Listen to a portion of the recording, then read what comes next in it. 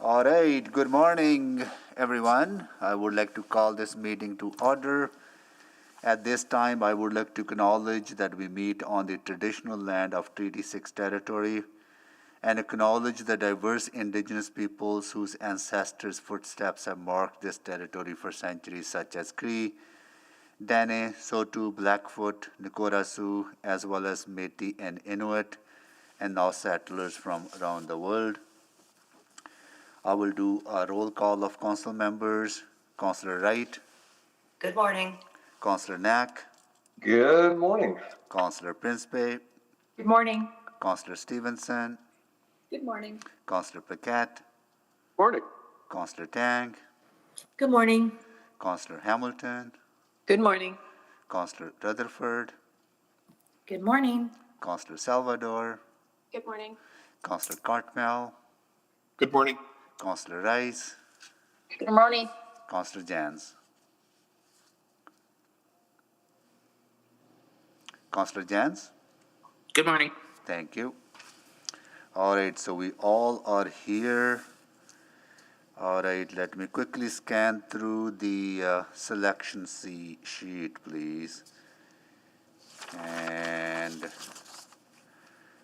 our first item, Madam Clerk, is 6.7, right? That's correct. The transit safety and security time specific were 9:30. So that's the right item we go into.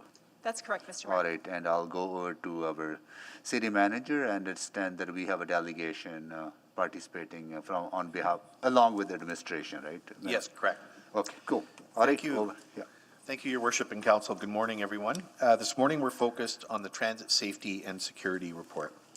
With me today as part of administration's delegation is Cheryl Whiskeyjack, the Executive Director of the Bent Arrow Traditional Healing Society, Panita McBryant, Executive Director of the Downtown Business Association, Holly Ma, the Chair of the Chinatown and Area Business Association, Shanpreet Singh, the President of the University of Alberta's International Students Association, and Chief McPhee with the Edmonton Police Service. We recognize that many Edmontonians rely on transit system as an important part of their everyday life, and we understand the importance of getting Edmontonians around the city on transit in a very safe way. We've heard concerns from transit riders, from the business community, and marginalized and vulnerable Edmontonians. And after speaking with all of these groups, we are even more committed to making the transit system as safe as possible. In fact, I want to take this opportunity to pause for a second and be perfectly clear that the vast majority of trips ETS performs every day, and that number is well over 100,000, are safe. And they will continue to be safe, but we want to make it even safer. The plan presented in the Transit Safety and Security Report will ensure an enhanced safe experience for transit riders and others using the downtown pedway system as well. In addition, the recommendations of the plan will help vulnerable people in our community receive the support they need.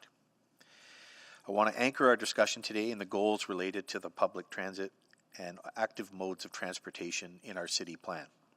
Everything we do related to public transit is to generate ridership, to welcome more Edmontonians back to the system and encourage more people to use transit to get around our city.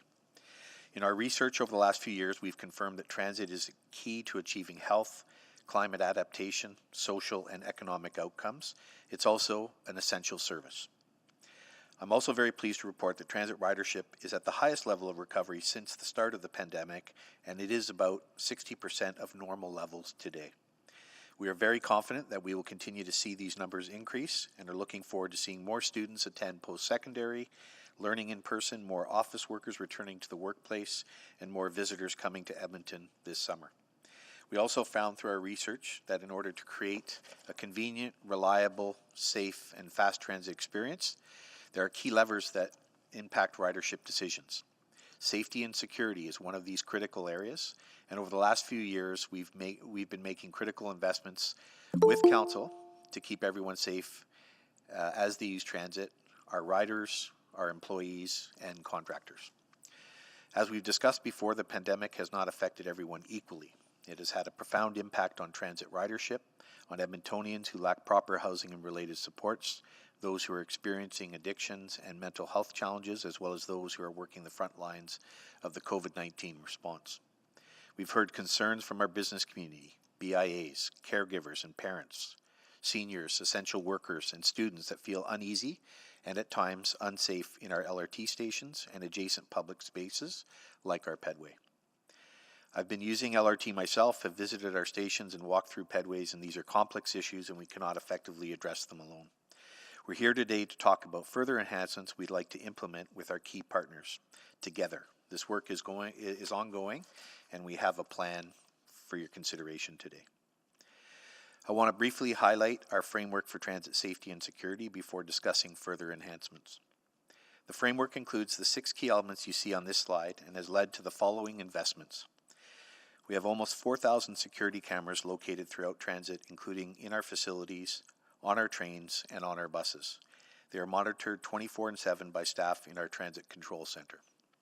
We installed retractable safety shields for our transit operators on our bus fleet in 2019, following a $12.8 million investment from Council.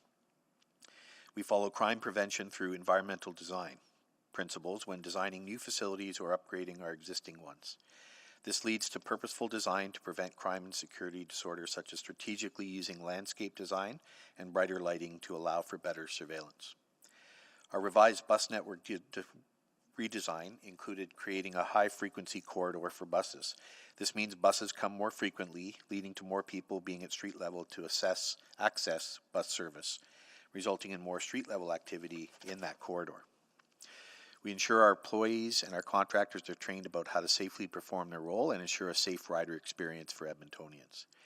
We've been incorporating gender-based analysis plus processes, engaging with the community to listen and better understand intersectional perspectives on these issues. We've also been investing in our social supports and outreach for people in our transit system.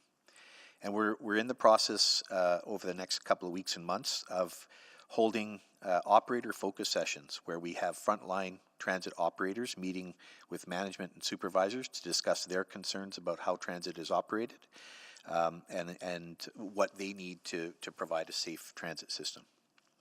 I'd now like to welcome Cheryl Whiskeyjack, Executive Director of the Bent Arrow Traditional Healing Society, to speak to some of the work that her team has been doing with us since last fall with the introduction of our community outreach transit teams. Ms. Whiskeyjack, please. Thank you, Mayor and Council, for the opportunity to speak today.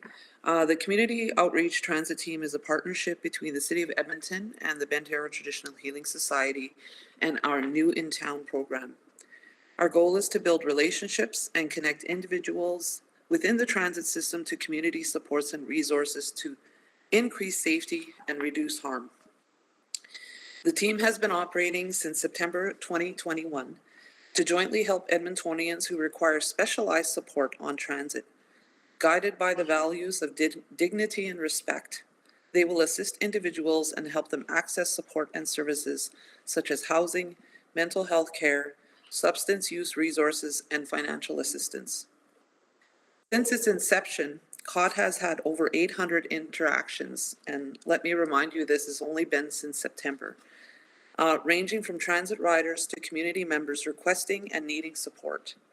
Additionally, COT has directed and supported over 100 individuals through transportation support and referral and resource connection. We partner with the transit police officers, and we partner with an outreach worker from Bent Arrow in an effort to connect marginalized Edmontonians who are in need of support to health and social services. Currently, we have 2 COT teams that work between the hours of 8 a.m.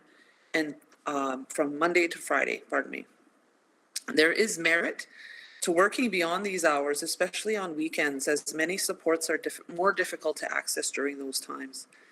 New in Town is uniquely placed to assist with the navigation of community processes and support, as that is what they do every day.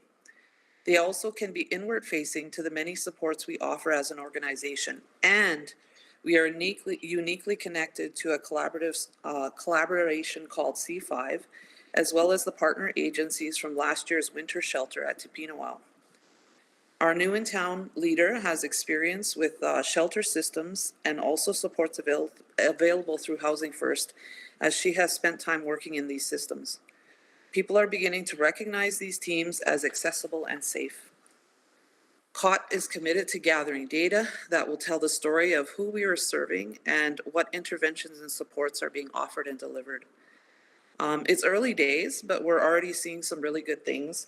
This partnership also increases the capacity in transit police officers' ability to respond to citizens in their day.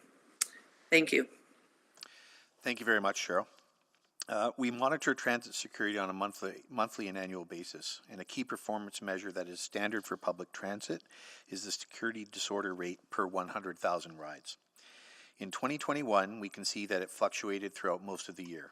We launched COT in October and are pleased to see that disorder rates dropped following that implementation, despite more people indoors due to the colder weather in these months. For additional context, in our November 2019 pre-pandemic transit safety and security report to Council, security disorder was 17 per 100,000 rides. And for comparison, in 2021, security disorder was 14 per 100,000 rides, a decrease of 3 and below our annual performance target of 15. In addition to security disorder, we also closely monitor the number of operator assaults. We have a joint operator assault task force between ETS and ATU Local 569. In 2021, the number of operators assaulted dropped significantly from 73 in 2020 to 54 in 2021. And this is the biggest drop in assaults in the last 5 years, and one assault is too many though, so we really want to keep moving this and reducing this number.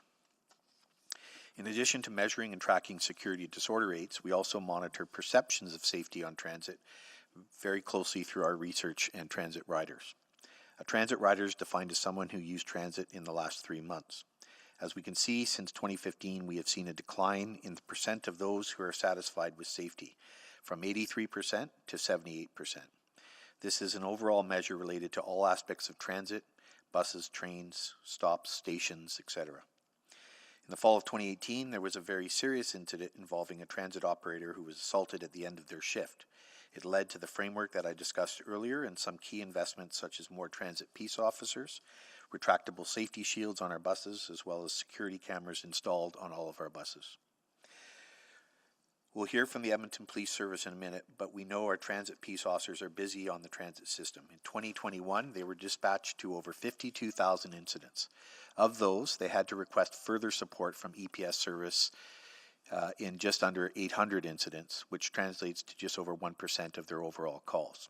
But they tend to be the most serious 1%. We continue to work together to send the most appropriate resource to the right incidents within the city. Our plan will improve the way we respond to incidents within the transit system in a unified and collaborative way, especially with the addition of bent arrow resources. And we are definitely seeing increased levels of serious crime and weapons use in the LRT. I also want to confirm that this is not just about downtown LRT stations and transit. Last night at 10:24, a suspect threatened several passengers in the Clairview LRT station with a weapon. And we also know attacks on black hijab-wearing Muslim women have taken place at stations like Southgate, well out of the downtown core. I'd like to now ask Chief McPhee to provide some insights from the EPS perspective on transit. Thanks, Andre. And just before I'll just want to introduce some of the folks that are here with me, just in case Council has some in-depth questions there. So I have Inspector Angie Kemp, who is in charge of our crime suppression unit. I got Staff Sergeant Michelle Green, who's from my Chief's office. Joanne Kirkland is the Acting Chief of Staff for myself right now. And Inspector Dwayne Hunter is in charge of the Downtown Division, should we have further questions. I first of all want to thank City Manager Andre and Executive Director Cheryl for the ongoing discussions on how we might be able to do things better. I want to reach out and thank our partners, certainly Panita and Holly, who have been partners for a long time, for being here today. And I also want to thank Shanpreet for bringing the students' perspective to this. I'm going to try to keep my comments a bit brief. The LRT plan discussed here today balances support with enforcement to help make the LRT and transit centers safer for the community, while at the same time providing support for those who need it. These are social issues, but there's also significant criminal issues that are impacting transit safety. We have to address both simultaneously in a coordinated approach, and that is what's being presented today. Our data and the city's data, as you're going to see some of ours, they're not put together, they're separated. So as it looks, they're two different stories. This again accomplishes that. We need to go back to ensuring the LRT is being used to what it's intended. We are well aware that it's one of the largest investments that the city has made and continues to make. This plan provides an opportunity to work together to mitigate issues collectively. However, this is not a long-term solution without investment. These are limits to the number of officers that we can deploy. There are limits to the number of officers we can deploy. Other major cities, such as Vancouver, New York, have committed significant dollars to fund transit strategies to ensure the safety of the ridership. It's critical, in our opinion, that we take action now, especially as COVID restrictions lift, people start coming to work, and as we continue to expand the LRT. We look forward to working with our City of Edmonton partners to ensure the LRT system is safe for all citizens. If you look at the slide on the screen there today, what it's showing is that the crime in relation to the LRT is 12% higher than the city average. When you look at the most severe call types, so that's the real serious stuff in relation to call types that we attend, it's 3 times greater than the average severity of the top 10 call types. So there is, as Andre has mentioned, influx of gangs, there's influx of people that are preying on our vulnerable people and have created some serious significant injury, which I can discuss if asked later. I think we believe collectively this is a sound plan that starts to take us forward, working together to bring safety to Edmontonians and work towards increasing the usage of transit. So I'll turn it back to Andre. Thank you. Thank you very much, Chief McPhee. Before I ask some of our other partners, transit riders and members of the community to share their perspectives, last week I did receive a letter from the Government of Alberta's Public Service Commissioner, and I'd like to read you an excerpt from that letter and share some of those thoughts. And I quote, "Prior to the beginning of COVID-19 pandemic and resulting work from home directive, over 15,000 Alberta Public Service employees traveled into downtown Edmonton daily to government office buildings and sites to do their work on behalf of Albertans they serve. Many rely on Edmonton Transit Service to provide timely and safe transportation to the downtown core. As the demands of the pandemic abate, many APS employees will be returning to their workplaces and will rely once again on ETS to get them to their buildings and offices downtown. And the return of APS employees and all other downtown workers is really great news for our city.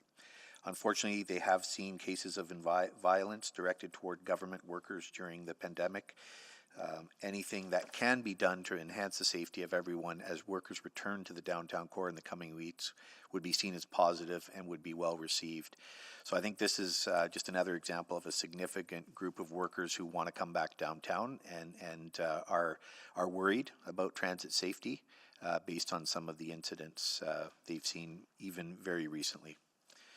I'd now like to introduce Shanpreet Singh, who is the president of the University of Alberta International Students Association, because I think it's important you get their perspective as well on LRT. Mr. Singh.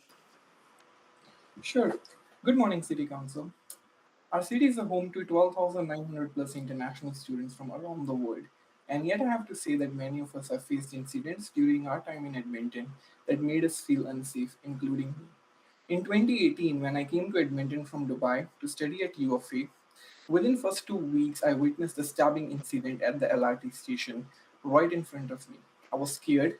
I was alone here, miles away from my family and friend, and I didn't tell my parents about it because I knew they would ask me to come back home in Dubai, and rather I decided to keep it to myself because I wanted to study here. I wanted to continue my education here. Last year, an international student from China was stabbed at the university station, and this news was one among the top trending news in China. Later same year, another international student was assaulted at the university station after just arriving within a month from their home country. Many international students either decide to live in Canada or go back. In both ways, unsafe transit is either making them to relocate to another cities after graduation or share the stories when they go back to their countries, making a perception globally of an unsafe Edmonton. International students contribute to the city in the same manner as any other resident and heavily rely on transit for everything to go to jobs, buy groceries, and all the day-to-day activities. Today, I want to ask the City Council to address the transit safety. This proposal will enable to provide support to the most vulnerable while creating a sense of security for the riders at the same time. I consider Edmonton as a home, and I ask you all to help make it a safe home. And I give it back to the Andre. Thank you very much, Mr. Singh. I would now like to introduce Panita McBryant, our Executive Director of the Downtown Business Association, to give you her perspective. Ms. McBryant. Thank you, Mr. Corbold. Really pleased to be here, and unfortunately, not on an issue that I'm excited to talk about, but really, really honored to participate and share our story here. I wanted to start with a couple of quick data points. We recently did a survey of 611 downtown office workers about their plans to return to the office. Of the 611 surveyed, about 26% are not planning on coming back to downtown in any sort of part-time or full-time capacity. So of those who are not returning downtown, 15% reported that one of the main reasons, one of the top 3 reasons they're not returning downtown is that they do not feel safe or comfortable using Edmonton Transit. And 14% cited, I do not feel safe or comfortable downtown. Next slide, please. We asked a question to everyone, all 611 respondents, again, all those who prior to COVID would have worked downtown full or part-time, about what sorts of features or offerings might increase the likelihood of them choosing to work downtown versus working from home. And roughly 30% said that a safe walk program to escort them from LRT or parking lots to their vehicles would be very important or important. So 30% indicated this is something that they would use. We really feel that we have, or we've been told that we have a really statistically sound sample here for the total population of downtown office workers, which pre-COVID was estimated to be around 60,000 people.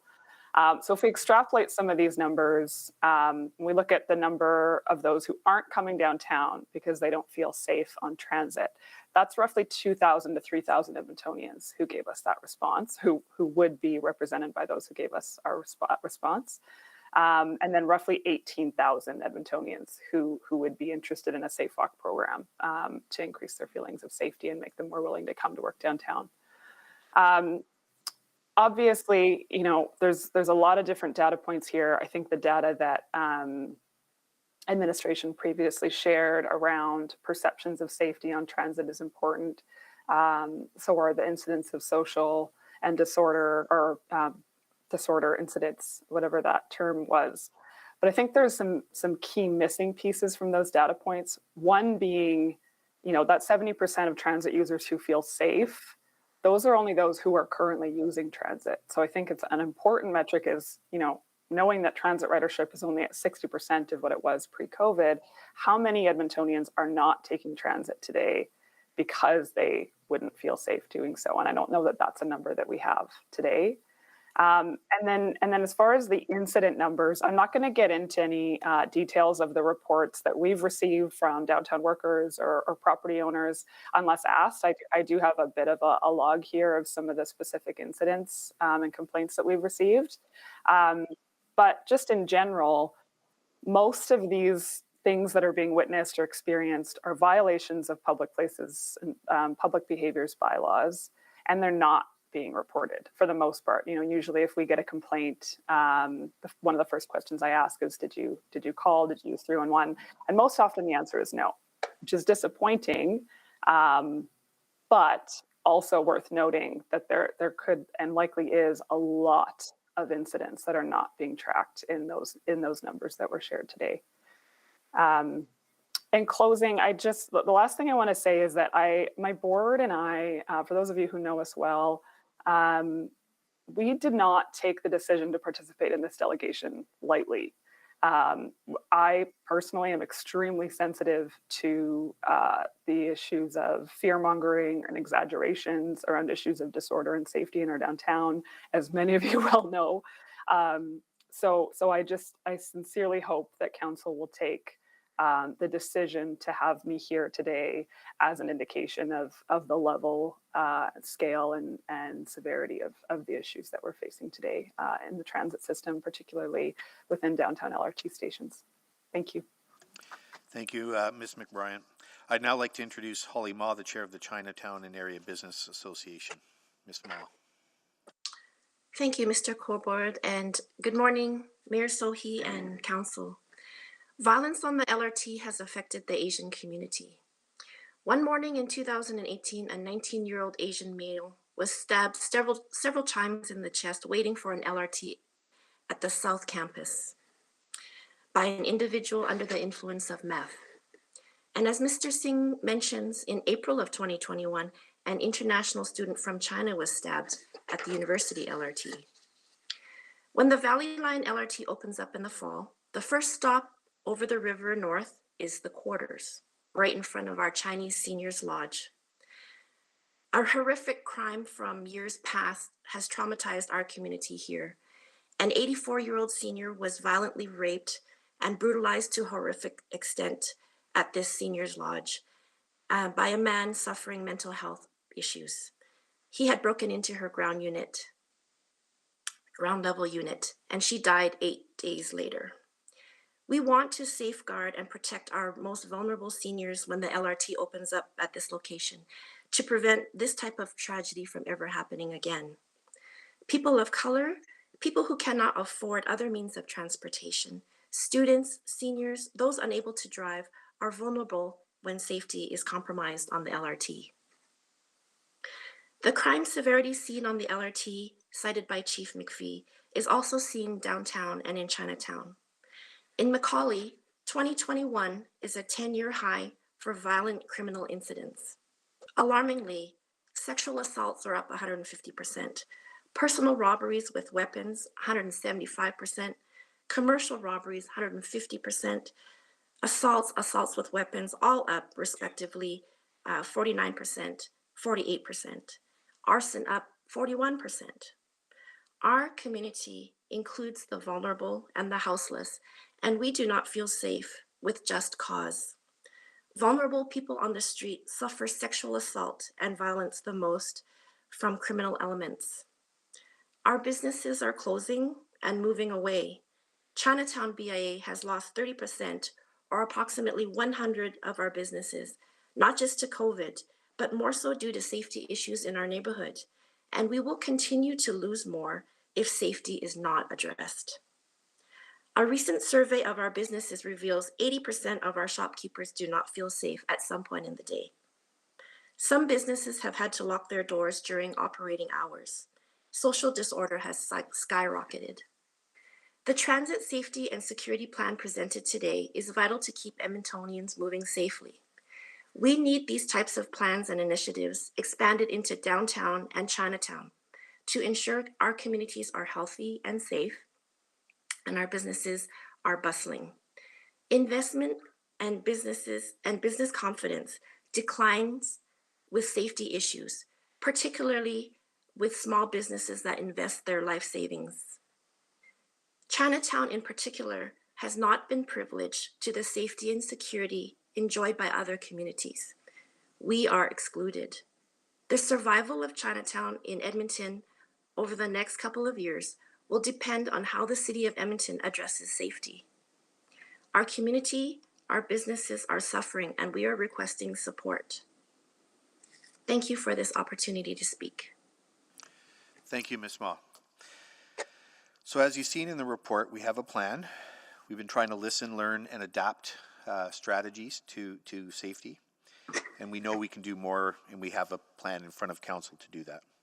First off, we are pleased to work with our colleagues at Bent Arrow and the Edmonton Police Service to oversee a 3-year plan of coordinated integrated operations and oversight to provide more supports to everyone in the transit system. And I want to be clear that this is something we've not done before.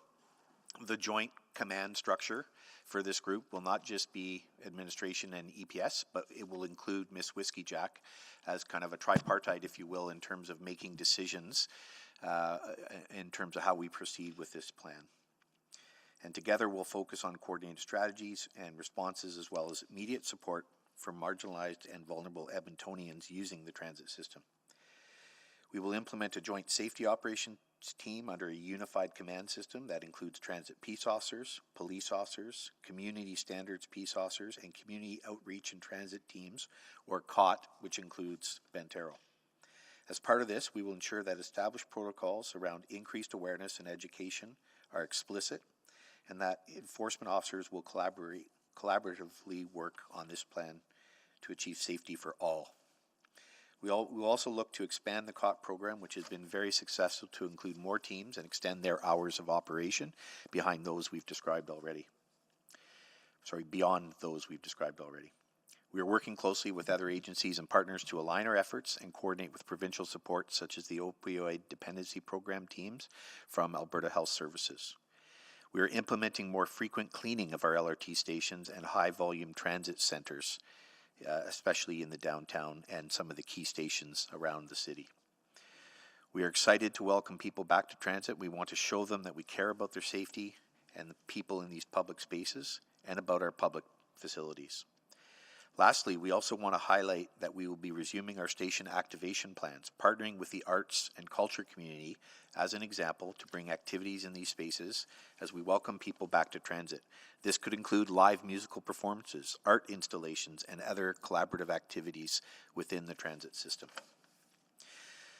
Now, the pilot program is set to run for 3 years at an annual cost of almost $1.3 million.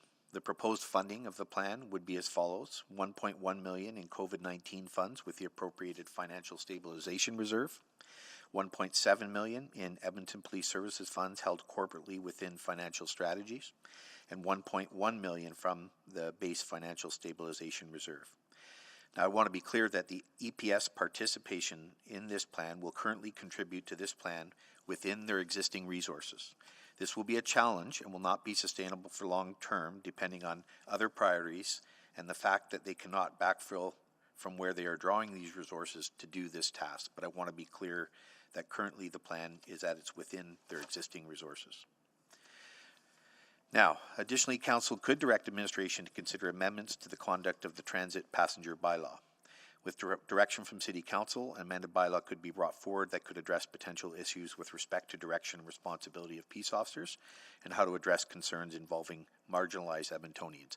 We do not have that bylaw today put forward for consideration by Council, but we wanted to brief you on the overall plan. If that's something you want us to come back to, we could certainly do so.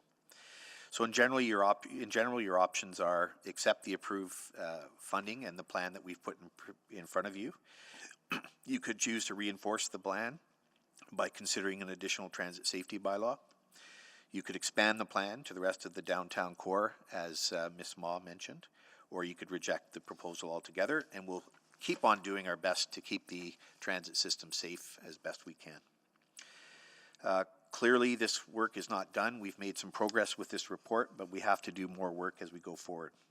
Our next step would be to put this pilot in place immediately and research its effectiveness. We'll do research and community engagement during the pilot period to learn better what Edmontonians, including those vulnerable Edmontonians who are affected the most, think and feel about the steps we're undertaking. I want to remind you, members of Council, as well as Edmontonians, that in the midst of the pandemic, ETS will still be providing 100,000 trips a day. The vast majority of these trips are safe, as the vast majority of trips are now. We just want to make them safer. We want to work together with our partners, and we also want to address the increase in very serious criminal incidents and in particular weapons incidents in our system. It's vital that we ensure Edmontonians' vulnerable population is provided with consistent, coordinated, and culturally appropriate social and safety supports as part of this plan, which is why we're so pleased that Bentero is an integral part of this plan. So that concludes our briefing, and I look forward to discussing this further, and the rest of the delegation is also available to take any questions you may have. Thank you very much. Thank you so much, Mr. Corbould, for your presentation. I also want to thank Chief McPhee for his work, as well as the work that Cheryl Whiskey-Jack and her organization has been doing, helping us on safety issues and the partnership that is being forged and proposed here.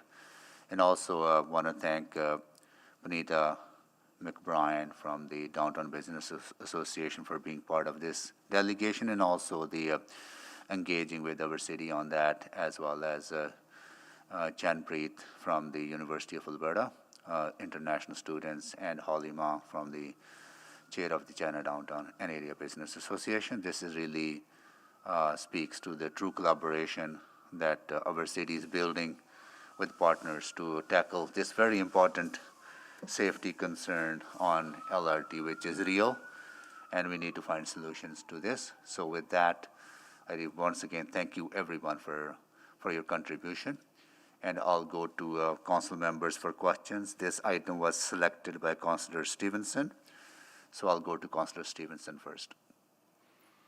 Well, thank you, Mr. Mayor, and thanks to the entire delegation for joining us this morning. It's really exciting to hear about this new model, and I think the presence of all of you here really shows the importance that we're placing on this as a city. So thank you all very much. You know, I just want to start off. I know, Mr. Corbold, you mentioned it a few times, but I think it's really worth repeating. Again, we have 100,000 trips every day on ETS, and the vast majority of those are safe. Is that correct? Yeah, certainly. I think the minority, though, are increasing with intensity and severity of incidents, and particularly alarming is the number of weapons we're seeing. Yeah, and absolutely not to diminish the impacts we're seeing. I hear from constituents often who aren't feeling comfortable, who feel unsafe. And I guess it's, for me, I think part of that welcoming back work is around the narrative that we're telling about our transit service. So maybe you could just talk through, maybe Ms. Owen could speak to, you know, how we balance, you know, addressing the real seriousness of the incidences, ensuring that we're responding to those, but also sending a complete picture of what the transit system is like, and what Edmontonians need to know about what their transit looks like right now.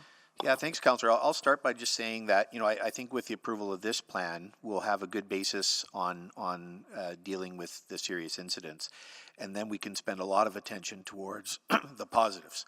And I think the timing of this is really good because we anticipate this weekend that the work from home order is going to be lifted from health. That's not, I don't know for sure, but that's certainly what we're anticipating, which really opens the way for the Alberta Public Service, the businesses throughout the city to start bringing employees back, and that's certainly our plan here in the city of Edmonton. So I think with the addition of this plan, with the addition of the social supports that Bent Arrow provides as part of this plan, we can then focus on the vibrancy, which is why I mentioned also in my briefing, you know, the idea of musical and art displays throughout the system as well, to really make it a vibrant place. And we want to welcome people back to the LRT. And so maybe Catherine could comment a bit more on the plans for that welcoming. Sure, maybe just briefly. I'm just mindful of time, but if there's a quick comment on that, that would be helpful. You know what? That's okay. We'll move on. So really appreciate the focus on. I mean, I think enhanced cleaning is something that was of really importance to me in terms of that perception. And really excited to hear about the activation. I think those are excellent initiatives, and certainly very supportive of that. So I did want to kind of hone in on some of the specific resource asks. So first of all, just a question. Do we feel, if I'm understanding correctly, we currently have 2 COT teams, and that would increase to 3 COT teams? Or is it 3 additional for a total of 5?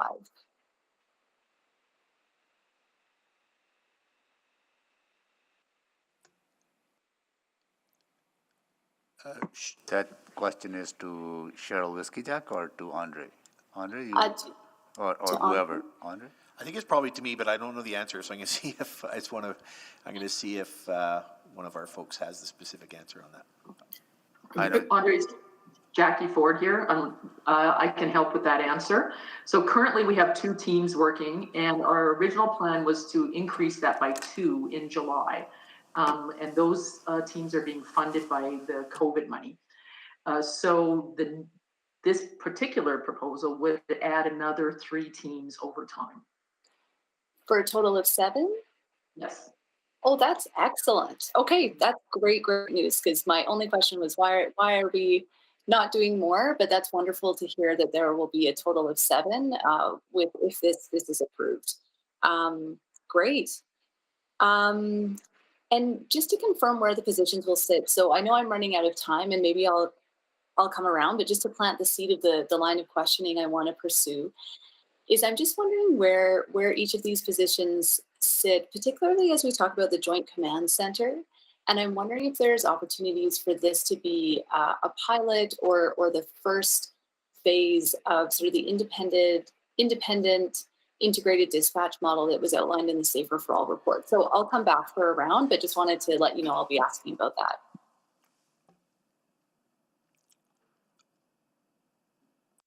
Thank you, Councillor Stevenson. Actually, that's one of the questions I had as well, right? If this could be a model to explore further. So thank you for that. Councillor Hamilton?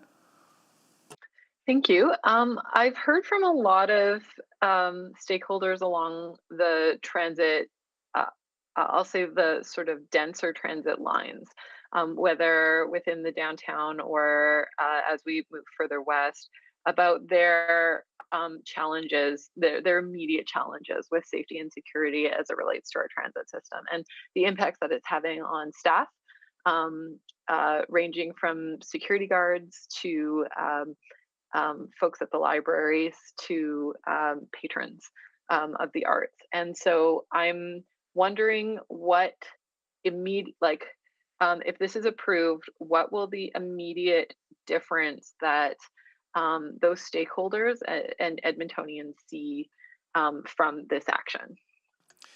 Yeah, thanks, Councillor. The immediate should be a reduce in some of the criminal activity. We'll have better access to respond to that, and the other second immediate difference should be vulnerable people should have more direct access to those social supports that they need, so that they can get out of the LRT, which is not a safe place to be. And you know, LRTs are not good shelters. They're very bad places for that. And so with the supports we'll have, we can get people the supports they need, and then we can reduce the criminal activity, and we hope to have an immediate effect on that. And I guess what is the conversation like with some of those stakeholders? Because what I'm hearing, and I think this is a testament to I think a decade of messaging, is that people want to be able to connect vulnerable people with the supports that they need, but also they're challenged by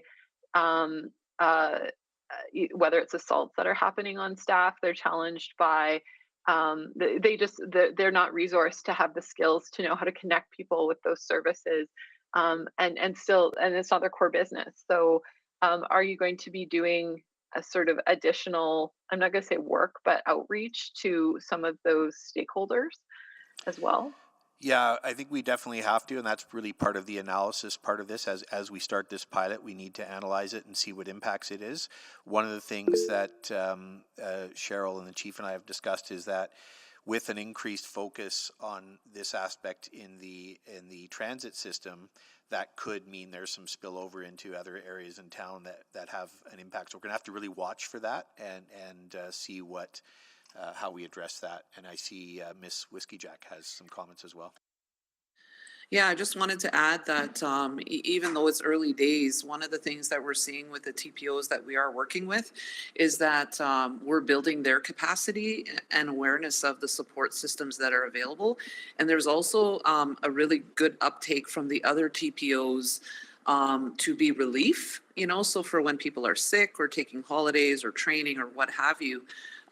There's a great uptake from the other officers to be a part of this initiative because they see the potential for it to also build their capacity when they're out doing the work that they're doing. So, that doing this work with a community organization like us, they're not even aware of what the supports are, like you said, Councillor Hamilton. So thank you so much. And I think I heard you speak, Mr. Corbould, to increase cleaning. One of the things, so there's a safety component that we're talking about, and I think That's well understood, but there's I'm going to say a pleasantness component as well. And well, people might not, it's become like, unfortunately, rather sport online to take pictures of some of the disorder and unpleasantness that happens on our transit system and to post those pictures, whether it's of open drug use or uh, body fluids in the transit system. And I'm I'm wondering, sort of in addition to cleaning, how you're addressing maybe some of the pleasantness issues. Yeah, thanks, Councillor. So I think that needs to be part of our communications plan. We need to start as we have this enhanced cleaning. And I was in the downtown Pedway just yesterday morning. It looked a lot better yesterday because some of that enhanced cleaning. We need to start putting those kind of pictures as well and clarifying. And I think as we have more ridership increase over the next month, people will see it for themselves as well. So we need to keep on pushing that. But it also gets to the aspect of LRTs are not a good place for people to sleep and go to the bathroom and all those things. So we need to give access to those needs outside the LRT system, and that's what these COT teams will help do to the vulnerable people that are in the LRT. Thank you, Councillor Hamilton. Councillor Wright. Thank you very much. I understand that the focus of this initiative will be on the downtown core, and maybe Ms. Whiskey Jack did mention this, but I'm just wondering how the security will be managed in other LRT and transit centers that feed into the downtown core. I know we've had incidences in at Southgate and also at Millwoods Town Centre. Yeah, thanks, Councillor. If I didn't explain that properly, I thought I had, but it's not just about the downtown core. And I think I mentioned Clairview in particular and Southgate and some of the western. And it's not just LRT, it's transit. I think when we first put this on the agenda, we called it the LRT safety plan. We adjusted it several weeks back to be a complete transit safety plan. So it's focused on all the transit hubs and stations and buses and ridership throughout the entire city. Obviously, there's some focus on downtown given the population here, but we'll be looking at all the places. And in particular, I think I mentioned, that some of the very racist attacks we saw on hijab-wearing women were in places like Southgate and Clairview, and so that those are absolutely an essential part of this plan. Thank you. I must have missed that in your speaking notes. Sorry. So, and then I'm also wondering, Chief McPhee had indicated the severity of criminal activity increased 12%. And again, I just wanted clarity. Is that again just downtown core, or is that across the city? And maybe where is it more? All over, right? Yeah, it's all over, Councillor. Certainly, it's a higher density of the severity in the downtown, but you nailed it in relation to this, which is obviously important when new lines are open. There's a pattern that obviously that violence and disorder goes up in those particular areas. So to your point, having to be inclusive of all LRT, I think is very valid. Thank you. And then maybe, so you've reported on the severity of the criminal activity. Is there any data about, I guess, situations that began as mental health or persons in distress type calls? I'll read some of the examples. This is just in the last 30 days, and responded to a weapon complaint, 10100 Jasper Ave, Central LRT, assault, have fought an unknown complaint in an elevator, prior to bear spraying him, two accused were arrested, getting onto the McEwen LRT, assault causing bodily harm, robbery, transit terminal at Eau Claire Transit Center, accused approached the CO behind, placed him in chokehold, accused them began striking the CO in the left side of the head, face, repeatedly unprovoked assault unknown to each other approximately 20 times. Westmount Transit Center was located security guard suffering from the effects of being bear sprayed in the face, so the security guard was sprayed. assault at the Grandin LRT. Does not appear to be any prior relationship to accused male and female. Something to the male CO, do not hear. Accused knocked CO to the ground, kicked him in the face repeatedly. Female accused put belt around neck to choke. Was intervened by transit security, transit TPOs. Warrant execution. Individual not wearing a mask. 15 outstanding warrants, including possession of firearm, robbery, firearm. Was also wanted for homicide in Calgary section. Aggravated assault, LRT train station, 2 other unknown males, Rice Howard Way Center at the LRT, all 3 having recently come from the LRT platform area. Thank you, Chief. I guess what I'm trying to understand is like were some of these calls or incidences, did they begin as a concerns with mental health or persons in distress and then escalated to weapons or aggravated assault? These are violent calls, everything from being shot to everything else. So I think that there's no data, like I said, like where it initiates maybe at a lower non-criminal. Well, I guess if you look at that answer in a different way, having a team approach this, you have all the abilities to deal with that particular call in the first instance. That's actually why you put a team together. So the person that could be, let's say, homeless, needs things that Cheryl's team obviously takes the lead.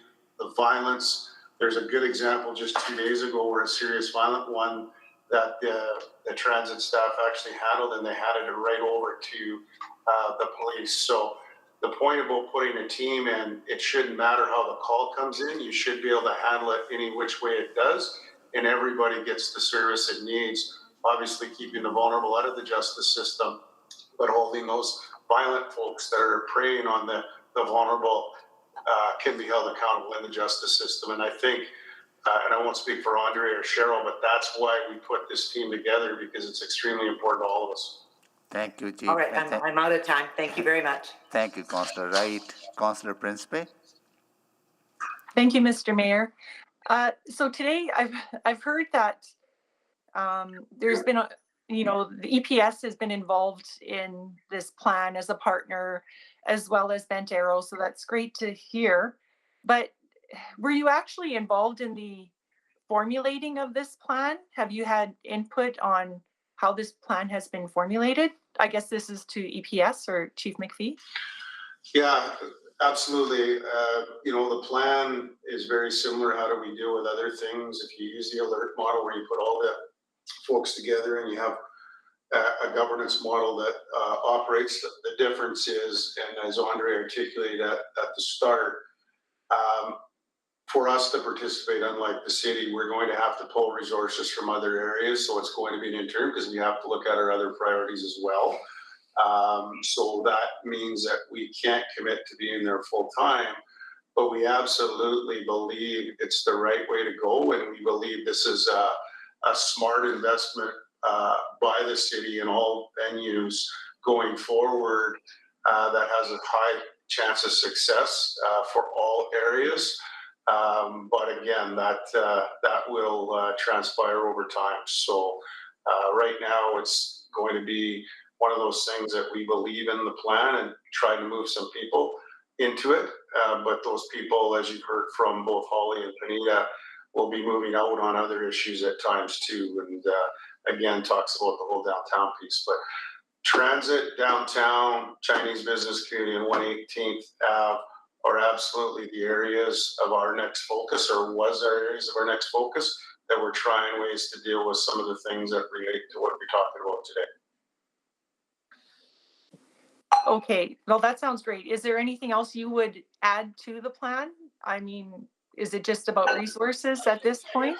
At some point, we need to get full-time resources in there, and I understand that budget decisions were made for the reason budget decisions were made. But as we build success, that's something that obviously we have other areas and priorities that we have to do as well, and that's something that we'll have to at some point cross that bridge. Oh, okay, great. Thank you very much for that. And I just have a question for administration. Can I ask administration a question now? Absolutely, yes. Okay, great. I guess this is more for Jackie Ford. Was the social development branch also included in this formulation of this plan? Thank you, Councillor Principe.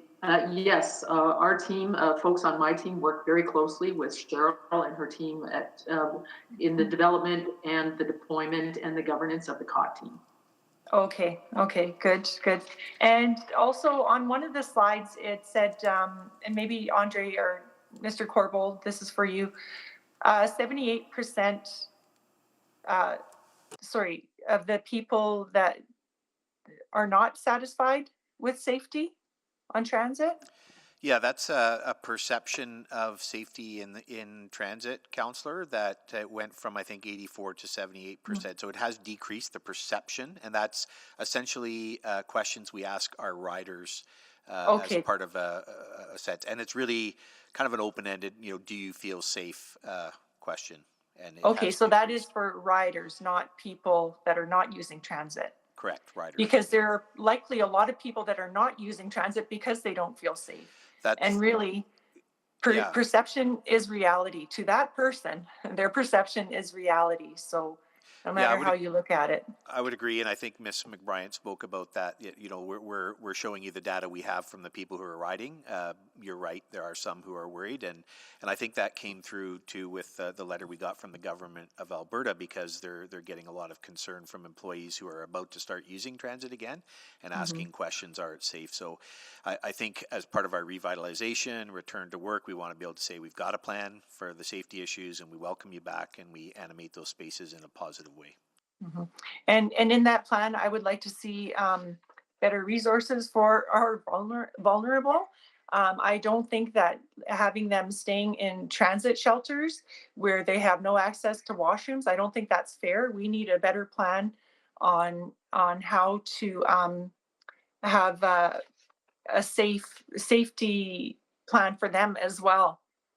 Yeah, and that's where Bentero comes into play with helping us support and getting those accesses. And I want to be clear, we cannot run a shelter in the LRT station. It wouldn't meet any basic occupational health and safety codes in terms of bathrooms and beds and space and noise. So you cannot legally run a shelter in an LRT station because it wouldn't meet the occupational health and safety code. So we need to help get those people to supports. Not stuck in the LRT where it's not safe. Now that sounds like a plan. Thank you, Councillor Principe. Councillor Knack. Thank you, Mr. Mayor, and thanks everyone for the work on this plan. It seems like an excellent path forward. A few questions I have. First, maybe to Chief McPhee, and I know Councillor Stevenson was earlier asking our administration about communication and how we make sure we both acknowledge the reality, which I think we've done through today's conversation, but also highlight things like this plan. And I guess I just wanted to get a sense from you of how we can make sure all parts of the city are doing that, and not to dwell too much, but over the course of, I would say, a number of months, if not a year, there have been at times, I think, messages on social media specifically highlighting the negative of transit experiences, and recognize that probably the member that was doing it from wearing a different role, but I'm curious as to how to make sure we're all communicating both the realities we have to deal with and the positive work that has been happening, and that what we need to do to make sure we're building a safer system. So the communications approach coming out of today is twofold: to talk about the transit safety plan, which addresses the first of those, and secondly, to talk about the experience that we want all Edmontonians to have on transit. So the communications team related to transit will be working on both fronts. Absolutely, and thank you, Ms. Owen. That question was more to Chief McPhee, because I know this is sort of a combined effort that we have to do. So I'm just hoping to get some feedback from that. Yeah, and I think you've answered it. Like, this is the first time ever that we'll have a joint governance structure with myself, Andre, and Cheryl to look at this all inclusively. So everybody has the full information at hand. We're looking at each other's statistics. We have access to the data, the cameras, etc. And we're actually set a goal that is to increase ridership and increase safety. When you get big things like that happening, you can get quick results. And I think that's what's been missing. And I think this affords that opportunity, if that makes sense to you. Absolutely. So I guess my big question is this, it sounds like the city communications team has a plan about making sure this is getting out there. From the EPS communications side, is there a plan to sort of align with our messaging to make sure we're getting that messaging out about what we're doing, the specific actions we're taking, and how we're trying to make sure that those very real, serious issues are being addressed?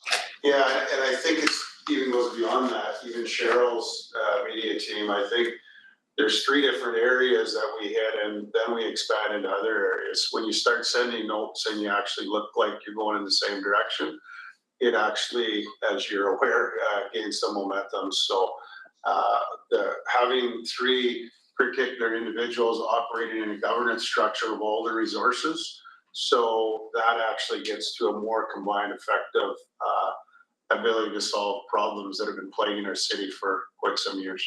I appreciate that. Thank So you. that Councillor, that this isn't just an operational collaboration, it is a communications and cultural collaboration across all of the parties. Glad to hear that. Excellent. Thank you.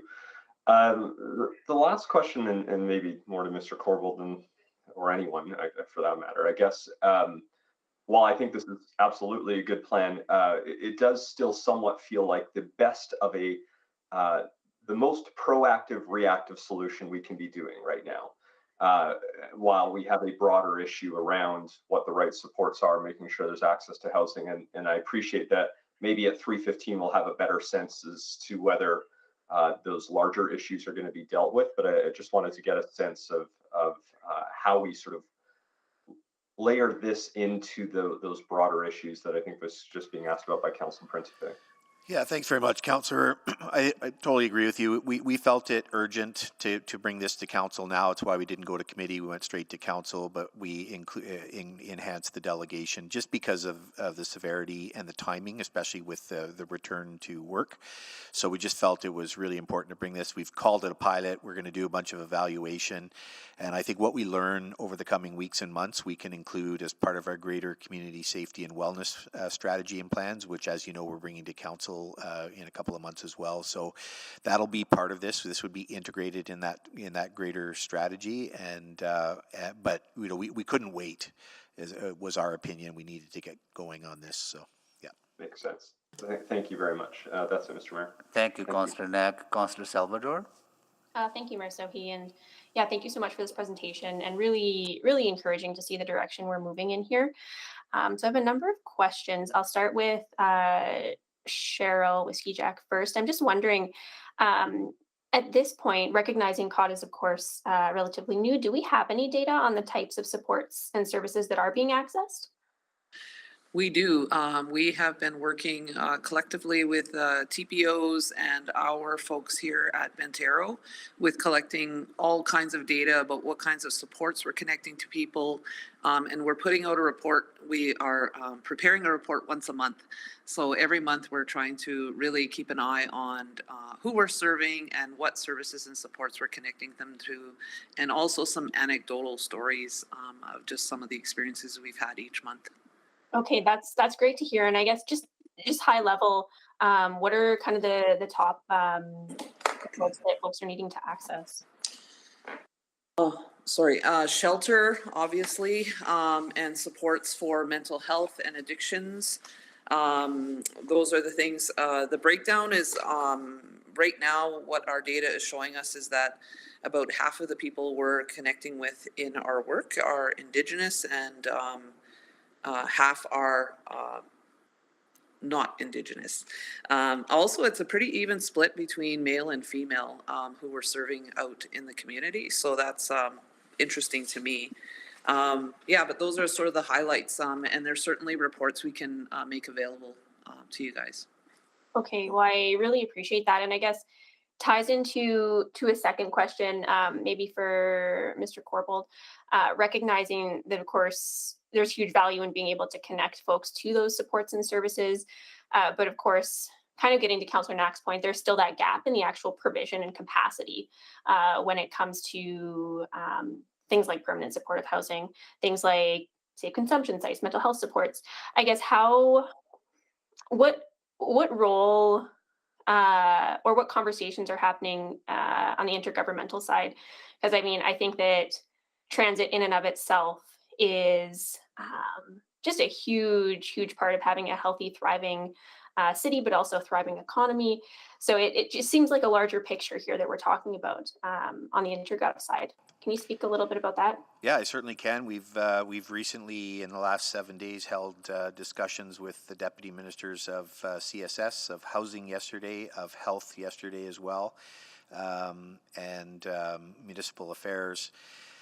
And so we briefed them on our transit safety strategy, as well as some of the initial work that we have not yet brought to council, but have spoken to some councillors about on community safety and wellness. And so really it is making sure that we integrate the work that the government of Alberta is doing in all of these areas, and making sure where the gaps are between what we're doing and what they're doing, and finding collaborative ways to address those gaps. So I think today we're really mostly about transit safety, but there's going to be ongoing dialogues, and I think you'll see the results of that when we bring the community safety and wellness strategy to council, and we'll be able to show you how we've coordinated with the provincial government on their jurisdictional. And this is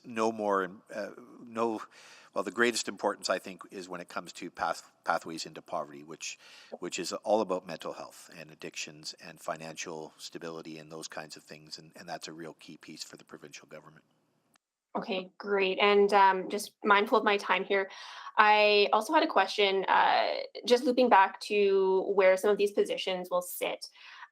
In particular, I recognize sort of the expansion of the COT teams, but there was an outreach coordinator in particular. I'm just wondering, would that be City of Edmonton, or who would be playing that role? Yeah, so just on the positions, and gets to Councillor Stevenson's questions, the positions remain where they are. So positions that belong to Bent Arrow, they remain under the control, if you will, of Miss Whiskey Jack. Police the same, and for city administration the same. What we're talking about is on a day-to-day basis, when they're operating in the system, they're working together. So this is not a reallocation of FTEs. We have asked for some additional resources for TPOs and in the system. And then, of course, the idea is that with a tri-party joint command structure with Cheryl, Chief McPhee, and I, we can direct one person to direct the day-to-day activities and make sure we're getting the outcomes that we want to see as part of that. So positions don't change, but they work together, and they have to work together. It's not a choice anymore. It's a coordinated, unified command structure that we're following, and that's the key difference. And we've never done that before. So Great. Well, I'm out of time. I'll come back for a second round. Thank you. Thank you, Councillor Salvador. Councillor Rutherford.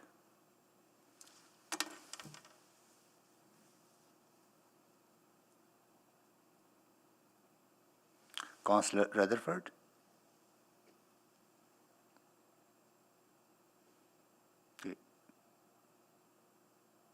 Hello? Yeah, go ahead, Councillor. Sorry, I accidentally had a button pressed on my computer, which was not unmuting me. Apologies for that. So thank you, Mr. Mayor. I just had a few questions. In the report, this is to Mr. Corbold, you talk about the questions that'll be explored as this work proceeds. And one is that, you're going to be looking at administration is evaluating operational policies and practices to understand, et cetera, when bans are appropriate. One of the things that I'm considering is a subsequent with regards to bylaw 8353, conduct of transit passengers. And what I'm not really understanding right now is that one of the things that I've heard is kind of rhetoric is that because the loitering bylaw was changed, that now we don't have those tools at our disposal to address safety in transit. But there is in that bylaw a section on specifically on inappropriate behavior, section 10. How is that currently being used? Yeah, so certainly the inappropriate behavior can continue to be enforced through the bylaw for sure.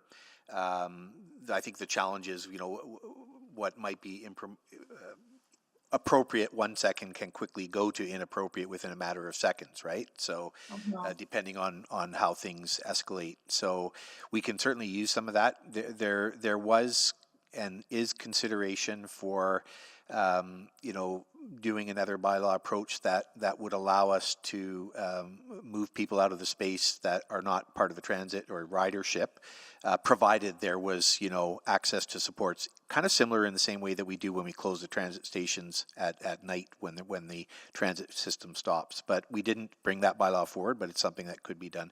But maybe Mr. Jones or the chief would like to talk about how they're using the current bylaw.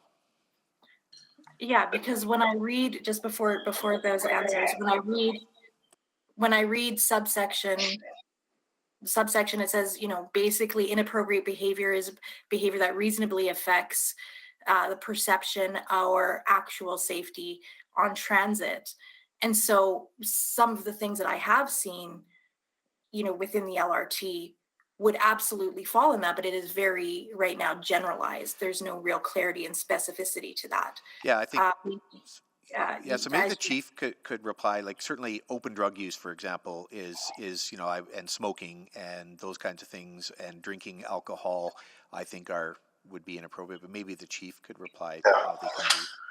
It's a really good question, Councillor. And I try to simplify these things. And if you think of it as the lawful placement, which is, the reason to be there, it's basically to use the spaces as intended and not prohibit others from using it as intended. And then there's the whole third party versus the proactive. This isn't about tickets. It's the ability to obviously move them for these things, for a perception place, where it could be violent. It's the ability to move them out of that particular area. And then when you have a team approach, you move them to the adequate place that they need the help. So if it's a gang member, it's easier. That's easy. We can deal with that issue. If it's somebody that's just vulnerable and they're passed out or sleeping or whatever, we can still use that to move them to those support services they need. So that lawful placement really puts in perspective to get back to being able to use, and as you experienced when you were down there, the intended consequence of what transit really is. So you're right, it's confusing as heck right now. I think that's part of the problem. Great, thank you for that. And I'm just mindful of my time. Sorry, Mr. Jones, because I do also want to ask a question about budget. I'm seeing the 3.9 million, and it's a 3-year pilot. So it's a one-time, we're paying it in 2022, but it's funding for 3 years. Can you confirm that, Mr. Corbould? Yeah, maybe I think the cash flows we can sort of separate into the different funding. That's the total money ask at this point. But we would obviously cash flow it in accordance with how we need to from a financial perspective. I don't know if Ms. Padbury's on the line. Yeah, it would be considered multi-year one-time funding, and the budget adjustment would show it in the year it's anticipated to be incurred. Okay, thank you for that. I'm out of time. I appreciate the answers. Thank you, Councillor Rutherford. And next is Councillor Jans. Thank you for this. I have to say the part that I was really excited about hearing about was the animating, what did we call it? Platform animation? Yeah, that's correct, Councillor. Yeah, and I think that's when you look at other great transit systems around the world, you see, the stations are a vibrant hub of activities. There's restaurants, there's cafes, there's music and art, and it's such a desirable place. So I'm interested in hearing a little bit more from admin about the potential to really liven up our spaces, because we know long term that eyes on the street on the seats are critical. Yeah, so I'll just start by saying, yeah, we think culture and arts, get them into the stations. One of the specific ideas we're looking at is the working with the Street Performers Festival and getting them onto the platform to do street performances in transit platforms and in transit stations. That's one specific idea, and I'll see if Miss Owen wants to add anything else. Only that we have a strong working relationship with the Edmonton Arts Council. They understand their place in vibrancy, and they will be an ally in making this platform activation happen. Is there anything that we can do in terms of, do we need, or are we required to do, to allow for commercial activity to happen on platforms? I'll just see if Miss Houghton McDonald would like to comment on that. Yeah, thanks. We do have a process to support anyone who wants to partner and do anything with us in our spaces. So we ensure that they meet all of the safety requirements, and then we coordinate with them to give them that access. And I was wondering about the attendant program, the washroom attendant program we have. I believe for nominal cost, we've seen incredibly positive results from that. Could we have a sense of a platform attendant program as a supplemental? So we've definitely had those conversations, and we're talking about what would it look like to have an ambassador, essentially welcome people, be a bit of a host for the space. So that's something that we're actively talking about. And once we have a bit of a plan, we can certainly follow up with that info. And Ms. McBride, do you want to comment on the businesses in the LRT? And Michael, Yeah, Michael, you just got wanted to muted thank as you well. for the question, Councillor, because that's a huge opportunity that I think a lot of entrepreneurs are really keenly interested in. And the safety component is really the biggest barrier. It's not regulations. It's not anything from the ETS standpoint as far as allowing businesses there. It's Nate Box, who many of you might know, who owned June's Delicatessen and District Cafe downtown, did try this about 5 years ago, and safety and security were frankly the only reasons that it wasn't sustainable. I like a lot of the elements of the idea. I'm really glad people are coming to, I'm really glad we're having this conversation today. I'm wondering about, I guess, is it enough though? Like, do we need to scale even more? Do we need to 2x the COT teams? And I realize that's a more significant cost, but given the fact, the primacy of the LRT to our climate change, our city plan, so many of our strategies, as I was reading the report, I just felt myself saying yes and yes and. Yeah, Councillor, we'd certainly welcome more resources for this, but we thought this was a reasonable start, and we've called it the pilot, and we will come back and evaluate, and if we feel. I think one, we have to see some success with this. If we reinforce that success, which we're kind of doing with the COT teams as well, and then maybe we'll come back with this is working, but we still have a few gaps. So we won't be shy about asking for additional resources once we get this going. But I think we need to be able to prove the concept, and this is a big change, and we want to make sure it works well, and then we can come back for more resources if necessary. I guess part of my hearing my appreciative inquiry to start, I guess one of my concerns though is the idea of displacement, that we still don't have safe consumption sites. And I've heard from numerous frontline folks that one of the reasons people use in transit centers is because they're on camera and they know if they overdose, at least somebody will see them and can rescue them. We don't have safe consumption sites. We don't have safe places to go. I'm worried that we're going to just be displacing people off Central Station or Churchill Station into effectively Stanley Milner Library. Like we until we solve sort of the question of these broader root causes, I'm just really worried that all we're doing is pushing the problem into Bay Enterprise Square. Yeah, I think that's a real valid concern, which is why one of the things we've suggested is that that this could be extended beyond the transit system if necessary. And like I said earlier, I am a little worried that as we deal with the transit system in particular, we may see some spillover into other areas. So that again will be part of our analysis going forward. But you know, if council wanted us to start expanding or consider expanding the system as Ms. Moss suggested to Chinatown and other places, we could certainly come back with more work on that if that was the will of council. Yeah, thank you, Councillor Jens. Councillor Paquette. Oh, thank you, Mr. Mayor, and thank you everyone for your presentation. Couple quick questions. One, my office gets a lot of calls and emails where residents are saying that they have heard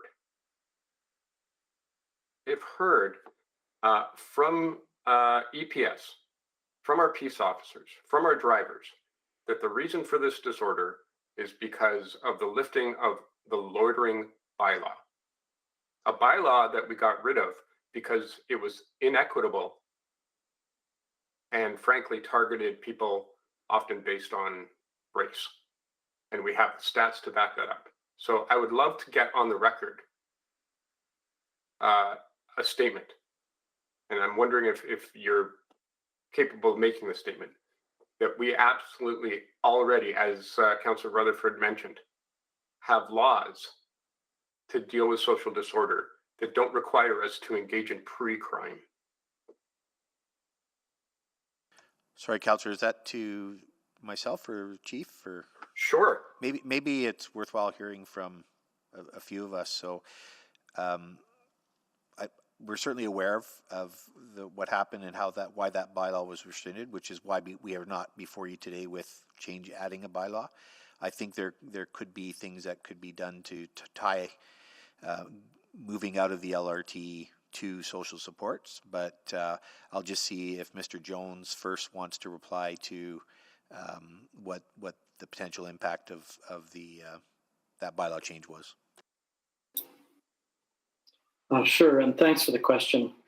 I think we've heard that from our staff that loitering, not being able to implement some sort of response to loitering is an issue. But I would suggest that we also have a number of other pieces of legislation that we can use for problematic behavior, like you're saying, the clause that was put in at the same time that loitering was removed, but specifically smoking in public right now, not having masks on against the bylaw, a number of other pieces, even into the criminal piece, the open consumption of alcohol or drugs, etc. The things that are causing people to report that they don't feel safe for whatever reason. I think there are a number of things that we have to address those issues. And then I think we should go to Chief McPhee as well on this one. Yeah, it's a great question, Councillor Paquette. I would probably frame it a little bit different because I remember when this was discussed, and I didn't have a chance to input at the time, but the issue, I think, was the fact that people were getting tickets. I actually don't think there should be a ticketable offense. I don't think you need that. The point is to get people to services. So that bylaw called lawful placement, as Councillor Rutherford put, having that and the ability to use it to get people connected to services or to remove them so people can use it for the intended consequence, I think is critical. But I do 100% agree with you that it shouldn't be a ticketable offense that we're just putting that on an individual that can't pay a ticket. And that's what was going. And I don't think in hindsight we probably needed to go all the way. This is just me now, and I'm not trying to disagree. But I think having it as the ability to connect people to services absolutely has some ability to ease some of the problems that we're seeing and use it to get people connected to services, if that makes sense. Yeah, it does. Thank you. So I'm glad we finally addressed that, and I hope that messaging changes with frontline staff so that they don't give misinformation to the public. Okay, so my next question is, why did this take so long to get in front of us when we've been talking about transit safety for a very long time, very seriously? And why doesn't it go further? Because to my mind, it should go further. And this idea of extending it to downtown only makes sense given the reference that Councillor Jansen made to displacement. As to why it took so long, Councillor Paquette, I think it's a difficult question to answer. I definitely... Well, the reason I ask is because this is about accountability, and the public comes to me and says, why doesn't council care about safety on transit when we've been sounding this alarm for a very long time? Well, I guess I would say we've brought this to council now because we think it's important, but we didn't have a motion to bring this from council. Council hasn't directed to bring this forward. I brought it forward because I've been seeing it myself and hearing to folks like Downtown Business Association and other owners. So we brought it forward, and here we are today. I don't believe there's a motion in the last year that told us from council to do this work, but we're here now. So I'm sorry, I'm not answering your question very well, but. Well, I don't think that's accurate, but that's okay. I think it's also, Councillor Paquette, that this took a little longer to put together the tripartite governance structure as well, which is actually important governance structure, absolutely, to be effective. Sure, Mr. Mayor, but I am beyond frustrated that safety on transit has appeared to seem like an afterthought when it is one of the primary economic drivers of this city. Yep. I'm out of time. Thank you, Councillor Paquette. Councillor Tang. Thank you, Mr. Mayor, and I want to thank the delegation today. I don't think it's very often we get such a fulsome group of people presenting such a united front. So I really want to appreciate everyone's perspective. I might come back for a couple of rounds, but I think first I want to start with kind of a bit of that landscape. As many councillors have already pointed out, the spillover effect. So I just want to touch on a few groups of folks, and I want to see how they are considered as part of this plan. I guess first, Mr. Corbell, how are you including mutual aid networks, such as those that are currently doing some of their regular civilian patrols in transit centers? Do you see them as a partner? Do they have a role to play?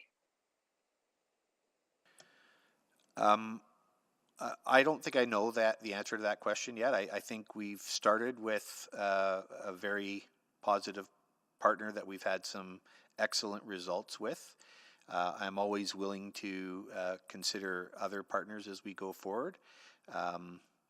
So open to anything. And I think as we try this, we're going to see more involvement from AHS and fire service as well to respond to some of the incidents. So I would say I'm always open to others, but we're starting with a really good trusted partner with Benterra, where we've had some success in reinforcing that success. Okay, and I guess I mentioned that because I think there's obviously a lot of activities on the ground, and I hope there's at least conversations. And based on what I've been observing, I think there is an informal network that is functioning really not. I wouldn't say well is the word, but I think that there's a functioning informal network. But I hope we'll strive to have some of those formal conversations. I'm curious about the role of groups like BOMA, as they're responsible for the Petway network, where people will spill over, and this has been happening well before the pandemic. And can either Ms. McBrien or Mr. Corbell respond to that? Yeah, I can speak a little bit to that. It's definitely been a challenge because there actually isn't any sort of formal oversight structure for the privately owned parts of the Pedway network. Each building owner is sort of responsible for their own little section. So there have been efforts led by Sean Kirk at Edmonton City Centre Mall to sort of convene that group over the last couple of years. So they do meet regularly. There's more information sharing. They're actually working on a data project that's partly funded by the Downtown Vibrancy Strategy to better share statistics and incident reporting between buildings. But there's a lot of privacy issues when it comes to how much they're allowed to share with each other. In order to proactively sort of secure the whole network. And then there are some building owners who are part of the pedway network who to me are feeling like they're really ill-equipped and really under-resourced to actually appropriately manage the issues that are happening. Yeah, given that spillover effect, I hope that they've had a role to play in shaping this plan, or as been part of that conversation. And I think the role of private security guards have come up a few times in the report. But I mean, recognizing they're not really part of any of the jurisdictions in the tripartite structure, I guess I wasn't quite seeing the line, or are they going to be part of this group that's going to be part of the COT? Mr. Corbell, can you expand on that? Yeah, I mean, I would say that the private security firms are not part of the sort of unified command system, but part of that, the role of that system would be to reach out and collaborate with those. And of course, the private security folks that are part of the city are part of that continuum. But yeah, certainly mall security and building security. What we have done is we've enhanced our communications and collaboration with those, so that, and I think with this, the approval of this plan, there'll be more ability to get consolidated information, to share information with those other entities that are in the downtown core in particular. And a good example is Southgate. So the TPOs at Southgate often work with the Southgate Mall security folks, and they understand what's going on, and they share information and collaborate and work together and call each other for mutual support. Yeah. So that happens regardless. Yeah, and I definitely see private security guards also, roam the transit centers as well, who are not necessarily city hired. I guess the last kind of stakeholder, back to Councillor Jansen's point about the library, how is the library involved in this kind of plan, because they will be impacted? Yeah, well, we did chat with Pilar at the library. Pilar Martinez, the CEO of the library. She's having quite a few issues, especially in the downtown library here. And she was not able to join us today, but we think that's one of the concern areas in terms of spillover. But I've asked Mr. Jones and other players in this to also sort of expand some of that to the library, which is, steps away from the pedway. So we think we'll be able to provide some supports, but it's another area we'll have to watch very closely to see if there's spillover that we might need more resources for. Yeah, absolutely. And future LRT station. I'm out of time, but I did want to hear from Ms. Ma. Thank you. Thank you, Councillor Tang. So, yeah, Holly, I'll go to you now before I go to Councillor Rice. I know you hand up. Yeah, go ahead. Thank you. I just had a question. If you can't ask, sorry, unfortunately, Holly, you can't ask questions to council. Okay. This is a different process. I know. Sorry. And we're bound by that process. But you can actually frame your question in an answer. You think about that, and you probably get an answer then after that way, right? So I'm just giving you a hint. Okay. All right. I'll go to Councillor Rice next. Thank you, Mr. Mayor. I feel actually very exciting to hear this plan, and because I heard so many voice and concerns from my office, and also back to the campaign time, and how our Edmontonians concerned about the transit safety, and also overall the safety in our downtown core. And then in terms of lots of issues, and that impact our economic development, impact our business development, and also impact the safety of our neighborhoods in downtown core as well, and also including some like specific area like Chinatown area. I think it's a time for us to address this. I would like echo Councillor Paquette question. I wish we could do this sooner than later. I think my questions already answered, and then through my colleagues' questions, and then I heard wonderful questions and answers, and also I heard lots of perspective, and then we do need this plan, and from our delegations, and really thank you very much for that. I just want to say, and then Mr. Mayor, and I will yield my time right now, and then back to the time, I would like to present the subsequent motion to address and respond to many of my colleagues mentioned about the extension of this plan and also how address this safety issue and for our downtown cores. Good. Thank you for that. Thank so you. I will present and then speak my subsequent motion. Thank you, Councillor Rice. So everyone had one round, and I'll ask if Councillor Salvador, could you take the chair, please? Yes, I have the chair. Thank you, and I will actually move the recommendation that the transit safety plan as outlined in February 22nd, 24th, 2022 Office of the City Manager Report OCM 01037 be approved.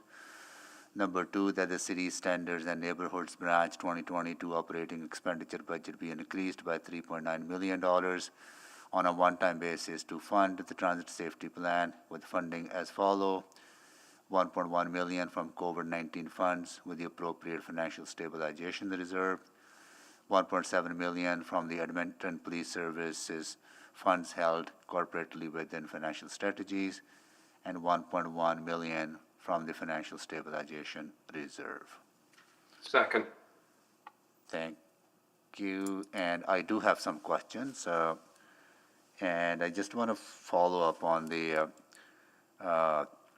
question that Councillor Jans raised, Ms. Corbold. We did approve $1.2 million in Arts Recovery Fund, right? I think that could be one area that we could work with Edmonton Arts Council to bring more arts and culture into downtown, into LRT station, sorry. Absolutely, Your Worship. Yeah, there's some funding there, and we'll work with the Arts Council.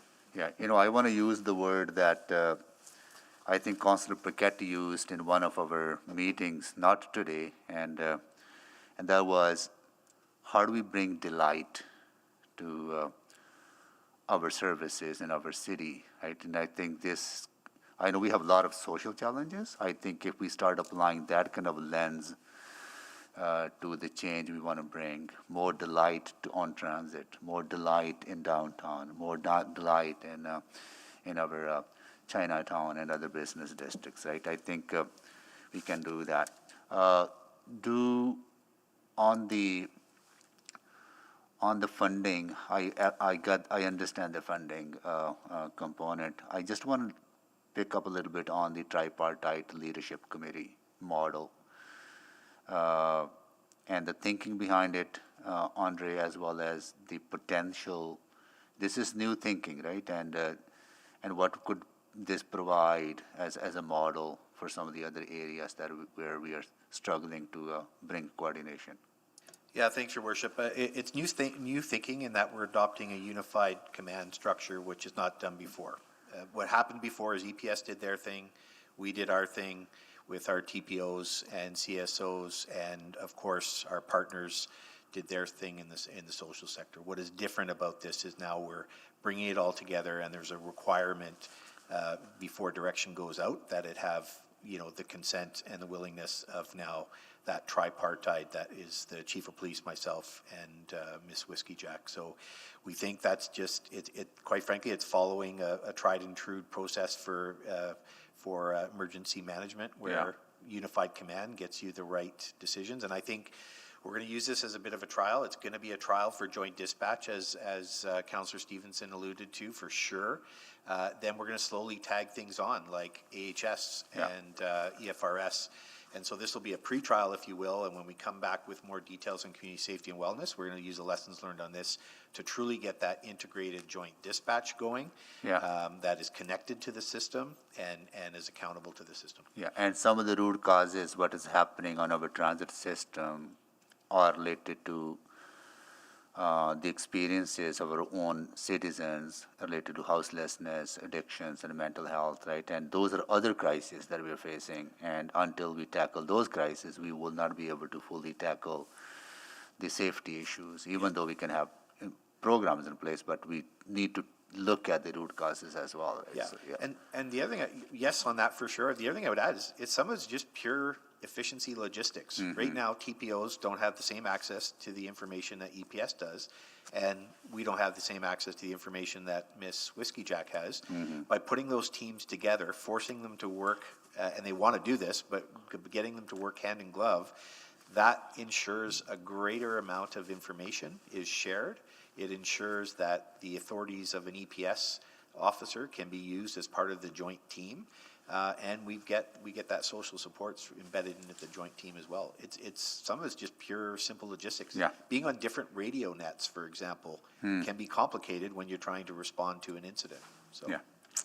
I'm looking forward to this. I think our transit system is so critical for social well-being and our economic well-being, and we need to make sure it's safe for people to use. At the same time, making sure that people who experience houselessness and other challenges, like they are our own people, right? And we just can't push them around to different locations, but we need to figure out a better way, and I think this gives us a little bit path to that. So I'll take the chair back, and I'll move. Sorry, before I take the chair back, I will move the second round.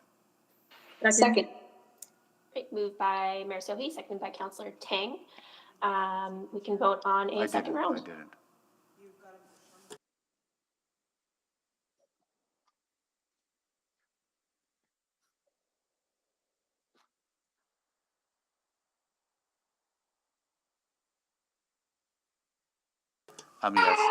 Yes. Yeah. Just to clarify, you've called the vote, Deputy Mayor? Yes, call the vote. Thank you.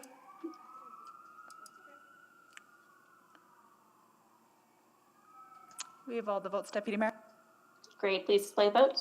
That is carried for a second round. And I'll pass the chair back to Mayor Sohi. Actually, if you could keep the chair, Councillor Salvador, I just got to step out for a minute. Sure, no problem. Yeah. Just wait for the list of speakers to come back up.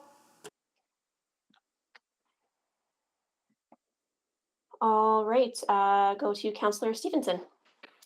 Thank you. And yeah, thank you to all my colleagues for the great discussion. I'm so pleased that we're bringing in those other considerations in terms of the additional supports that are maybe lacking right now, the larger systemic issues, the bylaw adjustments, other community partners. I wanted to drill in just a little bit more because again, I do think there's some great opportunity with the joint dispatch model or joint command center. So just for my absolute clarity, the position of project director to oversee the operations, is that position sitting within the Community and Social Services branch? That's where the FTE, I think, would sit, although I haven't actually determined that, Councillor. We haven't made a final decision on that. And then we haven't identified an individual for that at this point in time. That's something that Miss Whiskey Jack and I and the chief would discuss. And I think it might be, but it would certainly report directly to the three of us. And so we've got some more work to do on that in terms of where it sits from an FTE perspective. But the point is it would report to the three of us. Yeah, well, and again, just thinking about how this model can be grown into the, and there's two operative words there. I think there's the integrated dispatch center, but also the independent integrated. So just wondering if this is an opportunity, how we're building that infrastructure for the independent integrated infrastructure. Yeah, I want to be super clear on this point. Integrated, yes. Joint, yes. It cannot be independent from my perspective because it has to have accountability to council and administration and all the organizations that are part of it.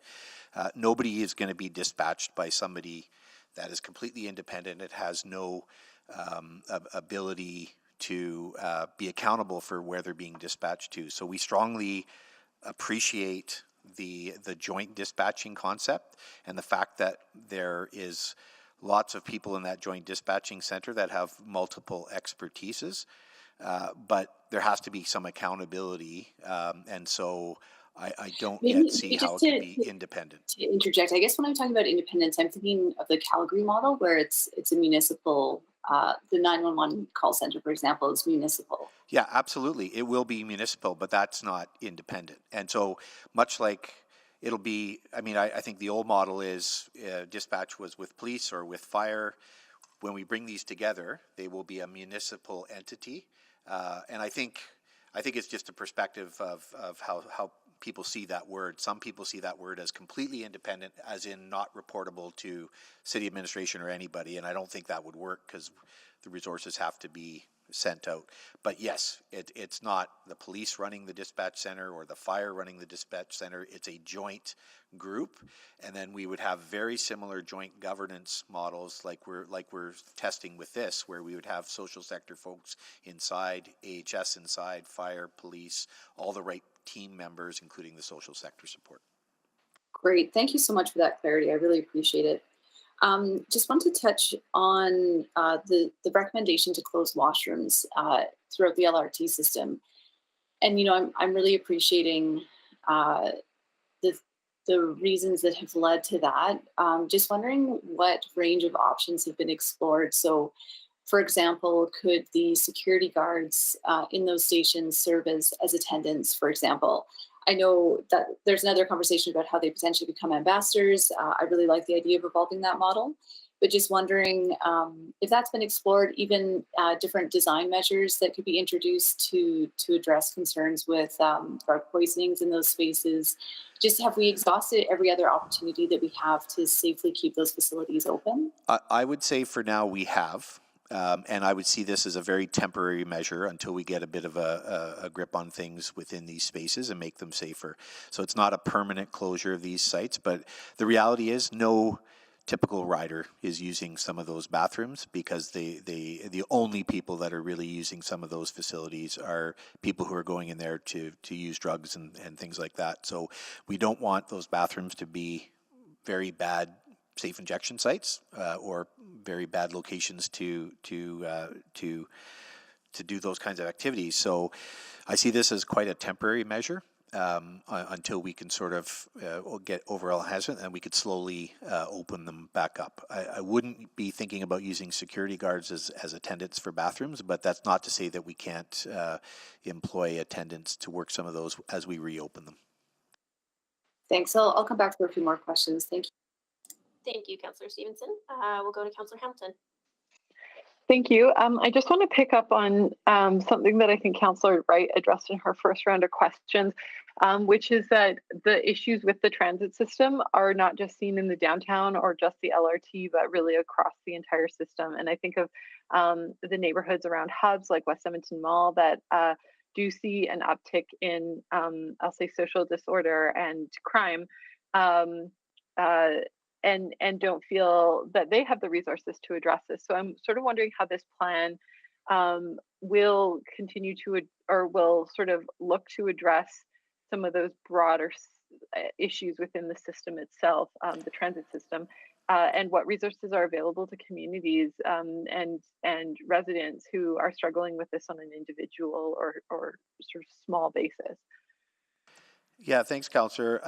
I would say it absolutely applies to those transit stations. And as we started to put this plan together, we initially called it LRT, and we changed it. We said it's got to be all transit, all the stations. So that's the same resources being applied to the LRT downtown would be applied to different places, and those teams would be able to move around and react as necessary. So I don't know if Ms. Houghton McDonald wants to expand on that. Yeah, thanks. I would say that our team has a lot of layers of different tools and support. So I'd encourage residents to reach out to us. We've been working really closely with a lot of your offices, as well as directly with residents. So we have teams of people that are ready to assist, and we can continue, and we're talking with our communications partners to promote some of the tools that are out there in the system as well. So we have our emergency phones, we have pull strips, we have emergency buttons, we have text message service to reach the control center, which has been phenomenal, and usage has increased quarter over quarter.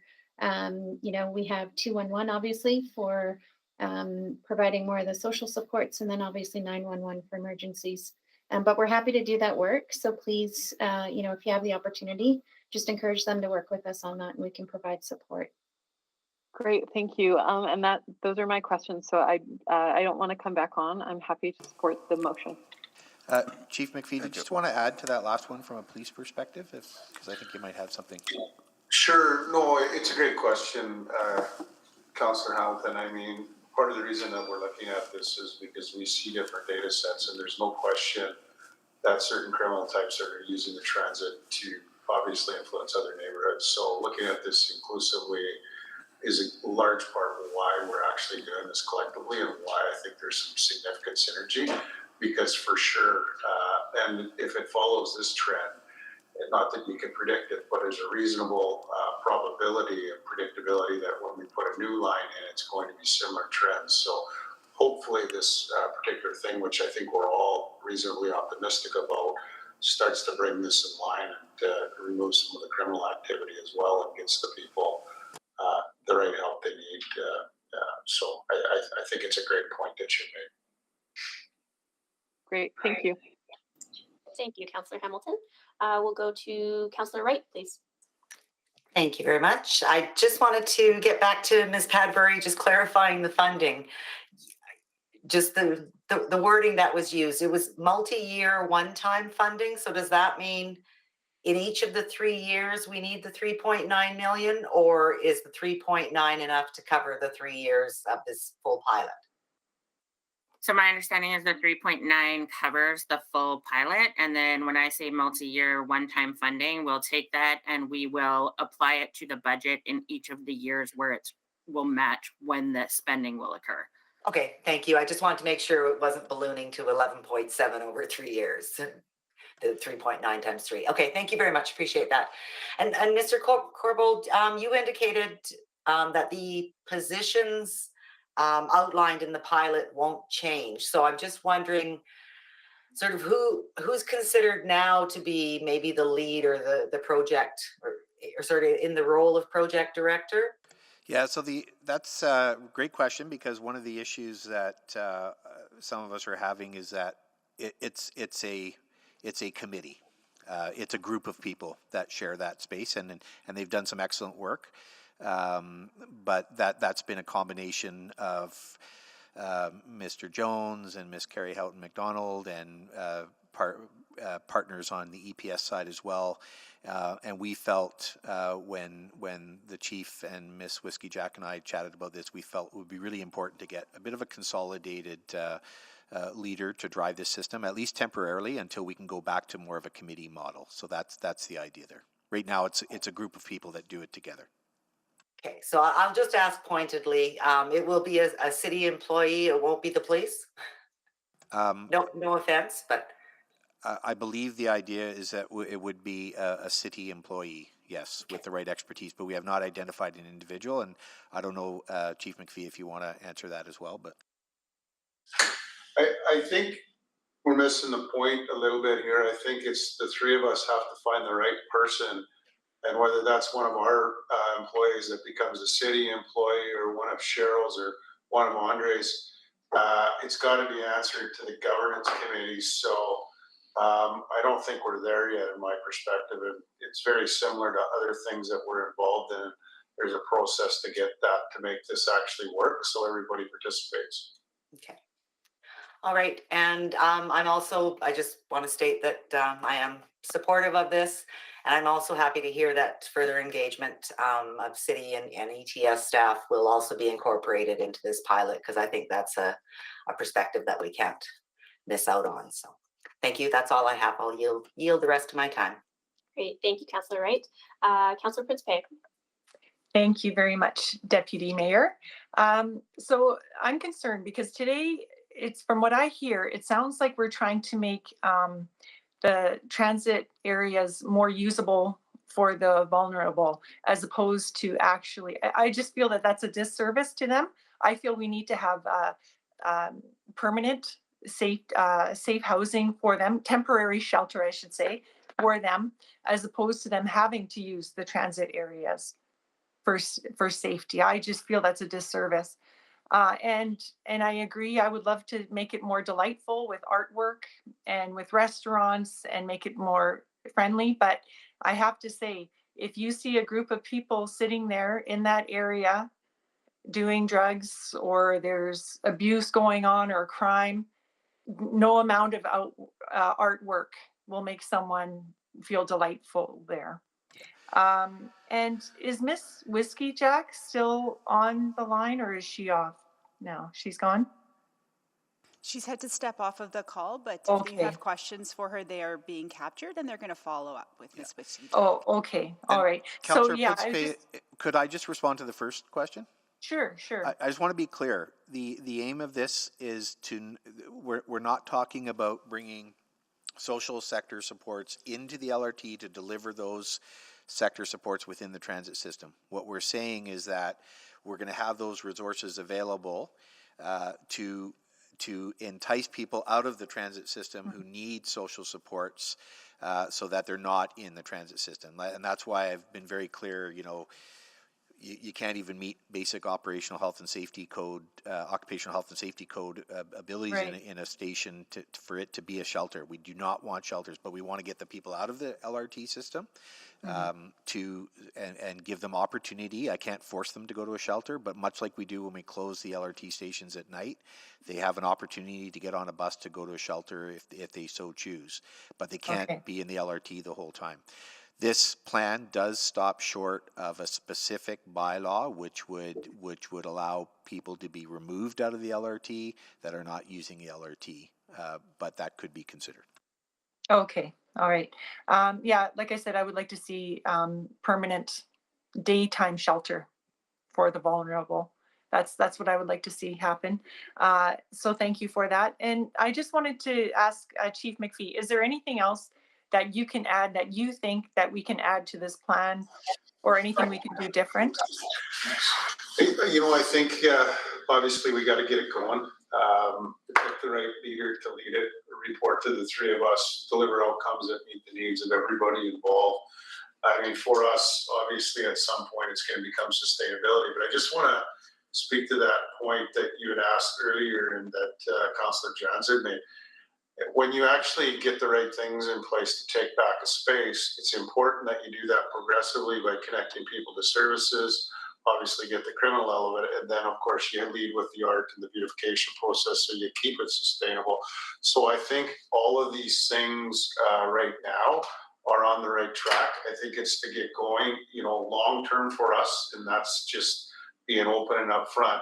We won't be able to sustain it unless we can actually backfill our positions, but we're absolutely committed to try to put what we can in there right now because we think it's the right thing to do, because we feel strongly that we need to get the transit back. And to Councillor Rice's question, I think this is actually the solution for downtown as well as the Chinese business community, as well as the 118th. And so, I think these are the things that we've been missing for a long period of time. And somebody asked the question, what was different with Andre? He wasn't humble enough to answer, but the cooperation that we have between him and I at that level now, I think is unprecedented. We actually, as a police commission, way before this council, brought back a variation of this solution 2.5 years ago. I'm just excited to start to work towards this, and that this council is looking at different ways of doing business. Well, that sounds great to me. I'm really looking forward to this. So thank you very much to everyone. Thank you, Councillor Principe. Councillor Rutherford, would you mind taking the chair? I just have one quick question. So taken. Yeah, thanks. So, Mr. Corbold, I'm just wondering, recognizing this is sort of a 3-year pilot, what would the reporting intervals look like if there was a desire to sort of expand, scale up sooner rather than later? What would that look like in terms of a timeline? Yeah, thanks, Councillor. I think I would start with we can report on progress on this when we come back in a couple of months on community safety and well-being as a first start.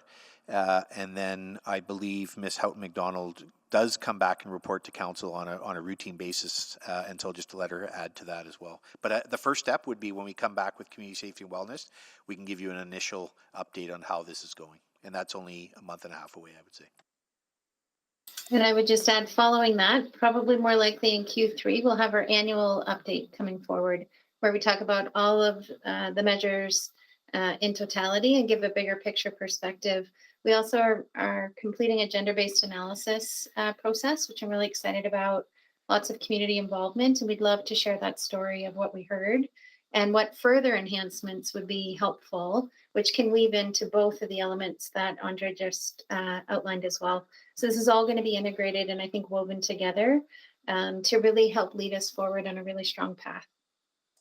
Okay, that sounds great. And I will take the chair back, Councillor Rutherford. And yeah, I just a friendly reminder, folks, we do have a lot of items to get through today. I do know there's also some subsequents coming. So yeah, if we could just be really concise with our questions, that would be fantastic. But I will go to Councillor Jans next. I'll hold for when we debate the recommendation. Councillor Tang.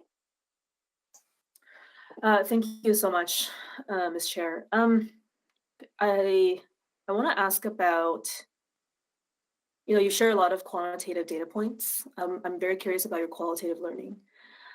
Do we have stories gathered from the COT teams about how they have been improving interactions with riders and the vulnerable populations? Is there do you have, and you don't have to share any with us at this point, but do you have any success stories that we can really get a concrete sense of what, how this new approach is working or not? Or is that going to be part of the report that Ms. Whiskey Jack referenced earlier? Jackie, do you want to provide some of that? Yes, thank you for the question, Councillor. We do receive reports monthly from COT, and they're shared around our team and within the Bent Arrow group and Transit, and there are lots of stories in there, really great stories. So we will be including that part of it's not just a numbers evaluation, we will include that as well as we go through the evaluation process. I think I would have really liked to have seen some of that in today's presentation. I feel like we're really missing the human voice in this whole story. Can you talk a little bit about relationships built? Are the teams finding that many of the 800 or so folks in the Interactive, are some of those recurring?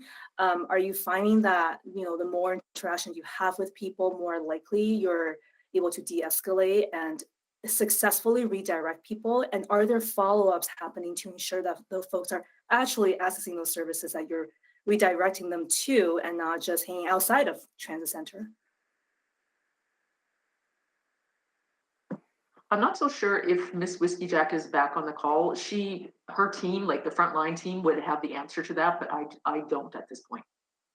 Okay. No, she had to go for another call, I'm afraid. So. And beyond her, we don't have any information?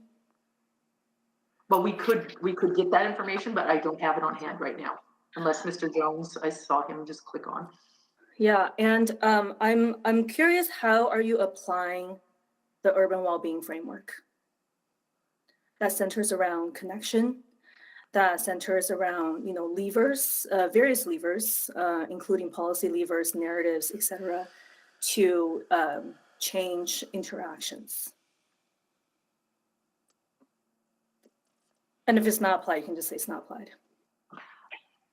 I don't think I could tell you that it was specifically applied to this. The training that the peace officers and the folks from Bent Arrow is Indigenous ways. So it is an Indigenous created and led way of interacting with people, but I cannot tell you that we're just overlapping the wellness framework. Mm-hmm, absolutely. And of course, Ms. Whiskey-Jaw has been very integral to that well-being framework work as well. If I could jump in just on the first part of your question with respect to are we dealing with kind of repeat folks? My understanding is that the COT teams actually take on a bit of a caseload, get to know folks in that space in order to build that relationship to transition them to more appropriate supports. Great, that's helpful. Thank you so much. And I guess just to pick up on that piece around servicing perhaps other transit centers, just so I'm very clear, there's 7 teams. Currently, are all 7 teams, I'm assuming they're in pairs, once this approved, it'll be 7 teams. Will they all be stationed, positioned downtown, or will some of them go to, say, Clairview or Millwoods or Southgate? So they'll be directed. That's why there's kind of an ops center and transit sort of control that is watching with all the cameras. So they will get directed where they need to go, Counselor, based Okay. on the observation we have. You know, like I said, we've got 4,000 cameras in the system, so we can see where the issues are. And then those teams would be directed where required. So it will be a very demand-driven kind of approach to Correct. deployment. Okay. Yeah. And finally, in my last minute here, I know several people have brought up the questions around governance. So what I'm hearing is that we have a tripartite structure kind of at the top. There will be a project director managing, kind of overseeing the 7 teams, and then you have the 7 teams on the ground. And is that right? Yes, generally. Yeah. Okay. And I guess how will you ensure that this governance structure is nimble enough to enable the most effective service delivery that requires, a lot of autonomy, flexibility, and adaptability in decision-making on the ground?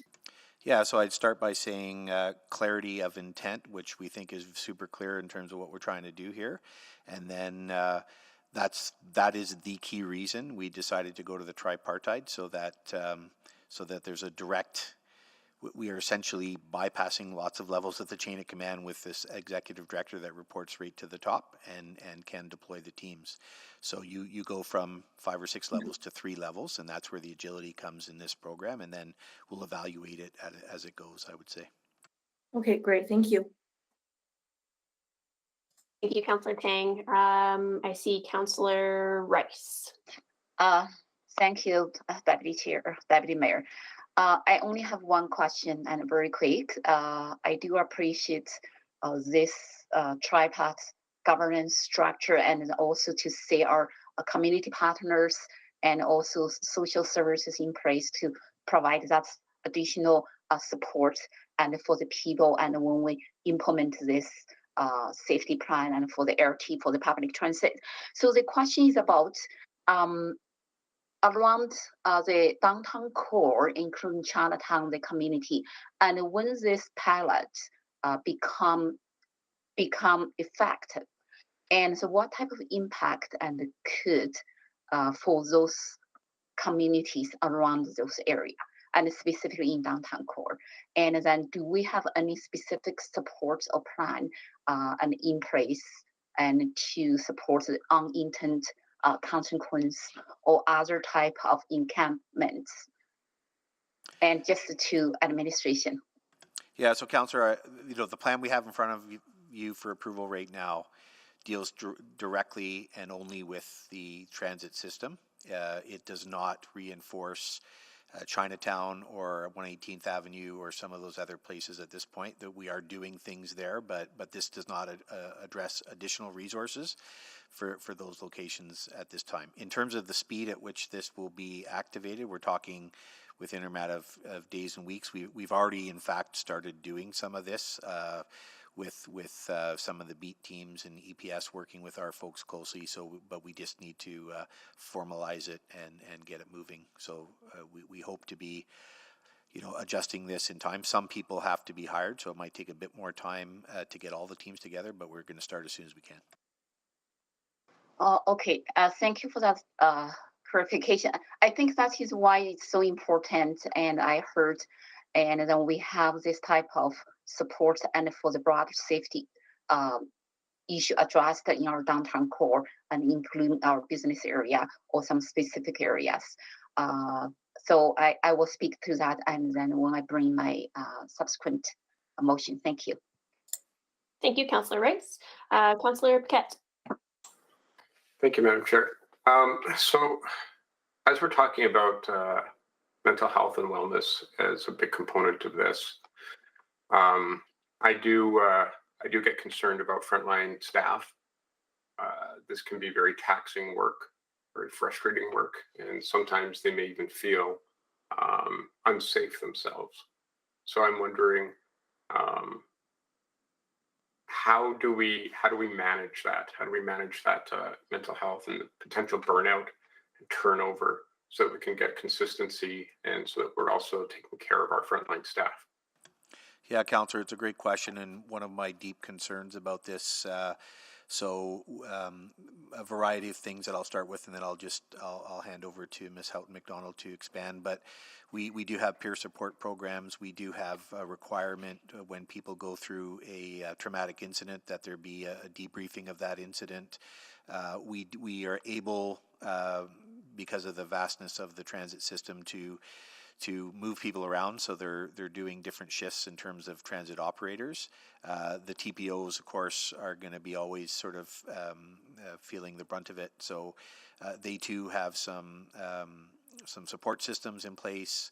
We're analyzing that right now, and we're about to launch some focus groups of operators and frontline TPOs to have this discussion with them as well, this very specific discussion to your question about what they're seeing or not seeing and what they need. And I think Ms. Houghton McDonald is leading some of those as early as this or next week. So we're going to get 30 or 40 operators into a room, talk about the experiences, make sure, ask them, are they getting the right supports? Anything you want to add, Ms. Houghton McDonald, quickly? I would just add two really quick things. One, we have mental health staff within the city that come in and meet with us and meet with the operators as well. We also have crisis counselors via phone. So our supervisors do an immediate debrief with them, go through the crisis intervention supports, and also connect them to crisis counseling. We have one of the most robust critical incident processes within transit in Canada. So I benchmarked it. And there's probably 5 or 6 different layers to that process, as Andre has outlined as well. And focus groups, we do them periodically throughout the year. Yeah, and I do want to be clear, Councillor, because we've got some work to do on this. I have specifically heard from some individual operators who have said they didn't get the peer support or they didn't have access to something. So I do believe we need to go deeper into this, which is one of the reasons we got the focus groups together, because we're hearing that it's not always the case. I don't think it should be something you can decline, quite frankly. I think you have to sit down with somebody if you've gone through a traumatic incident and have a chat and talk to some professionals. It's really important. So we're not perfect on this, and we've got some work to do that I'm quite concerned about, but we're addressing it. Okay, thank you. I'm concerned as well. A quick aside, my brother-in-law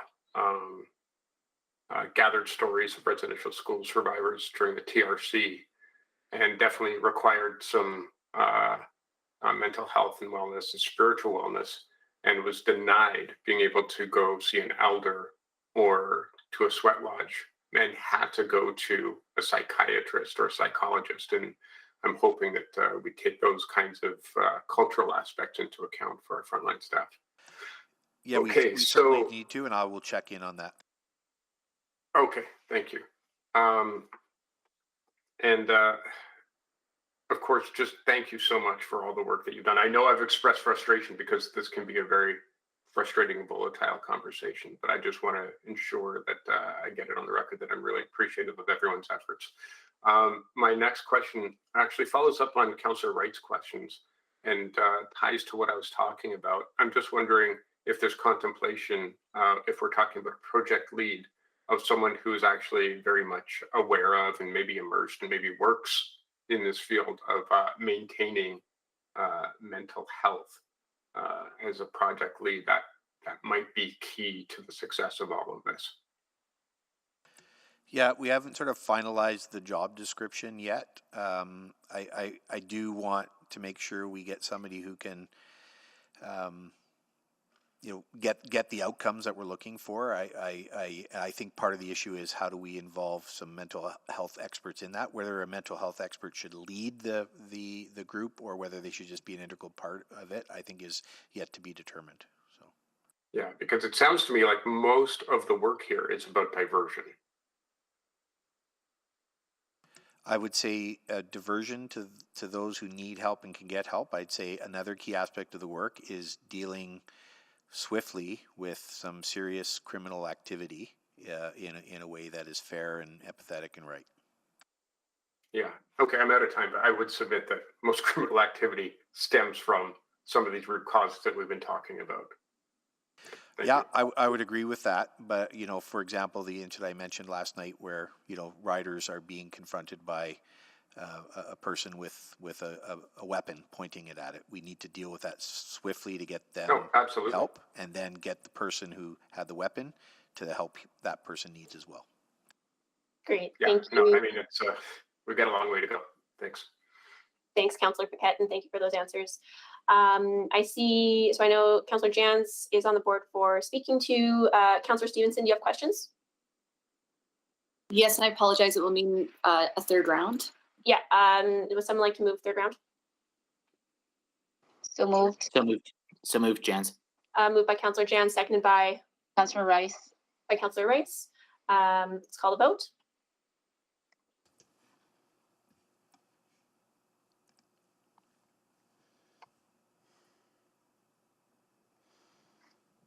We have all the votes. Please display the vote.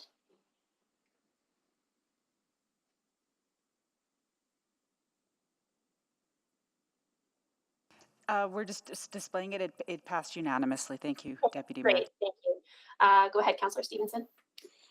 Thanks very much. I know we're running out of time, but I did really want to dig into the question of drug poisoning response.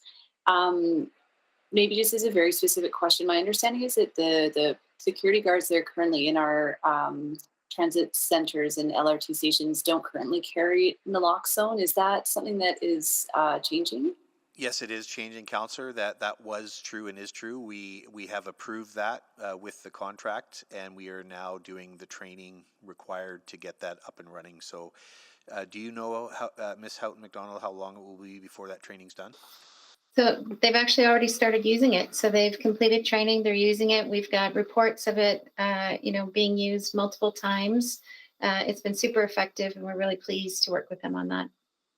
Great to hear. And is there any consideration of expanding a drug poisoning response further with some of the other community partners? Is that sort of on the books right now for both transit and maybe the broader downtown area as well? Carrie? I would say it's definitely been part of our conversations as administration is how do we look at this. It's a very complex issue. We're working with AHS as well. So they reached out to us to continue conversations with their team that does work around opioid related issues. So I think more to come on that piece and more opportunities for sure. Great, thank you for that. Well, I'll just use the rest of my time to speak to the motion. I'll start backwards. I'll start by saying that, in speaking about the drug poisoning and speaking about the lack of access that folks have to the housing and support and shelter during the day that they need, we're really seeing that play out in our transit center right now. So these are absolutely broader systemic issues, and we need other orders of government to step up to help us address those as a community. At the same time, we do have these immediate needs. We need all Edmontonians to feel comfortable in our transit system. And I think that the approach that's been brought forward to us today strikes a really great balance of all Edmontonians' needs. So really grateful for this innovative thinking. Very, very happy to support this and look forward to hearing about the successes of it.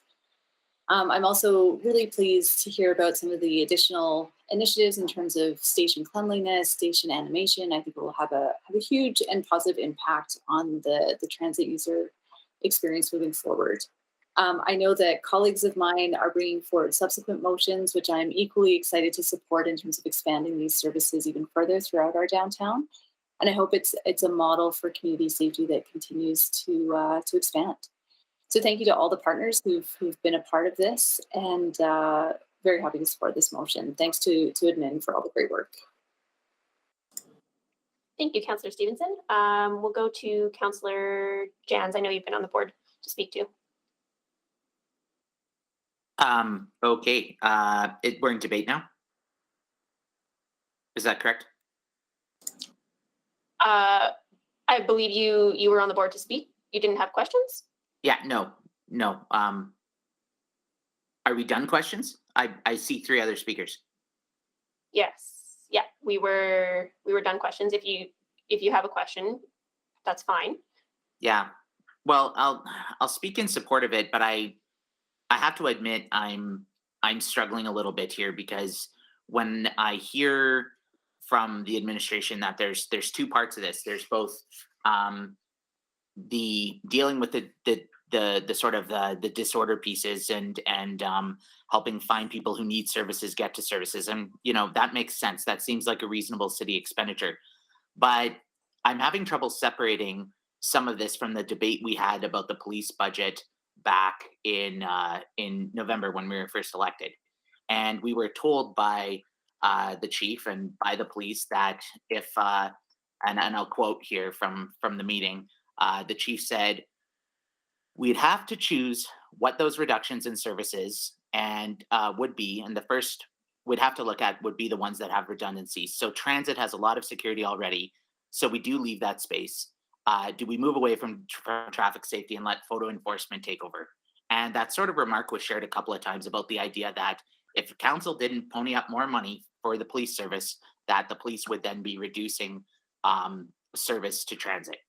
And I really struggle with that, because if we are, it feels like the taxpayers being almost double dipped here, that we have to pay for a police budget, but then now we're also having to pay additional money to deal with violent crime on transit and these other pieces. And I guess where it's frustrating is we as council can't direct the service. We don't have the data. We don't know what's going on, but it feels like we're being asked again to put up. And since the city budget, many of us as councillors have been tagged repeatedly, almost on a daily basis, by the staff sergeant, the head, who is newly promoted by Chief McPhee, staff sergeant, who's the head of the Edmonton Police Association, to social media posts, including posts with the ETS logo in them about how dangerous ETS is. And it feels like we've been subject to a full court PR campaign about the safety of transit, and now we're being asked to put up more money for it. So I'm not sure if I can show it on the camera here, but here, like one with the ETS logo and our own buses. So I guess I don't know how else to say, but it feels really gross. It feels almost like we've got that like nice transit system, be a shame if nothing happened to it. Yet when the police show us that chart that violent incidences are 3 times more likely to happen on transit, and there's gang activity and this, like it feels like we're being sold our cable package and then being told we have to add additional layers to it too. And that's just not okay. That there needs to be, whether, like if crime's happening on Jasper Ave, we expect the police will dispatch resources to Jasper Avenue. It shouldn't be any different for the transit system. I understand why ETS should have to pay for the cleaning of the trains. That makes perfect sense. But it feels like this is a refund the police proposal, and maybe not like this is the direction that we're heading here too. And had I not been subject to almost daily Instagram posts, Twitter posts about like, oh, a machete on the train, or this was found, I think I'd be a lot more receptive to it. But it feels really concerning.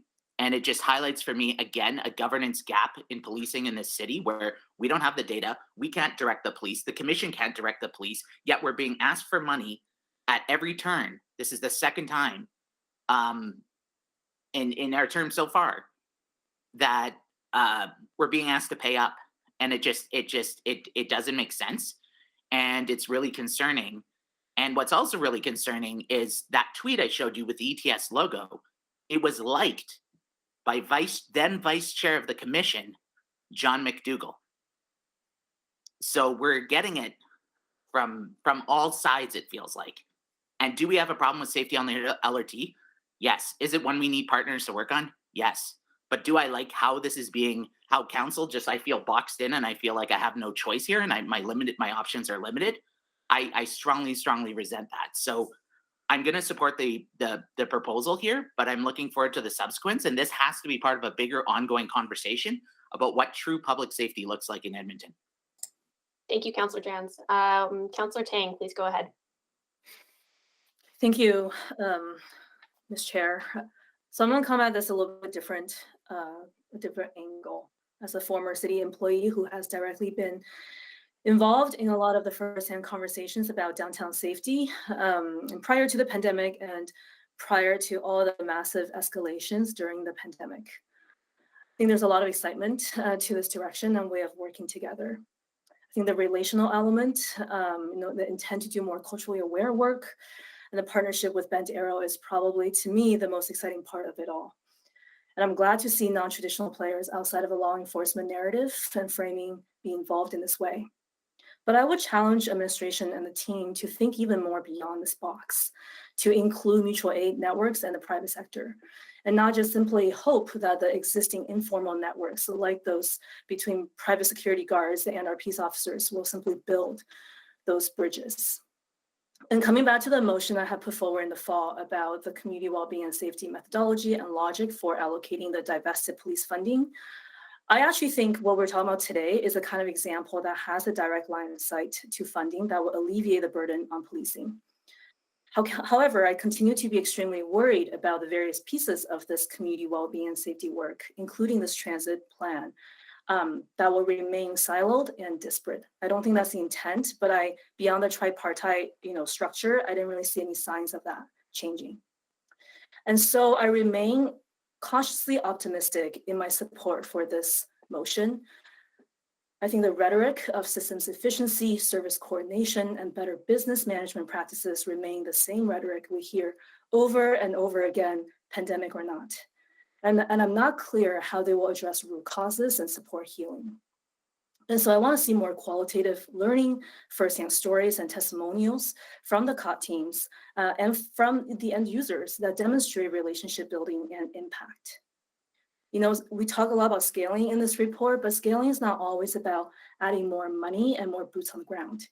It's about fundamentally rethinking the way we approach interactions and relationships on all fronts. And we need to center on the voices and experiences of end users and those on the ground, whether they're riders or vulnerable Edmontonians seeking refuge in transit centers, and the team members directly doing that work. And I really felt that was missing in today's presentation.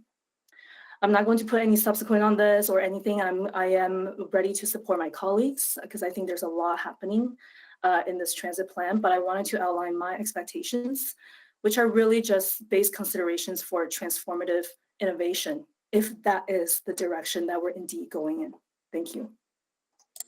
Thank you, Councillor Tang. Councillor Rutherford, can you take the chair before I go to Mayor Sohi to close? Sure. I'm just going to speak very briefly to this. Public transit is absolutely an essential service, and it's a top priority for this city. And in order for that to be successful, Edmontonians really do have to feel safe using the system. And I have heard over and over that safety is a huge concern for Edmontonians. So I'm really pleased to see this strategy put together. And like my colleagues, I'm particularly encouraged to see the tripartite arrangement and approach being taken, particularly the inclusion of Bent Arrow.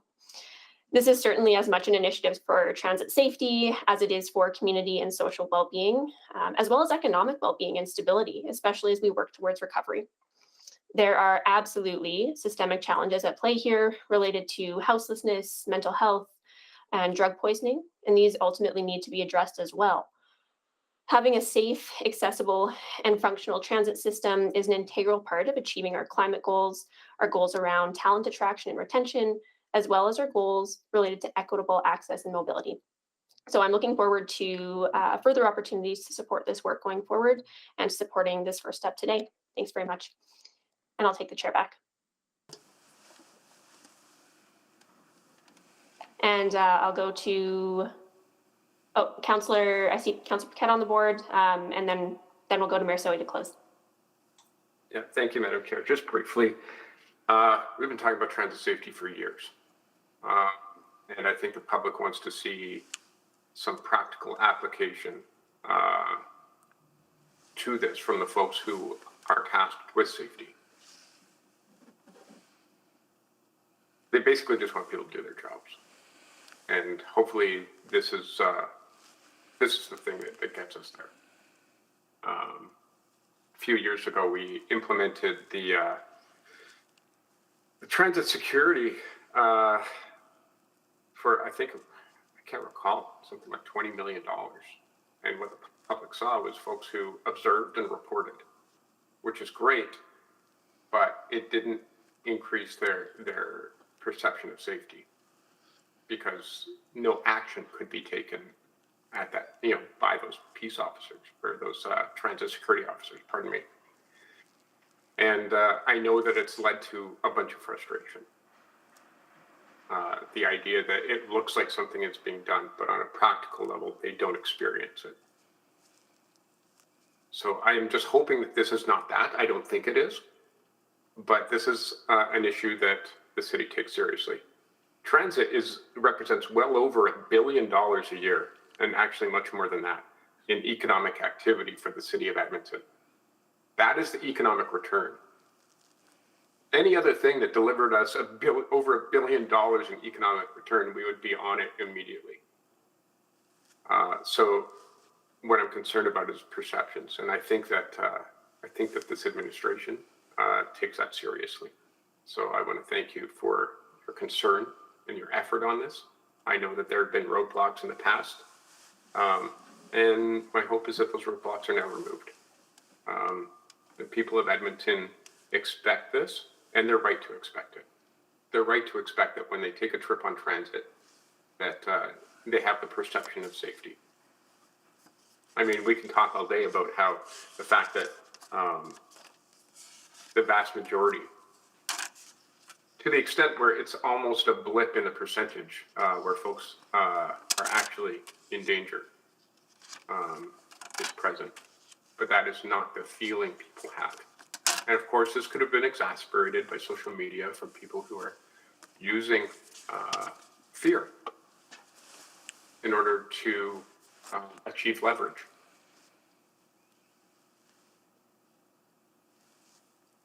Which is pretty much uncool. But I really am, from the bottom of my heart, hoping that this leads to solutions. I think it will. And I think that it echoes the actual responsibility we have to directly address the safety concerns of Edmontonians, absent of politics or leverage. Thank you, Madam Chair. Thank you, Councillor Paquette. And I'm going to go to Mayor Sohi to close. Yeah. Thank you, Councillor Salvador.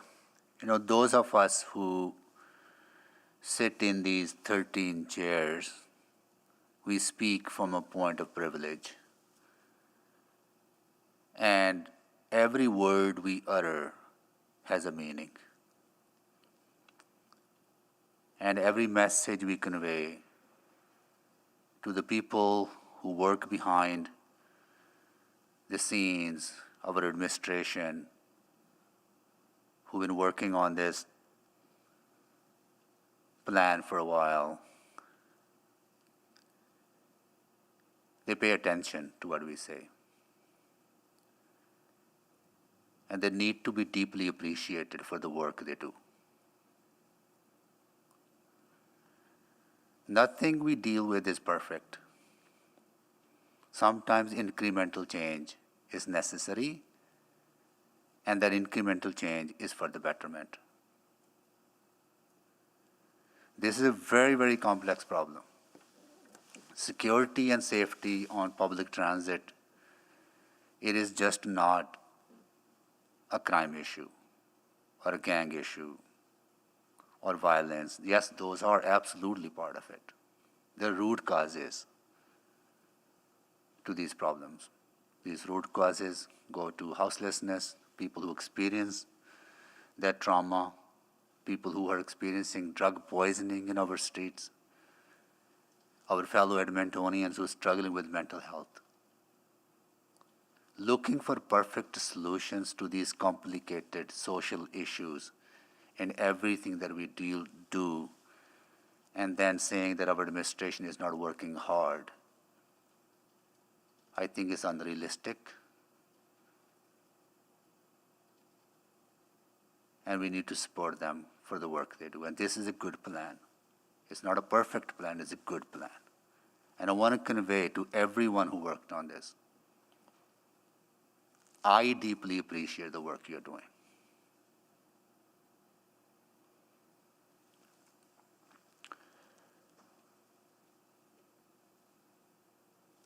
We also need to make sure that what we communicate is accurate. none of the $3.9 million allocated in this funding is going to police. Police will provide additional resources or more resources within their existing budget. $3.9 million is going toward hiring more social workers, is going toward hiring more of the transit security officers that we already have a complement of. Our transit security officers are responsible for transit security on our system, and they've been doing a good job. And this work will supplement their work.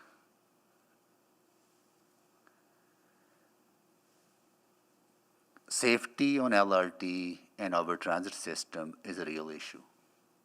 It is impacting users. Perceived or real, it is really impacting people's ability or their desire to get on the train or get on a bus. And we want to change that. We all want to change that.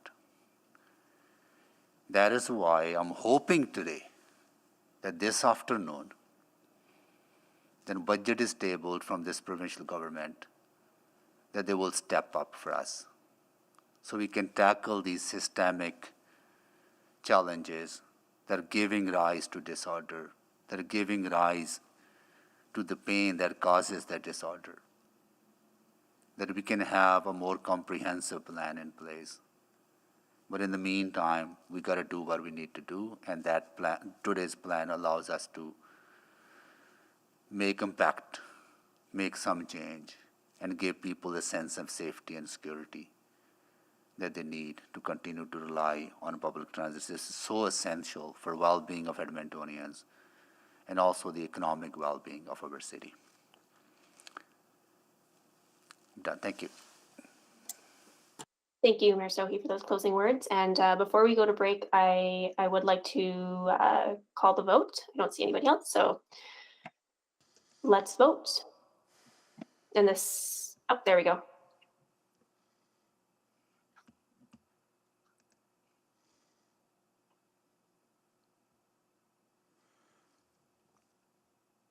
We have all the votes, Madam Chair. Please display the vote. That is carried unanimously. Great. It is 12:06, so we will go on our break and resume at 1:30. Thanks so much, everyone.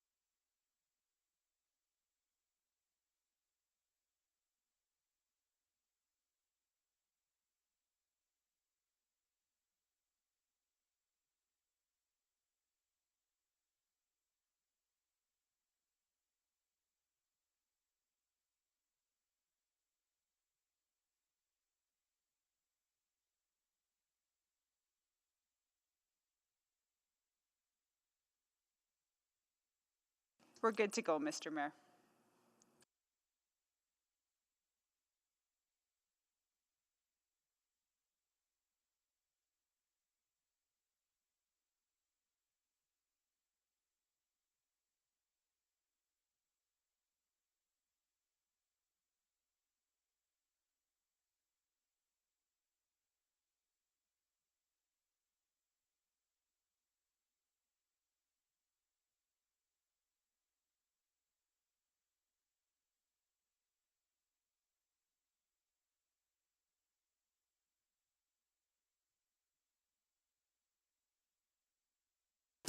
Good afternoon, everyone. I would like to bring this meeting back to order. Do a roll call. Councillor Wright. Good afternoon. Councillor Knack. Good afternoon. Councillor Principe. Good afternoon. Councillor Stevenson. Good afternoon. Councillor Paquette. Councillor Tang. Good afternoon. Councillor Hamilton. So Councillor Hamilton sent me a note that she's going to be absent for the afternoon. She has another commitment, FCM commitment. She's on council duty, attending Federation of Canadian Municipalities. Councillor Rutherford. Good afternoon. Councillor Salvador. Good afternoon. Councillor Cartmel. Good afternoon. Councillor Rice. Good afternoon. Councillor Jans. Good afternoon. So, Madam Clerk, we have a couple of subsequents on the transit security item, but before we go into that, can you tell us how many items we have left on the agenda today? So we get a good sense whether we're going to finish today or we might have to find another day next week. Yep. During the break, probably. Yeah, happy to do so. So once council finishes item 6.7, you still have 6.3, which is the Economic Development Initiative orientation, 6.5, which is the direct control DC2 for Glenora Heritage Character Area. There's already a motion on the floor for that. 6.6 has a recommendation coming up from committee. Then just over the page, you still need to deal with 6.10, which is the mass transit planning for 1.25 million people. 6.13, affordable housing exemption. 6.14, Leduc annexation. 6.15, affordable housing investment program. You still have one bylaw that is for you to deal with, which is item 7.1, which is bylaw 19974. Then just on the back page, we already have two motions pending. You still have to deal with 9.1 and 9.2, and I do believe there might be some motions coming forward today under motions pending. Yeah, and we have to deal with 9.1 today for sure, right, Andre? Because that's the update on the Valley Line South. Yes, Your Worship, but we, Mr. Laughlin has a 5-minute version of that. Yeah. So we can make that quite quick. Yeah, I'll look at it again. Maybe we can bring forward some items that might be quicker to deal with and get them off the agenda. I'll see how that goes. And I think, Councillor, on the direct control DC zoning, we can probably send that to a future council meeting because a couple of the members won't be here today, particularly Councillor Hamilton won't be here today. So we can send that over to the March 14th. Do you want to just send that to the March 14th council meeting right now? Yeah, if you could do that. We need to bring it forward, right? If you could bring it forward, and then we'll just do it in one if that's amenable to council. If there's no objections with unanimous consent, bring it forward and then just send it over to March 14th as is. Is everyone okay? We do that? Or we need a motion to do that, right? If it's with unanimous consent, you can bring it forward. I can't see everybody, but if there's no objections, just bring it forward, Mr. Mayor, please. Yeah, if we could bring it forward. Apologies, which item are we talking Sorry, the direct DC Glenora Heritage Character Area, Councillor Cartmel? Okay, thank you. Yeah. Sorry. Yeah. Okay. All right. If there's no issues, then we've brought it forward, and now if you want to postpone that to the March 14th. Councillor Knack? Sure, I can move that, and I feel like I do owe it to see if we can move it to time specific at say 3:45 on March 14th. We're actually going to have ARC regarding the March 14th council meeting Perfect. next week. So at this time, I'd prefer we don't make things time I'll leave it specific. without time specific, but with a request to ARC to maybe consider making that time specific since we've moved that one a few times. Thank you. Need a seconder? Second. Councillor Wright? Okay, any questions? Please call the vote.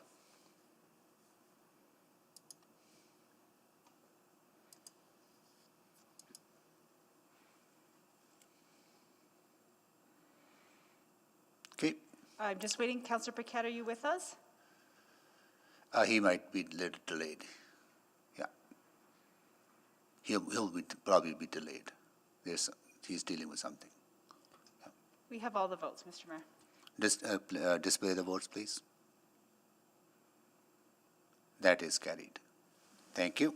And I'll go to subsequent motions, and probably we will be able to deal with them quickly. Then, Councillor Rice. Thank you, Ms. Mayor. As mentioned earlier, I have a subsequent motion related to item 6.7. I moved that administration.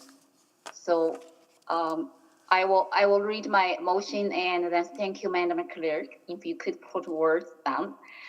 So I moved that administration work with the Edmonton Police Services, transit officers, and peace officers and community partners to determine resources requirements of expanding the model similar to that outlined with the transit safety plan throughout the downtown core, including but not limited to the Chinatown, Jasper Avenue, and 124th Street area to address social disorder and violent crime and return to Community and Public Service Committee. And due date will be June 13th, 2022 to Committee and Public Service Committee. Thank you, Councillor Rice. That's just a slightly different version than the one you gave me. You asked me to remove, I just want to make sure I've got the right one. You asked me to delete other community partners. Just the other one word. Thank you so much for that clarification. So if you could, Yes. if you could put that on the deck, please. Yeah. And while we're doing that, Councillor Rice, can you want to introduce it? I'll second it. Yeah, Councillor Stevenson seconded it. Okay, so I will introduce this motion. I heard like over and over, and then from my colleagues and our state Edmontonians, and security and safety is a big concern and for our city. And so this actually link back to our just discussed this morning and public transit safety issues we just addressed and come with a very great plan and to implement it. So I want to appreciate administration to willing open the door and bring this to the council for our further consideration and for extending and expanding the model and similar to that transit safety plan we just passed this morning, and to address the safety and specifically in many areas and in our downtown core area. And then we already know after COVID-19 and we have the huge significant working population back to downtown, and for their work they spend all day there and from morning and to the afternoon, late afternoon, and then how to ensure they feel comfortable, they feel safe to working there. This is one very important factor. Another thing we heard over and over and from our business area, they need support. They need to have that safe environment for us, for our business to develop and to grow, and for our city to have that economic growth and recovery specific after COVID-19. And then also we were thinking about some like impact of pilot project this morning we passed, how we impact the communities and how we impact these neighborhoods and also business areas around the downtown core area, and those impact how we can address them from long-term solution to ensure everybody in downtown, and no matter is a business, is our citizen, is our vulnerable populations, can enjoy our downtown's life. And then to keep our cities down core attraction and to the economic perspective, the business perspective, to live in quality of life perspective. And even for us to join, to enjoy our downtown life, and that safety is the key, is so important. And specifically, we discussed the whole morning and lunch about economic recovery. We can not just only look at one piece of safety, and the safety concern and is the systematic issues. We have to look at it from different angle. And so I really, really appreciate, and then my colleagues this morning to support our that public transit plan and to open the door for us to look at strategically and systematically and for the safety and as a fundamental factor and for our city to recover, to grow, and after 2 years COVID-19. So I believe, and this is why I would like to bring this subsequent motion and to encourage my colleagues to support this. And also I have been working with city manager's office and regarding this motion. And then if anything, Mr. Corbel, and you have additional comments and welcome to join me and to speak to this motion and add some additional thoughts as well. Thank you. Thank you, Councillor Rice. Andre is shaking his head because he can't speak to a motion, right? So. Okay, that's good. I think I would like to say, and then because our downtown core area, there are so many factors impact the safety, and then we heard our international students open restaurants there. We heard our people and concerned safety, even walk on the street and walk in the neighborhoods, and then those expanded the model and similar to the transit safety plan. So we'll ensure each angle the safety and be addressed and then also be covered and with additional our social services and working with our community partners in place. And it's not only the one angle and actually is a collaboration perspective, collaboration approach. So this is the first time I think we saw this and 3 angle and different aspects. We can provide all the services to our Edmontonians who needs this. And so thank you very much. I encourage my colleagues to support this subsequent motion. Thank you, Councillor Rice.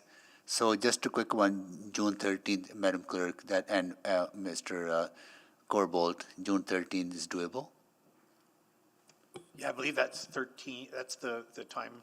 Yeah, I think so. Yep. Okay, got it. All I right. think that's the time in accordance with. And the report will come back with all the expenditures and everything, right? So that time, council and committee can decide whether to move forward, right? Correct. Okay, We haven't done too much work on this yet. It just came up recently, but yes, we can try to do this. Okay, got it. Thank you. Councillor Stevenson? Yeah, thank you so much. And thank you so much to my colleague, Councillor Rice, for bringing this forward. I don't have much to add, just to say that I'm hugely supportive. Maybe just a question to the mover, Councillor Rice, we had talked about maybe changing the wording, just instead of addressing social disorder and violent crime, we could just talk about safety or safety and wellness. Just again, the characterization of it as social disorder, violent crime, I think that always makes me a bit uncomfortable because I think it takes away from the contributing factors to the conditions that we see right now in terms of a housing crisis and mental health crisis. And then also allows us to focus on the positive thing of what we want to achieve, which is safety and wellness in our community. Yeah, sees that could be a friendly, right, Councillor Rice? Well, no further comments on my end then. Just again, a huge thank you to Councillor Rice for bringing this forward. I'm very, very supportive and very excited for this. Thank you. Thank you, Councillor Stevenson. I think by changing that will even cover broader broad scope, right? And even though we understand and from the crime and like severity perspective or other perspective, and if we can just keep like high, broader scope, and then we can help like more. So your wordings were, Councillor Stevenson, social challenge to address safety and wellness. Wellness. Okay. So instead of social disorder and violent crime, change that with safety and wellness. Yeah. Okay. And, Got it. and thank you. That's actually reminded me that I did have a question to administration. Just particularly that wording around community partners. So understanding that we have the existing model with Bent Arrow. Does the wording provide you with clarity in terms of reaching out to some of the other community partners, like Bear Clan Patrol, those types of groups, to involve them in this discussion as well? Yeah, the term community partners leaves it open enough for us to talk to whoever we think are good partners and whoever wants to participate in this. So we think that space is there with this wording. Great, thank you. I'd be really excited to see moving in that direction to expand the community partners that we're able to work with. So thank you, and thanks again to Councillor Rice for bringing this forward. So colleagues, is everyone okay with that friendly amendment? Seems everyone seems okay. Good. So if you could change that from social disorder and violent crime to safety and wellness. Okay, Councillor Tang. Thank you, Mr. Mayor. To the mover, since this is a subsequent on the transit safety plan, but you're looking at extending this beyond transit centers to other areas, correct? Yes, and Okay. that it's actually strictly linked together, and because all the people and we take public transit, we are there and to downtown, and with people for students take transit to school, and for our working population take transit to the workplace. Okay. So how do you see this? How do you see this either align or I guess duplicate the work of existing police beat patrol and especially the help model, which is exactly that coordination and partnership with community groups and or social service and policing? So I think the bottom line is what's happening in the public transit system is happening in downtown core. I do not say this is a duplicate work, and specifically if you look at the due date, we actually provide the time and opportunity to administration to look at and from different angle, from systematic angle, and how we can address this safety issue for all. And because public transit is not a solo piece and is linked to the downtown core, and for working for school, for economic development, for the business. And so you ask that question, and then yes, the similar model, and then when we passed today, and then this come back is just for administration to work on to determine if there are any requirements, resource, and then to do this. And for that, and back to that, to further to that date, and then city council will have the opportunity to discuss further. Okay, I guess a question to Mr. Corbo, in doing this work, would you be looking towards models like HELP and what I guess, policing and our kind of existing programs already happening? Yes, Councillor, absolutely. I think HELP is very similar to COT in transit. It's a very similar makeup. So, I mean, we'd obviously work with EPS as that's generally their program, but I think that's a good example of something that might be able to be reinforced for this program. So that would most likely be part of our report back on this for sure. So that it will likely generate kind of a third kind of team that's similar to COT and HELP. Is kind of what I'm hearing then. I'm not sure it would need a third team. I think the question is how do we expand it? We'll have to figure out the options. I think one option could be expanding a team that's out there. Another option could be another team focused on this effort, but we'll have to do the work to figure out what those options are for council. Okay. Thank you, Mr. Mayor. Thank you, Councillor Tang. Councillor Salvador. Thank you, Mr. Mayor. And yeah, thank you so much to Councillor Rice for bringing this forward. I think this is a great subsequent.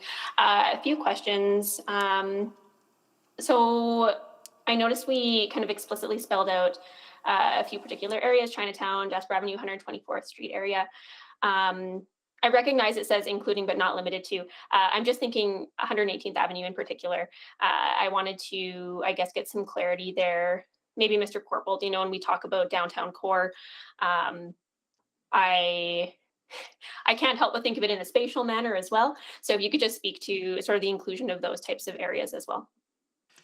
Yeah, I think the two aspects we'll look at this is what is the right model to conduct the work.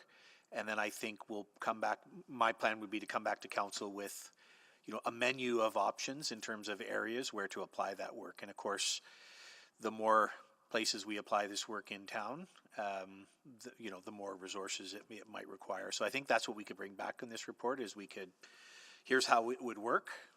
Here's, you know, the communities we could start with, or maybe there's a priority communities and then we could move to other communities, but we'll come back with considerations on that. But that's why I think having the not limited to is helpful, because it gives us a bit of broader scope to think about other areas, and I can think of other neighborhoods already in my mind that we may want to provide. Sure.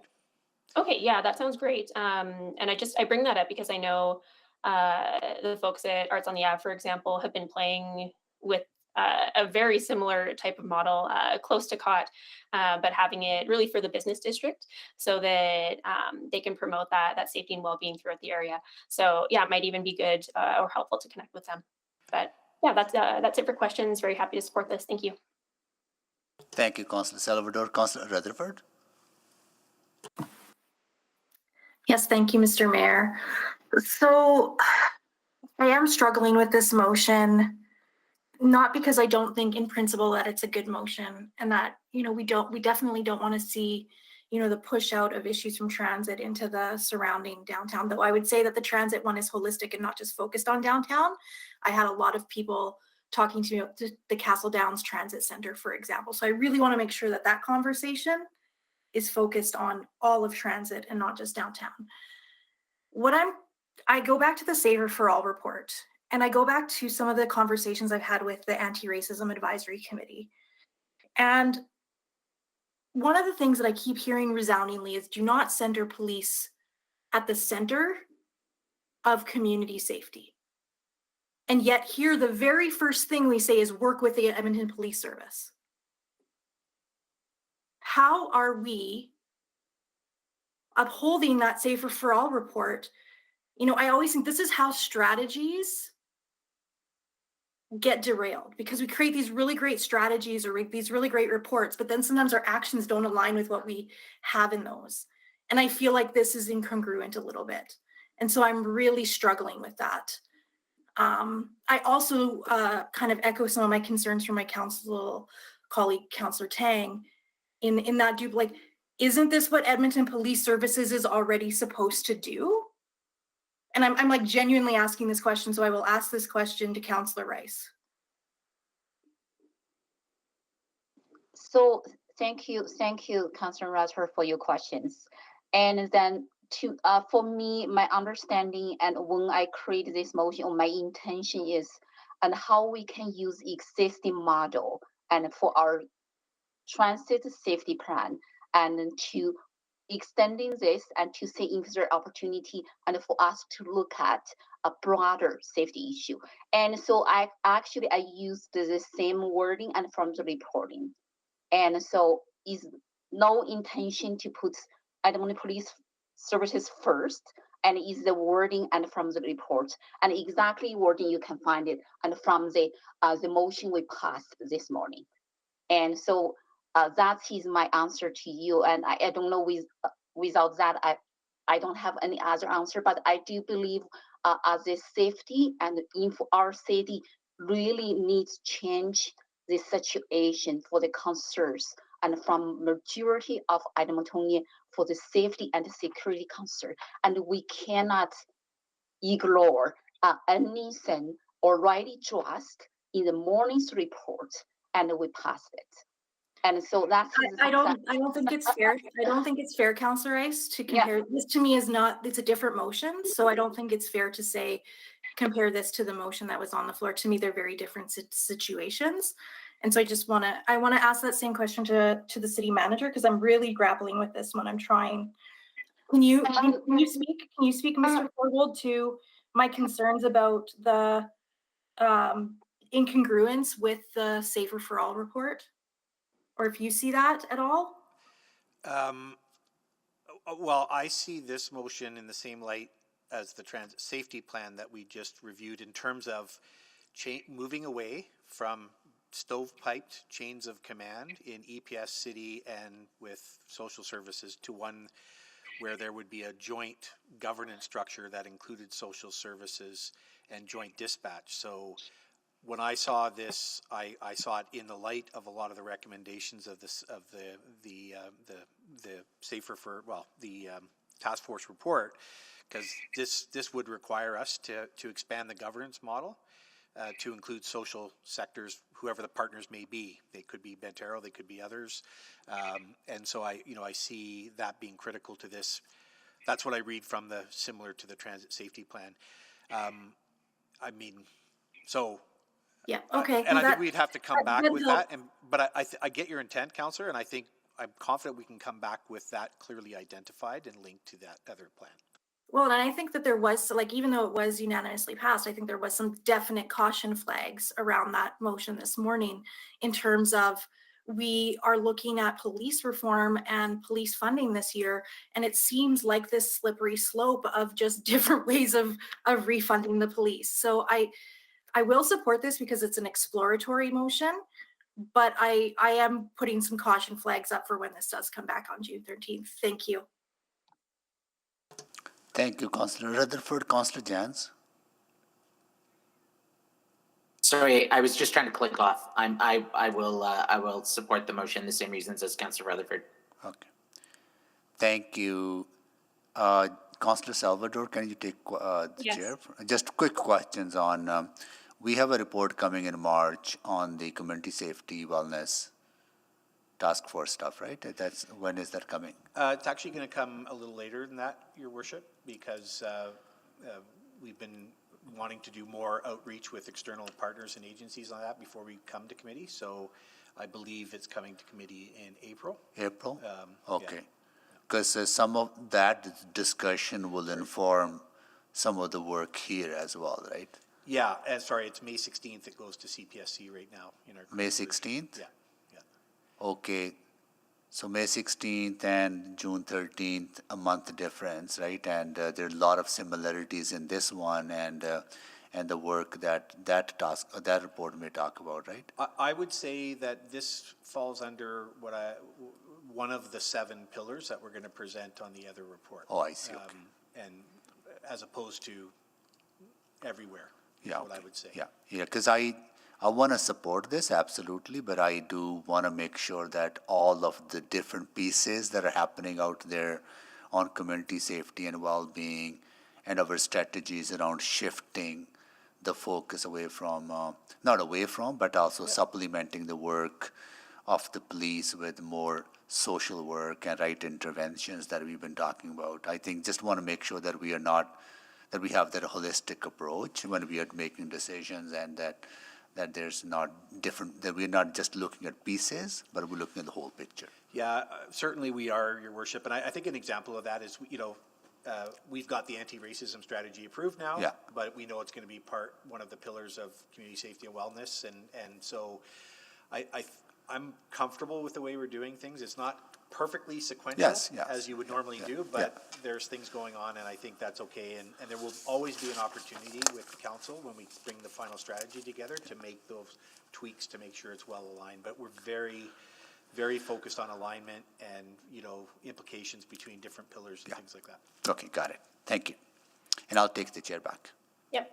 Good. All right. So we don't have anyone else on the deck to ask a question. So before I call to vote, Councillor Rice, You gave a very lengthy explanation, very elaborative and very well thought out explanation at the start of the when you introduced the motion. Do you want to speak to this, or you want to go to the vote?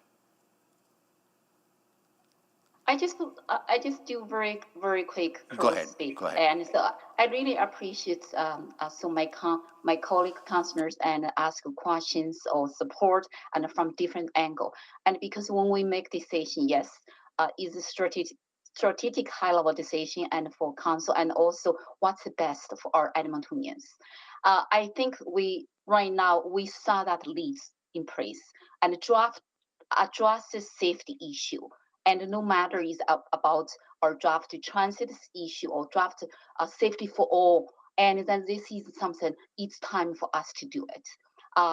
And I would like to say, and this is the first time, and we saw this tripart governance structure, and also this collaborative approach with administration and community and with our social sectors. This is so important for us to start to have this first step and to moving forward to have long-term solution actually to address our society safety issues and to strongly support our city's economy recovery.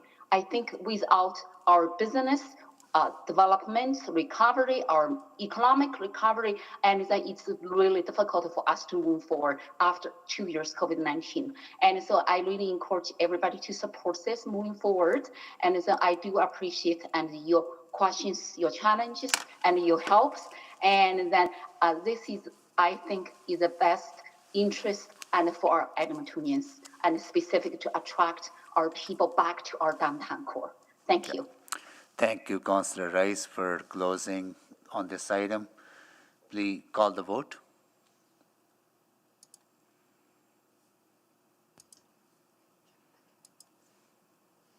Councillor Paquette, are you with us? No, just looking for Councillor Rice.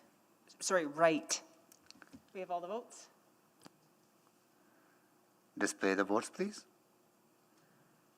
That is carried. Okay, Councillor Rutherford, you have a subsequent as well?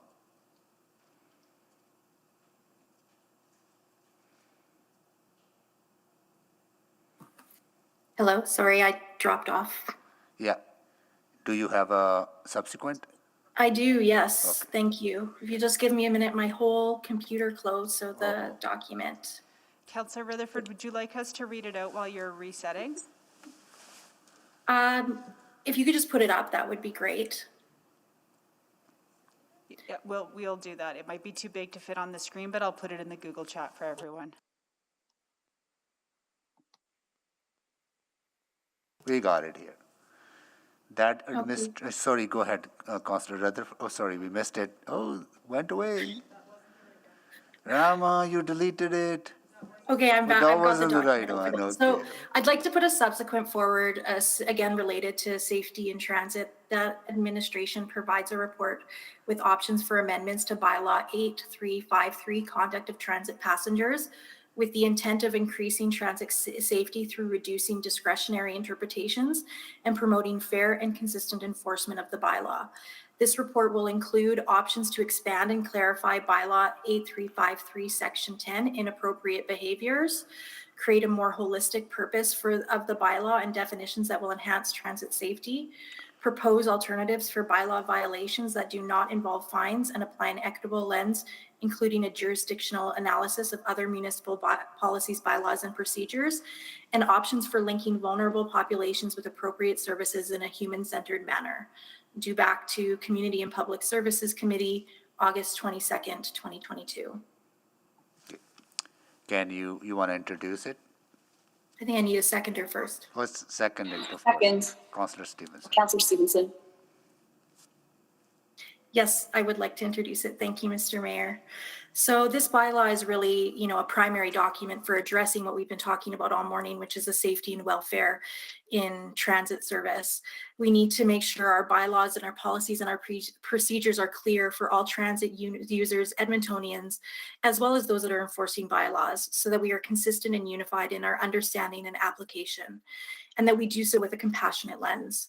This document needs to be in alignment with the goals and safety outcomes so that policy can match practice. We've heard in this meeting that what's being discussed and intended to guide frontline work, such as not issuing tickets or directing people to services, is the intent, but that is not what is written in our bylaw. We know that there are very real and perceived safety concerns within transit use, transit spaces, and we need to make sure that we're looking holistically at the tools we have to impact safety. The people on the front lines who are doing this challenging work need clear, consistent, and inclusive policies and guidelines that look at this work from an equity lens. When we leave decisions making largely up to the person responding in a discretionary way to the situation, we are not supporting them, nor are we being clear with the expectations for the public. Other questions that I have that I would like more information about include alternatives for issuing fines. We know that that was a major issue, and there was lots of data supporting that around the removal of the loitering bylaw, but I think there's still some problematic work here. And we also heard today that it's really not being used consistently or as the effective tool that this bylaw could be for addressing transit safety. We know that other areas like Calgary do have lower issuances of fines and instead use temporary transit bans as an example.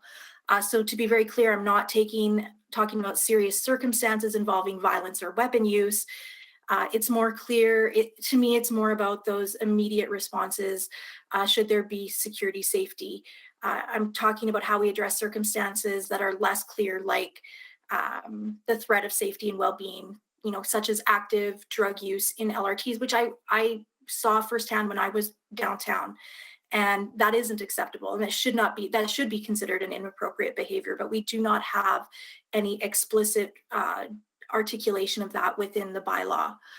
I think we're moving in the right direction, and I hope that there would be support for this exploratory action on reviewing this bylaw, which was already mentioned by City Manager in the previous presentation as an option to explore as well in this whole conversation about LRT and transit safety.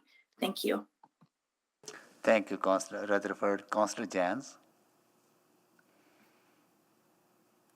Thank you. I just wanted to ask the mover, this would also take into account transit ban policy, just to confirm, is that correct? Yeah, so the point I have around the jurisdictional scan, many other municipalities don't have a fine-based program, but do talk about bans and certain parameters around that I think we should be exploring. But also, I would hope that report would provide that comprehensive jurisdictional scan and some options around that. And this could also take into, we've talked a lot today about some of the challenges with drug use and homelessness, but I think in my personal life, I've been far more afraid sometimes coming back from hockey games with drunken, boisterous hockey fans. Maybe for a bit of levity, the mover isn't contemplating banning Calgary Flames jerseys from the train, is she? But in all seriousness, like there is a multi-dimensional angle here to conduct on transit. Is that right? Yes, that's right. And I also would like to highlight that right now, even the way that the way the name of the bylaw is problematic, because it talks about transit passengers.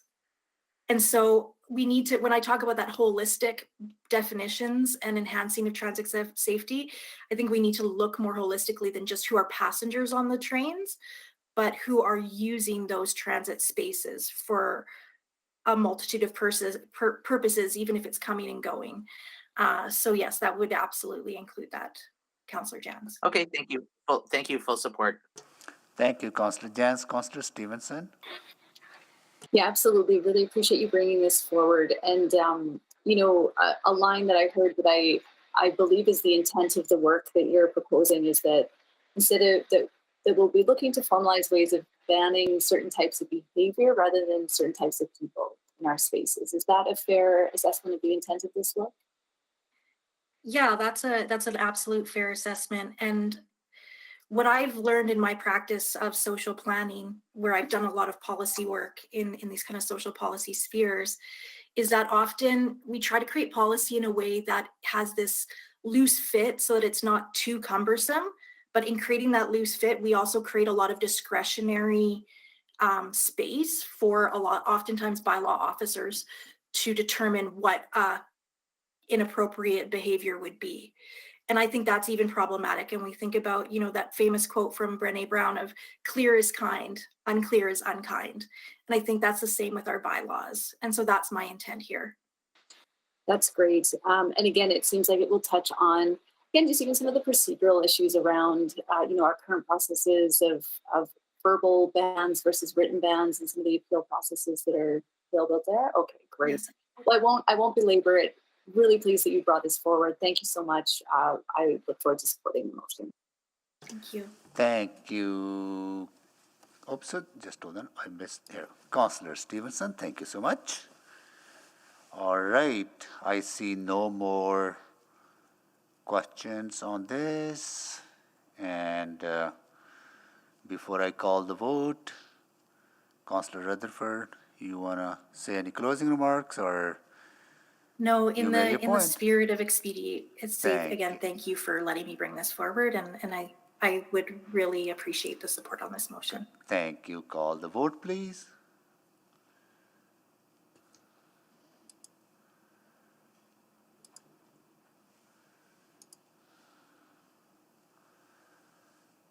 We have all the votes. Display the votes, please.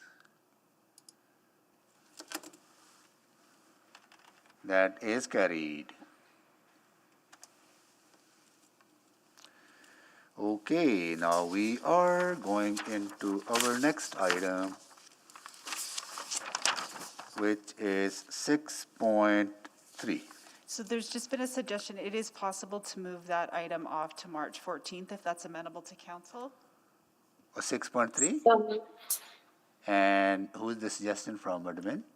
Yeah, Your Worship. I mean, it's important, and but we don't need to rush. Okay, got it. So we think okay, we can do have that. more time, given the schedule.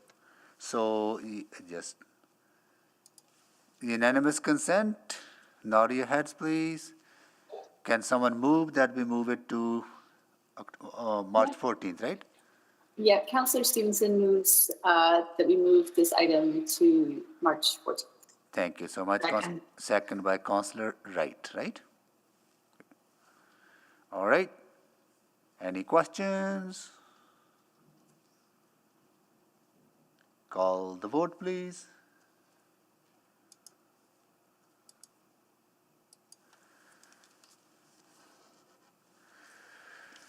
Okay. Sorry, I'm just still waiting for a vote. Councillor Wright? Display the vote. Yes. Thank you. We have all the votes, Mr. Mayor. Display the votes, please. That is carried. I have a suggestion for council members to consider. And it may not actually, if we could bring forward 6.15, because we heard from speakers and there weren't many questions, and Councillor Rice had a few questions. So if we could bring that forward, we can deal with that and move on with giving go-ahead to private sector and then other non-profit sector partners to start building these affordable housing units. Is that okay with council members? So seeing the nods, is everyone okay? So would someone move that we bring that 6.15 forward? Yeah, I'll move, we bring 6.15 forward, please. Second by Councillor Salvador. Any questions? Seeing none, call the vote, please.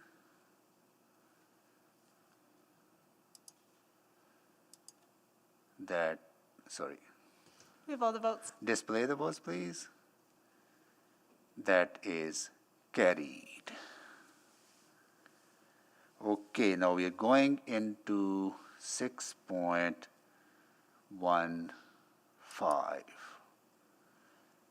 And I'll go over to Councillor Rice. You selected this item?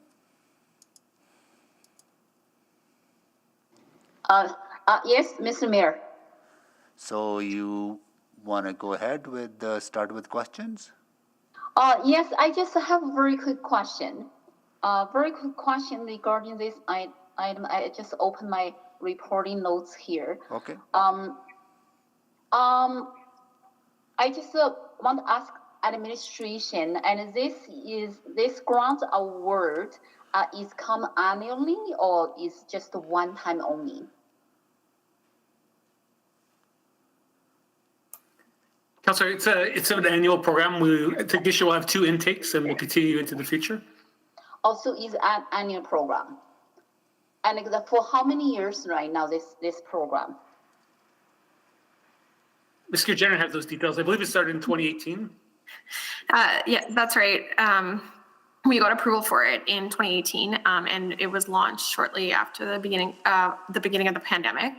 Obviously, with the pandemic, we didn't get the same uptake that we would have expected in terms of proposals for the first round. So we've actually moved to almost a continuous intake model where we open a new window of intakes every few months, essentially, or every 6 months or so, and then we bring an approval to council. But the budget for the program was identified in our affordable housing investment plan that was approved by the previous council in 2018. And so we will continue to offer funds until that budget's depleted, essentially. And then we'll be coming back with a new investment plan as part of the next 4-year budget cycle to continue the program, though, on an ongoing basis.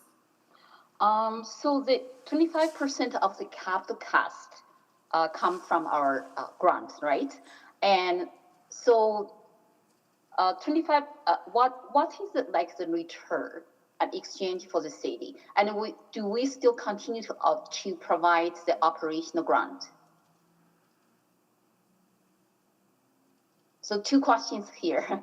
Sure. Yeah. So just to answer the question in terms of return, so on average across the programs of the projects that have been funded so far, the average construction cost per unit is about $285,000, and the city's contribution is $64,000. So the remainder of the funding beyond the $64,000 on average would come from either other orders of government or some mix of funding from other orders of government, loans, or not like provider equity. Is what we're leveraging there. And then, sorry, your other question was? I have 2 questions. Do we also offer operational grants? Oh, sorry. Thank you. No, these grants are just for capital construction costs. They're not they don't provide any operational funding. Okay. That's good. That's clear now. And another question is about, and then I do say in the report, and between 2019 and 2020, and 25,000 affordable housing units, that is our goal. But I did say different numbers. I just want to make sure which number is it 2,800 or 2,500? Because right now I say here 2,500.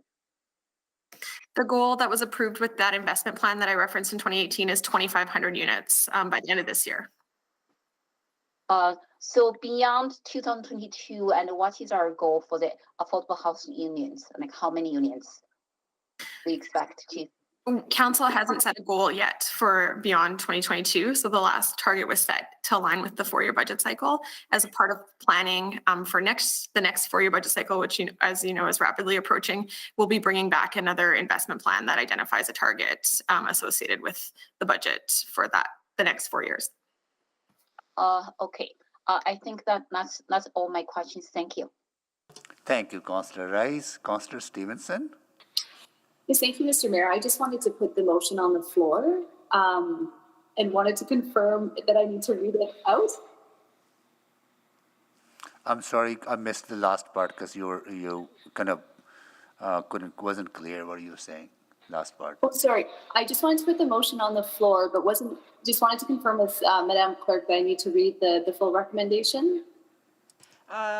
Just because this was requisitioned actually up from committee, if you can be clear what you're moving, that'd be super helpful. So just to move the recommendation in the, what what would you suggest I move if I would like these to pass? So this item is requisition to City Council with other committee recommendations. So I'll it move will be administration's the recommendation. 6-point part that you would move, right, Madam Clerk?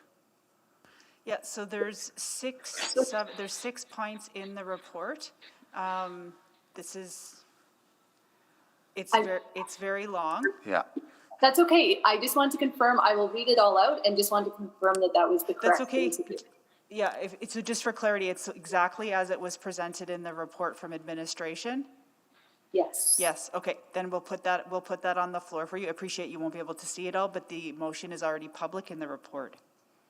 Okay, so I don't need to read it out. Okay. Just waiting for direction from clerk. Just hold on, Councillor Stevenson. That's good to go. Yeah, sorry, we were just chatting. So this was actually technically put on the floor at executive committee, but that doesn't have any bearing or standing here at council. But you might, as a courtesy, want to see if Councillor Knack wants to put this back on the floor. But that's totally your call, Mr. Mayor. Councillor Knack, he's fine with it. Keep it going. That's all good. Councillor Stevenson, happy to let her do it. And he can second that. Okay, and just to confirm that my sound is okay, I know I have a fan going. Am I clear enough? Yes, good now. Okay. So I would like to move that a grant funding affordable housing agreement between the City of Edmonton and 12621-665 Canada Association for an amount not to exceed $5,591,706 as outlined in attachment 2 of the February 16th, 2022 Community Service Report CS 00897 be approved and that the agreement be in the form and content acceptable to the City Manager. That a grant funding affordable housing agreement between the City of Edmonton and 102039004 Saskatchewan Limited for an amount not to exceed $2.55650 million as outlined in attachment 4 of the February 16th, 2022 Community Services Report CS 00897 be approved and that the agreement be in the form and content acceptable to the City Manager. It also moved that a grant funding affordable housing agreement between the City of Edmonton and 102039004 Saskatchewan Limited for an amount not to exceed $2.600668 million as outlined in attachment 6 of the February 16, 2022 Community Services Report CS 00897 be approved and that the agreement be in the form and content acceptable to the City Manager. That a grant funding affordable housing agreement between the City of Edmonton and Matheson Seniors Housing Corp for an amount not to exceed $954,350 as outlined in attachment 8 of the February 16, 2022 Community Services Report CS 00897 be approved and that the agreement be in the form and content acceptable to the City Manager. That a grant funding affordable housing agreement between the City of Edmonton and the Mustard Seed Foundation for an amount not to exceed $2.55313 million as outlined in attachment 10 of the February 16, 2022 Community Services Report CS 00897 be approved and that the agreement be in the form and content acceptable to the City Manager. And that a grant funding affordable housing agreement between the City of Edmonton and Westridge Garneau Inc.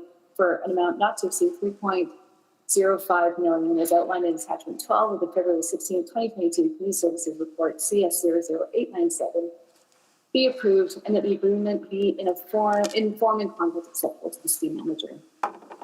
I'll wait for a second and then. Thank you, Councillor Stevenson. Second by Councillor Knack, right, Councillor Knack? Great. Sure, and second. Just a very quick question in my last 30 seconds. I just noticed that there was a varying there were varying conditions around the release of the funding, with some of the funds being dispersed on a 30%, 30%, 30%, others 100%. I was wondering if the administration could just walk me through and if that is structured in order to mitigate any risk that the city is anticipating. I'll start and then perhaps Mr. Comey, if he wants to add more detail, but basically we do structure it in a way to mitigate risk. So we don't release the funds all at once in most cases. We generally, I'll release 30% upfront and then after that you have to show progress completion in like an administrative report that we get from a third party that verifies the construction has been completed, and then we'll release funds for the next progress installation, essentially. Where all the funds have been released up front, I would suspect, although I don't want to, Mr. Comey can correct me if I'm incorrect, but I suspect that's because we are reimbursing it's a reimbursement or it's for a renovation that where it's one phased project instead of a new build where it's drawn out over a longer period of time. But I don't know, Mr. Comia, if you're on the call and want to add any more. Yeah, that's correct, Crystal. And thanks for the question, Councillor Stevenson. So there's two streams that the grant program has. The planned construction, which the construction hasn't started yet. And there's also a projects that already started, which means the grant is subject to completion of the whole project upon occupancy permit. Thank you for that. Great to see that flexibility. Thank you. Good, thank you. Any other questions on this? Councillor Rice, you have more questions? If you do, then I would ask someone to move the, are you to speak or questions, Councillor Rice? I do have one more question. Okay, then I will ask someone to move a second round. Second round. Councillor Stevenson moved it. Second. Second by Councillor Knack. And any questions? Please call the vote.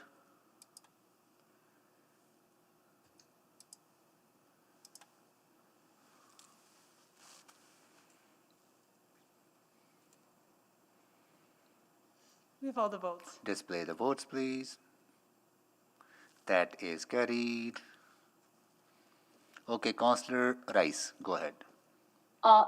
Very quick question, and so I'm going to support this, and I just want to have the question regarding the 80% of average market rent, and then with the selection application process criteria, and because I saw 6 contract agreement here, and I believe there are many applications, and what's the specific selection criteria and to ensure and these benefits we will get and from the people who need this affordable housing at the 80% rent of market rent amount. So is there any information is public or? So I didn't say, I tried finding any information in the report, I couldn't. Sure. I'll start quickly and then let Mr. Comia fill in the details. But the selection criteria for this program is governed by Council Policy 601, which is the city's affordable housing investment guidelines. And it identifies 5 different areas of consideration for prioritizing investment. So it looks at things like the degree of affordability being one. It looks at location of the project and with respect to amenities. It looks at the other elements related to the financial viability of the proponent. And as well, it looks at whether it's supporting a housing need for an identified target group that has a higher relative need or is overrepresented in core housing need as well. But maybe I'll let Mr. Comia just speak a little bit more to the details of that. For sure, Crystal. Yes, I think you provided a fulsome overview of our criteria over there. So basically, we have a criteria that we use to evaluate each proponent, and each criteria that we have provided will score them a little differently, and we prioritize again the affordability, the subsidies that are being offered by the project. Long-term affordability is a key matrix as well. We have a minimum of 20 years. 40 years is something that we want to achieve, but sometimes that's not financially feasible. But yeah, the criteria that Ms. Kajaner have mentioned is the, I guess, prime criteria that we use to evaluate each project. I think consider the time, I'm not going to ask the other following questions. I will follow up with you. For me to ask this question, the intention, I really want to make sure the city's investment can guarantee the benefits passed on to the people who really need affordable housing. And then also, and for the developer perspective, and when they contributed for this development, and then we can have that insurance in place to make sure this 80% of average market rent will be applied. And so for that guidelines, and I will follow up and then offline. Thank you. Thank you, Councillor Rice. And I just want to quickly speak to this. If Councillor Salvador, could you take the chair, please? Yes, I have the chair. Thank you so much. You know, it's really imperative that we provide a healthy mix of affordable housing opportunities throughout all parts of the city, so that all Edmontonians have the chance to live locally as part of our efforts to build 15-minute communities, and that the daily needs can be supported there. It is a key element of our city plan, and it is also critical in our fight to end houselessness. You know, this plan absolutely allows us to move one step closer to achieving our goal of 2,500 units of affordable housing by 2022.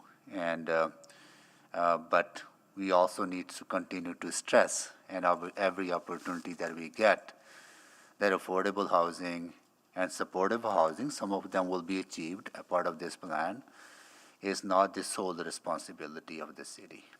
We need partnerships from provincial government and federal government. You know, we may sound like a broken record, but until we get a deal, we will continue to repeat that. We will continue to repeat that message at every opportunity, that we are stepping up, and other orders of government must step up to help Edmonton become truly an inclusive place where everyone has a decent, adequate, and affordable place to call home, and really be part of Edmonton, building Edmonton for all of us. Yeah, okay. Councillor Salvador? Chair. And I'll take the chair back. Yes. Thank you. And I see no one else to speak. Should we go to the vote? Call the vote, please.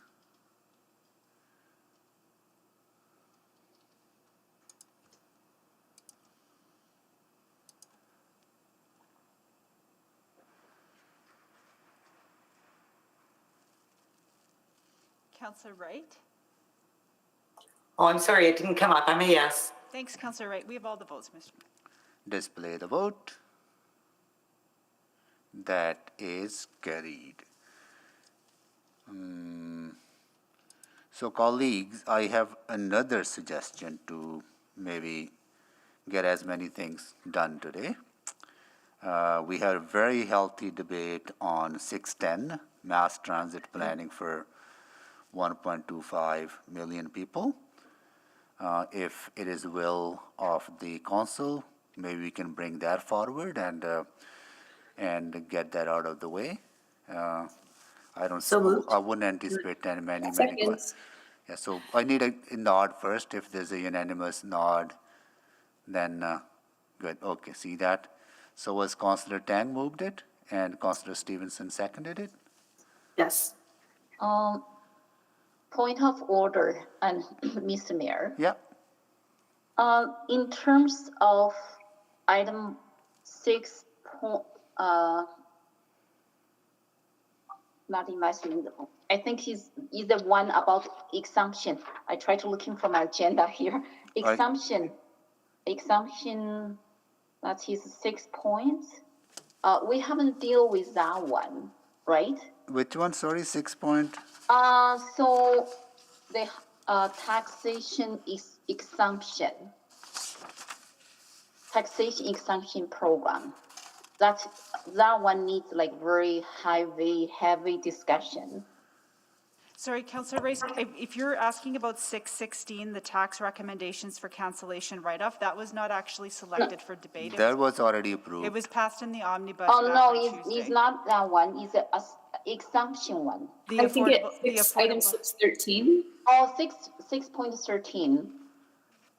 Yeah, we will come to that. That will require some discussion. So Okay. we haven't dealt with that yet. Okay. Yeah, we are talking about the mass transit one. We will deal that with one, then we'll come to the rest of the agenda. Okay. Is that okay, Councillor Rice? I just worry the time, and then we may need more time to on the point 6.13. Yeah, we will have plenty of time. We are here till 5 o'clock. Right, so. Okay. Yeah, okay. All right. Please vote.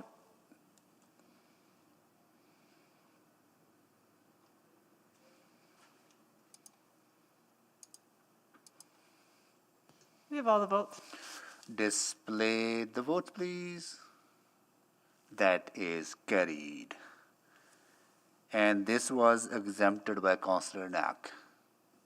Mr. Mayor, only selected for subsequent, so I'll let, once the main motion is done, I have nothing to discuss on the main motion, but I'll So I'll go to, I'll go to Councillor, this was at the community services, no, so this was at the urban planning, and I'll go to Councillor Rutherford to move the motion and if she has any questions or she want to speak to it. Councillor Rutherford? Yes, thank you, Mr. Mayor. So I move that the recommendation from committee that the Metro Line extension from Blatchford to Council Downs be reflected in the first phase of the city plan for planning up to 1.25 million. Thank you. And Councillor Principe, you want to second it? Yes, thank you. Second. Thank you, Councillor Principe. So yeah, I would like to open again. I know we had a lot of debate about this at committee, and I really appreciate the support of our urban planning committee last week. But there is a few things that I did want to say, with regards to this motion, and I think it's important to say them in the context of building a city for all. So frankly, I think that this conversation about the Metroline LRT is long overdue, and I'm disheartened to see it kind of continually get pushed back it again and again and again, and not being prioritized. There's one comment that really struck me from a resident from Dunluce that talked about how their parents bought a home in Castle Downs in 1975 because of the planned LRT to that area. That would give their kids access to university. And here they are today celebrating the birth of their first great-grandchild. And we are still debating the prioritization sequence of the Metroline LRT. This is not a ward-specific issue. Our entire city is impacted when a quadrant of the city is less accessible and lacks the fundamental infrastructure to move around. The Metroline LRT will have tremendous impacts on supporting the city's goals, such as downtown revitalization, when tens of thousands of Edmontonians will have a direct route to accessing the downtown core and beyond. Let's be clear that bus access and service is also lacking in my area of the city, and is something we need to address. However, bus transit is not an acceptable alternative to pushing back the LRT timelines. We need to make this right and follow through on our commitments that we created with residents in Northwest Edmonton. Thank you. And if there's any questions, I'm happy to answer them, I guess. But yes, very excited to see this being put back in, and I hope we do not continue to have these conversations about this LRT line continually getting pushed back. Thank you.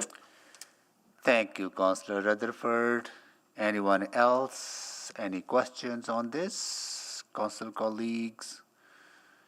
We had a very robust debate, and want to really appreciate Councillor Rutherford's and Councillor Principe's advocacy on this, right? So, and seeing no questions, I assume you closed the item, Councillor Rutherford. Okay.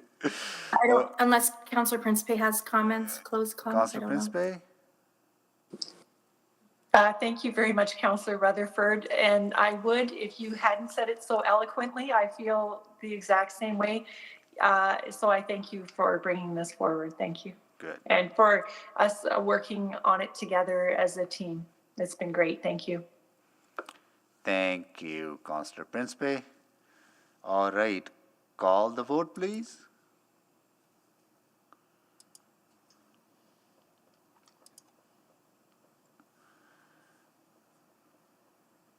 We have all the votes, Mr. Mayor. Thank you. Display the votes, please. All right. And I am confident that our city manager will get that LRT done now, because he also lives in the northeast part of the city. Okay. All right. So okay, we got that done.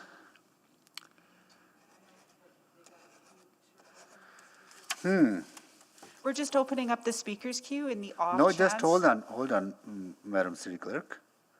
I want to explore other option with the council members if they will be okay with that. I just want to So, see. Mr. Mayor, I don't want to jump in, but I believe there were subsequent motions on that previous. But yeah, on this item. one, yeah, I know. I want to come back to this one. Because Councillor Andrew Knack has a subsequent motion on this one. So we got to come to that. There's a subsequent motion from Councillor Knack on this item. Yeah. So Councillor Knack. Thank you. I think we have, I sent the wording in advance to the clerk, so we can put that up, I think. Do we still have it? Perfect. I'll just read out, here it is. That the Valley Line West LRT expansion from Lewis Farms Transit Center to the Lewis Farms Recreation Center / library be considered for addition to the city plan in the next regular update. And I'll introduce it if there's a seconder. So there's a motion. Second. Sorry, it's on the floor. Just hold on. Yeah, it's okay. Got it. And second by Councillor Tank. Yes. Got it. Okay. I don't want to spend too much time on this, but just to be very clear, this motion is not meant to at all jump any queue or get in front of the other two items we need to build to the north. Let's get that done. We need to expand to the south. There's always been a gap that, as I felt, has existed with the Valley Line West, and that its terminus point is not actually this $300 million rec center and library that we're going to build.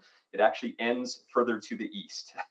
And that, in this notion of building 15-minute communities, it has always felt odd to me that we have never even considered its future expansion to that location. So all this motion would do is that whenever we have the next city plan update, this is not a special body of work, that this would be considered to be added at that point. And then at that point, it would be prioritized against anything else that is still remaining.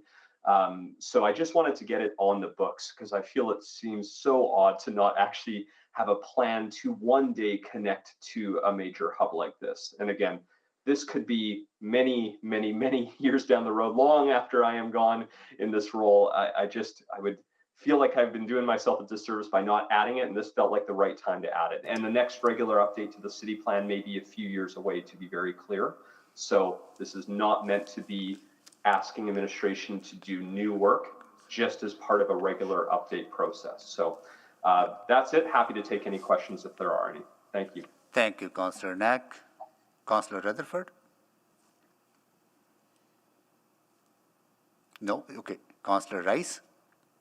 I do have a few questions to administration. Principally, I support the LRT, our public transit network, provide that convenience and accessibility to entire city, and no matter it's southwest and northeast.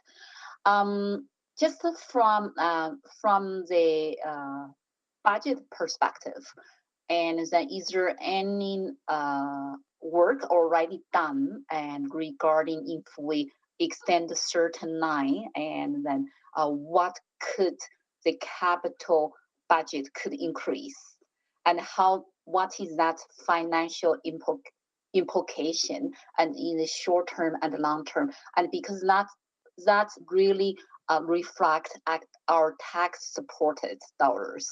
I would like to have that better information there. Another thing is, I heard over and over, and then from some of our Edmontonians, specifically in my words, and they talk about empty LRT, talk about empty buses. And then do we have any work already done regarding the public community insights and what our Edmontonians want? And then from that broader public engagement perspective to say if we add certain line and to expand it and for our public transit late work.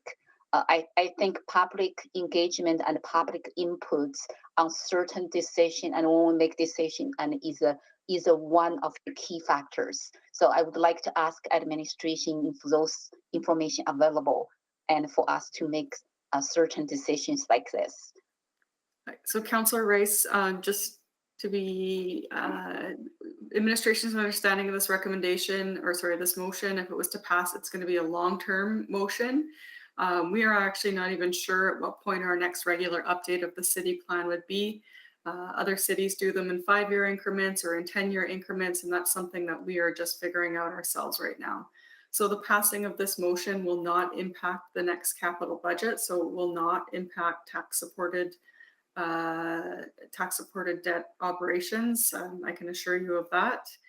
And from public engagement, upon approval of an LRT line, then we work with Edmontonians for public engagement in that area.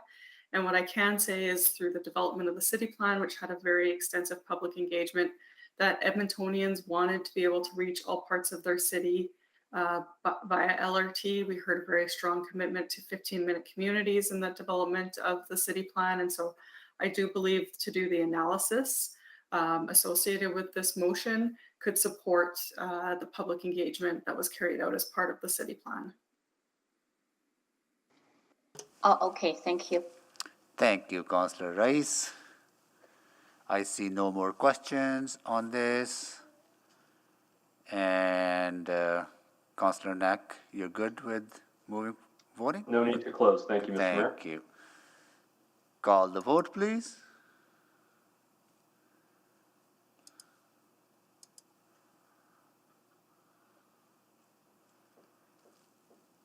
We have all the votes. Display the votes, please.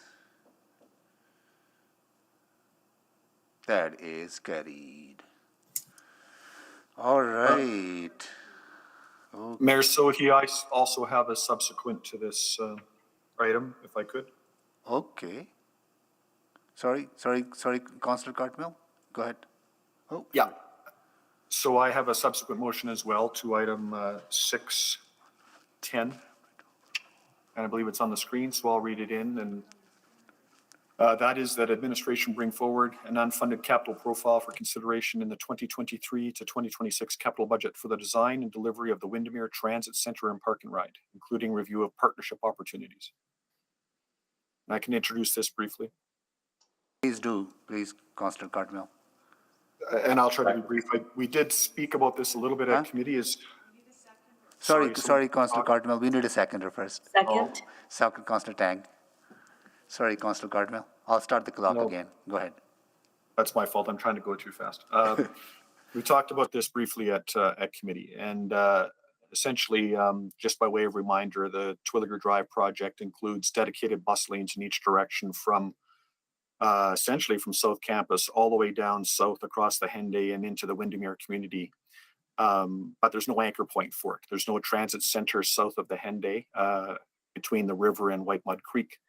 And this facility would provide that transit center and also provide potentially a park and ride facility to allow those way down south to get on those buses that will be traveling in those dedicated lanes, making their way to South Campus. And from what I saw last week at committee, all the way to North Campus one day, someday. So this is just asking administration to bring forward an unfunded profile for our consideration later in the year at budget, or potentially partnership opportunities, not presuming what those might be, but there's a whole lot of pavement out there that might be able to be used in a partnership way with some of the commercial facilities out there. So hope that I can gain the support of council for this and bring some really reasonable and much better transit service to Southwest Edmonton. Thank you. Thank you, Councillor Cartmill. Anyone else questions? Councillor Rice. I do have one question, but I want to say I really appreciate Councillor Catmull bringing this, and that I heard, and also I do see the needs from this area, and specifically we need to make that connection with the South ART extension project. So my question is about, by looking at the wording and unfunded capital profile, this could be the part of the South extension project. That one is just, if I miss something and or misunderstood something, and just correct me. So South extension, like capitalized South extension project, is already funded, right? So I just ask administration. So that is not unfunded capital profile. That profile is already funded. Yes, Councillor Rice, that's been approved by council. Okay. What we're waiting for is final administrative approval from the federal government. So that this should, because that one is already funded capital profile, then this is not. And so my question is answered. Thank you. Thank you. It will be nice to see that extension under construction, hopefully soon. Okay, Councillor Rice, thank you so much. Any more questions? I see none. Go to Councillor Cartmell if you have any further comments or... Nothing more from me. Thank you, Mayor. Thank you, Councillor Cartmell. Call the vote.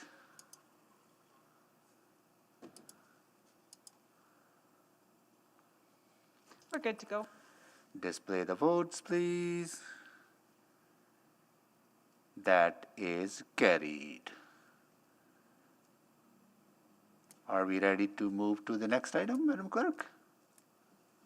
I believe so. Okay, I don't know if... I'm just trying to get through the agenda as quickly as possible on some items. I don't know... I need to get a sense from council members before I ask someone to bring it forward. I know how many questions this will generate. If you think it will generate quite a bit questions, then we will keep it as where it is. If not, then we could bring it forward. That is the item 6.14, Leduc Annexation Area Assessment Potential Adjustments. Mayor, I just have a couple questions for administration. And Councillor, it was selected by Councillor Cartmell, obviously, right? And so you have questions. Anyone else have any questions on that at this time? But you never know. Seems like it doesn't see much, right? So seems like it's okay to bring it forward. Would someone be moved that we bring it forward? So moved. Moved. Okay, second. No, Councillor Cartmell wanted to move it, bring it forward. It's okay. No, it's okay. It's okay. But we've really got to start modeling proper behavior in these meetings. Yeah. Councillor Cardinal, can you please bring it forward? Well, I'll move that we bring item 614 forward. Second. And then I'd like to speak to it. Yes, please. So bring it forward. Before we vote on it, Councillor Cartmell? I think we need to vote on bringing it forward, do we not? Oh, yeah, you want to speak it afterwards. Okay, got it. Please vote.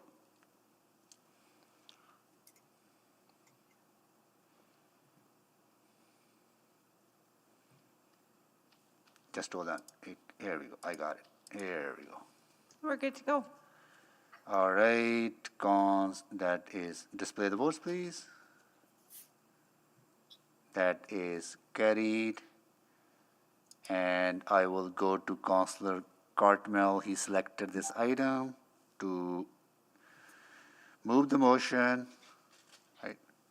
Thank you, Mayor Sohi. Rather than move the recommendation and report, I have a motion to make, and I'll put that on the floor right now. And my motion is as follows, that administration proceed with the Leduc Annexation Area Residential Property Tax cancellations for 2020 and 2021 as outlined in Attachment 1 of Financial and Corporate Services Report FCS 00406. Second. seconded by Councillor Rice. Can you put it on? Do we have a copy there, Madam Clerk? So if you could put on the. Here we go. Councillor Cartmel, you want to introduce it, please? Yes, thank you, Mayor Sohi. So I did send an email a little over a week ago that explained these matters in a bit more detail. I'll just very quickly summarize them for you all here. Back in 2016, 2017, when annexation was being contemplated by the City of Edmonton to annex a substantial portion of Leduc County, there were a number of engagement sessions and information sessions that were offered to citizens of Leduc County. And the generalized message there was that if you are a resident and a property owner in Leduc County, you would not see your property tax change for 50 years, provided you did not change the use of your property and you didn't sell it. Now, I know that that is not the actual letter of the wording and letter and precise wording of the agreement that was actually ultimately struck and approved by the province. But that was the language that was used during those information and consultation sessions. I know because I was there. And what happened ultimately by various means, none of them nefarious, but by the proper process and procedure of establishing property values and therefore taxes, many people in those lands saw their taxes adjusted upwards and different, and found themselves in a situation contrary to what they were led to believe would happen. We talked about this a lot in the previous term. We talked about why that may have happened, why that may not have happened. We passed a motion asking Municipal Affairs to look into it.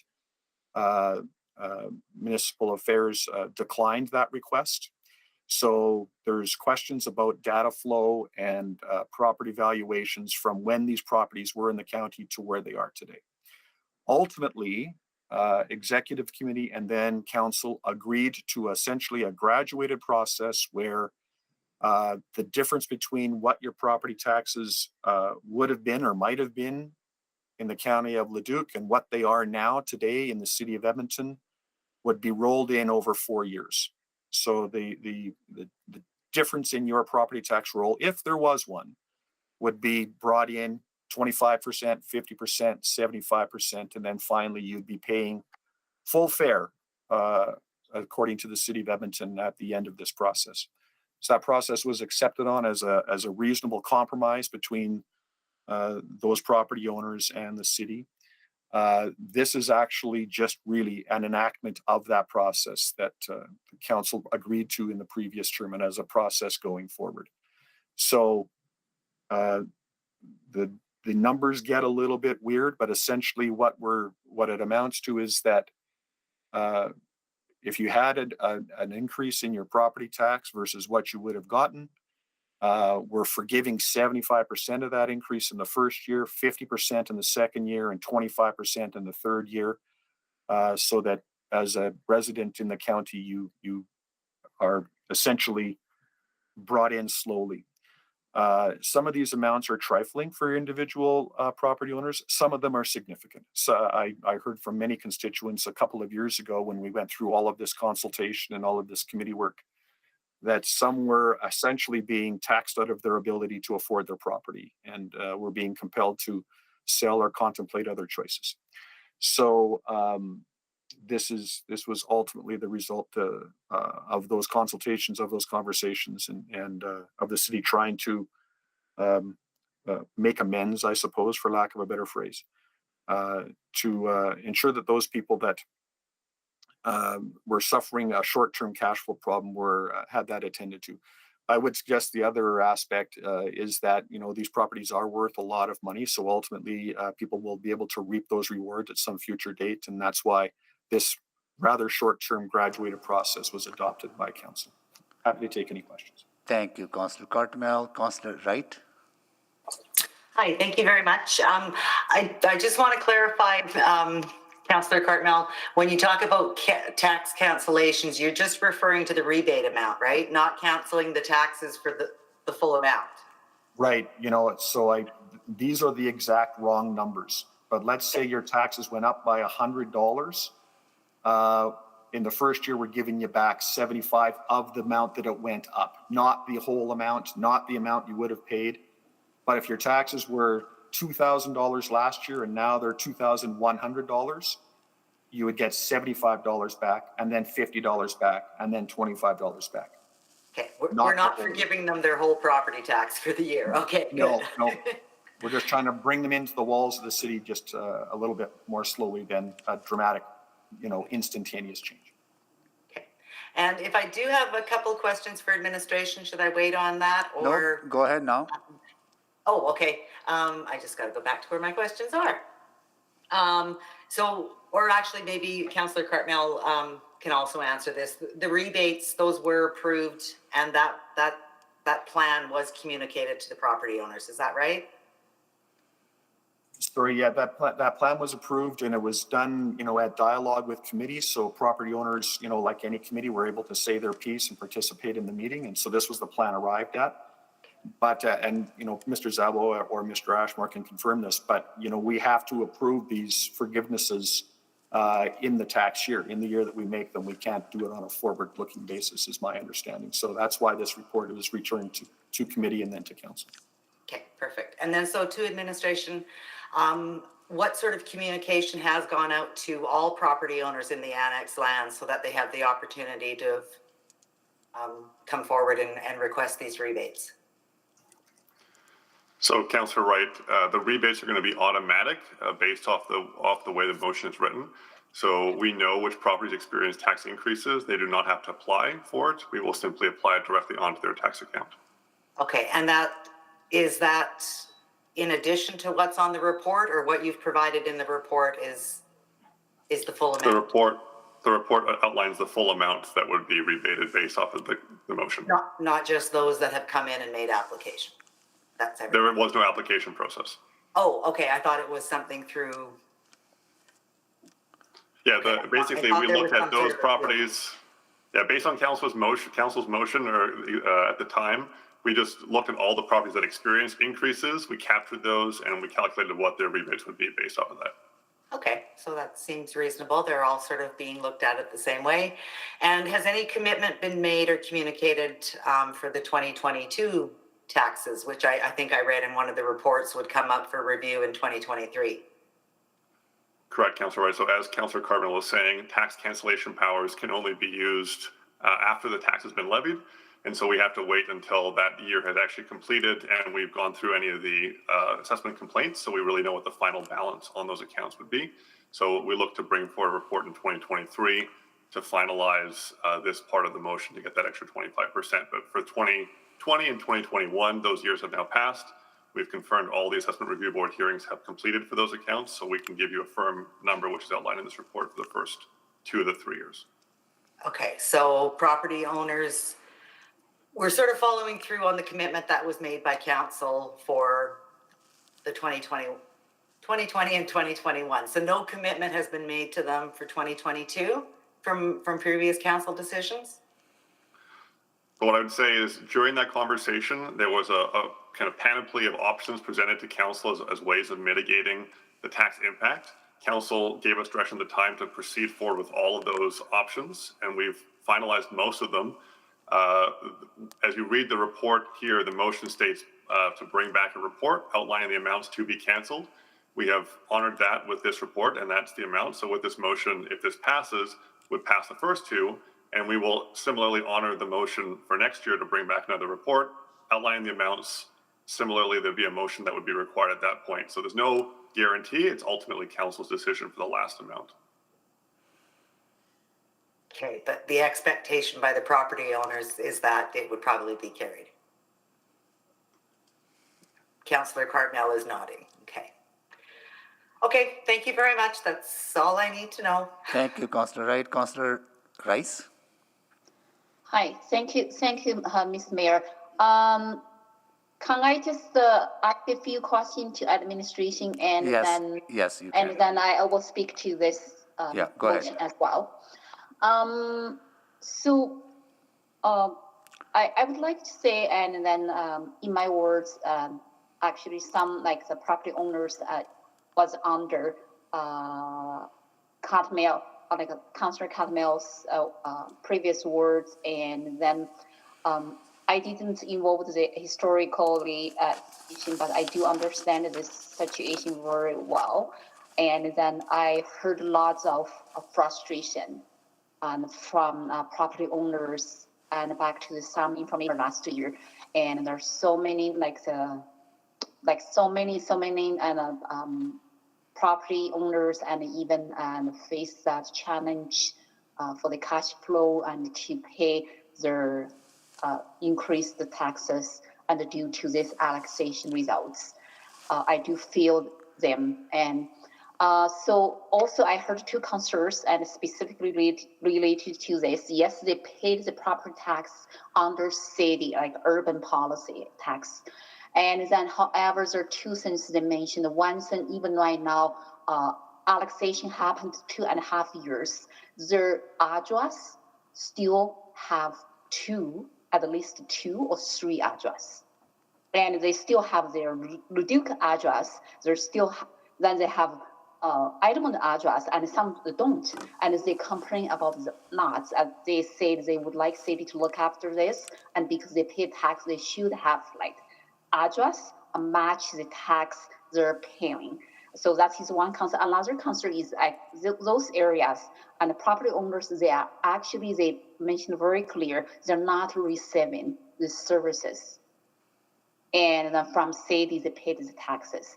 So I'm not going to bring any motion or any inquiries I just want to ask administration related to the tax. And we collected from them right now. We're using this methodology to do some rebate. And is there any work is on the way to address their concerns? So, Councillor Rice, on the first question around addresses, what I would say is that we have municipal addresses, City of Edmonton municipal addresses for all of those accounts, and we do mail to those addresses. If there are still, of course, historical, if they've registered for mail with historical information, that's more of a challenge, I think, for Canada Post and how they deal with their third-party things. But when it comes to the way we mail, there were new addresses provided now that they're City of Edmonton properties, and we mailed to those addresses for at least city mail. And anything else along those lines, I would probably defer to Canada Post issues that might be taking place. As terms of services provided and how that works, this is a very common challenge that we face with property taxes. Property taxes are levied based on property value, not based on the services used by any particular property owner or received.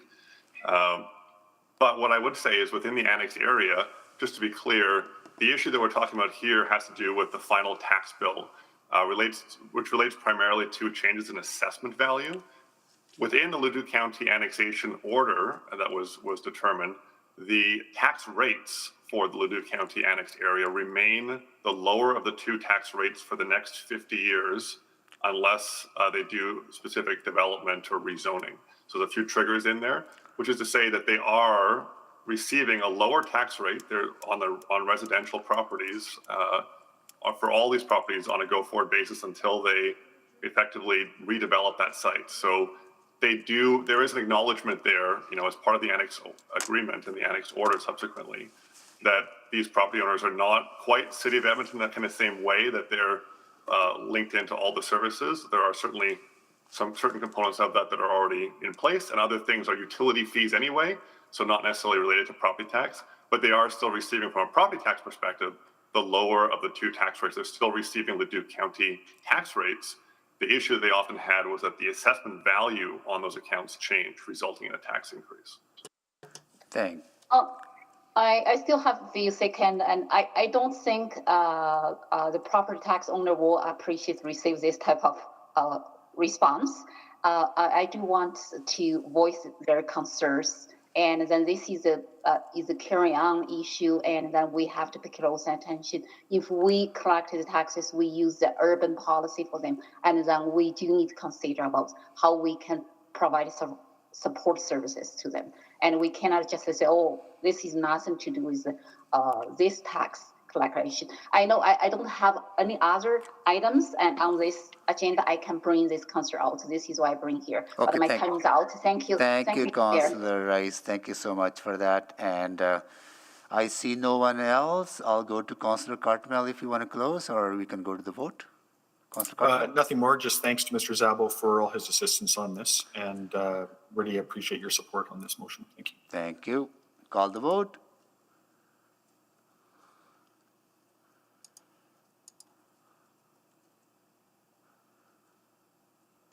We have all the votes. Display the votes, please. That is carried. And Councillor Salvador, if you please don't mind taking the chair, and also after the break, if you could continue chairing the meeting. I have some budget stuff to respond to. Sure thing. Sounds good. Thanks, Mr. Mayor. Thanks. All righty. So, Madam Clerk, if you could just point me in the right direction as to which item we would be hopping to at this point, since we've been bouncing around a little bit. Yeah, thank you. So just so that we're all on the same page.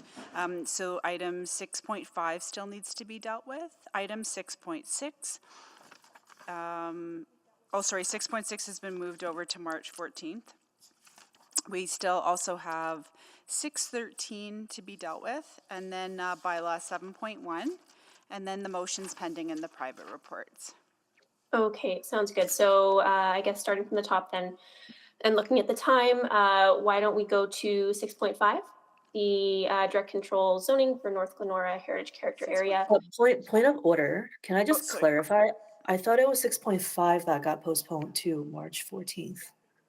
Not, I see some heads.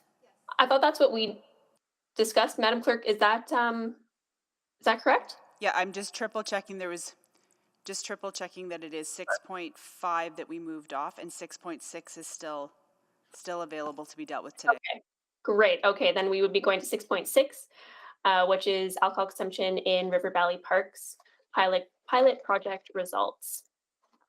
And I believe that was selected by, I don't have that right in front of me, Madam It was by Clerk. Councillor Stevenson. Stevenson, wonderful. Councillor Stevenson, over to you. And just a friendly reminder before you go, there was actually a recommendation from committee. So while this was selected by Councillor Stevenson, it is entirely possible that the chair might want to put this motion on the floor that came up from committee, but I'll leave that to your discretion. For sure, yeah. I guess, is there a desire to put that on the floor from the chair?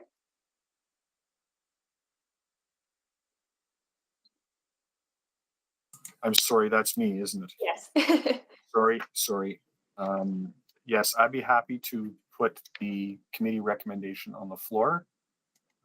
My apologies, Councillor Salvador. Let me find myself here. Can I ask a point of order again on this one? Recognizing that a couple members are not present, and I think one of them was thinking of an amendment as well. Do we want to proceed? Just wanted to double check. Thank you, Councillor Tang. I guess, yeah, we could. I believe there's potentially a subsequent from another member who is here. So I would be comfortable moving ahead with it now.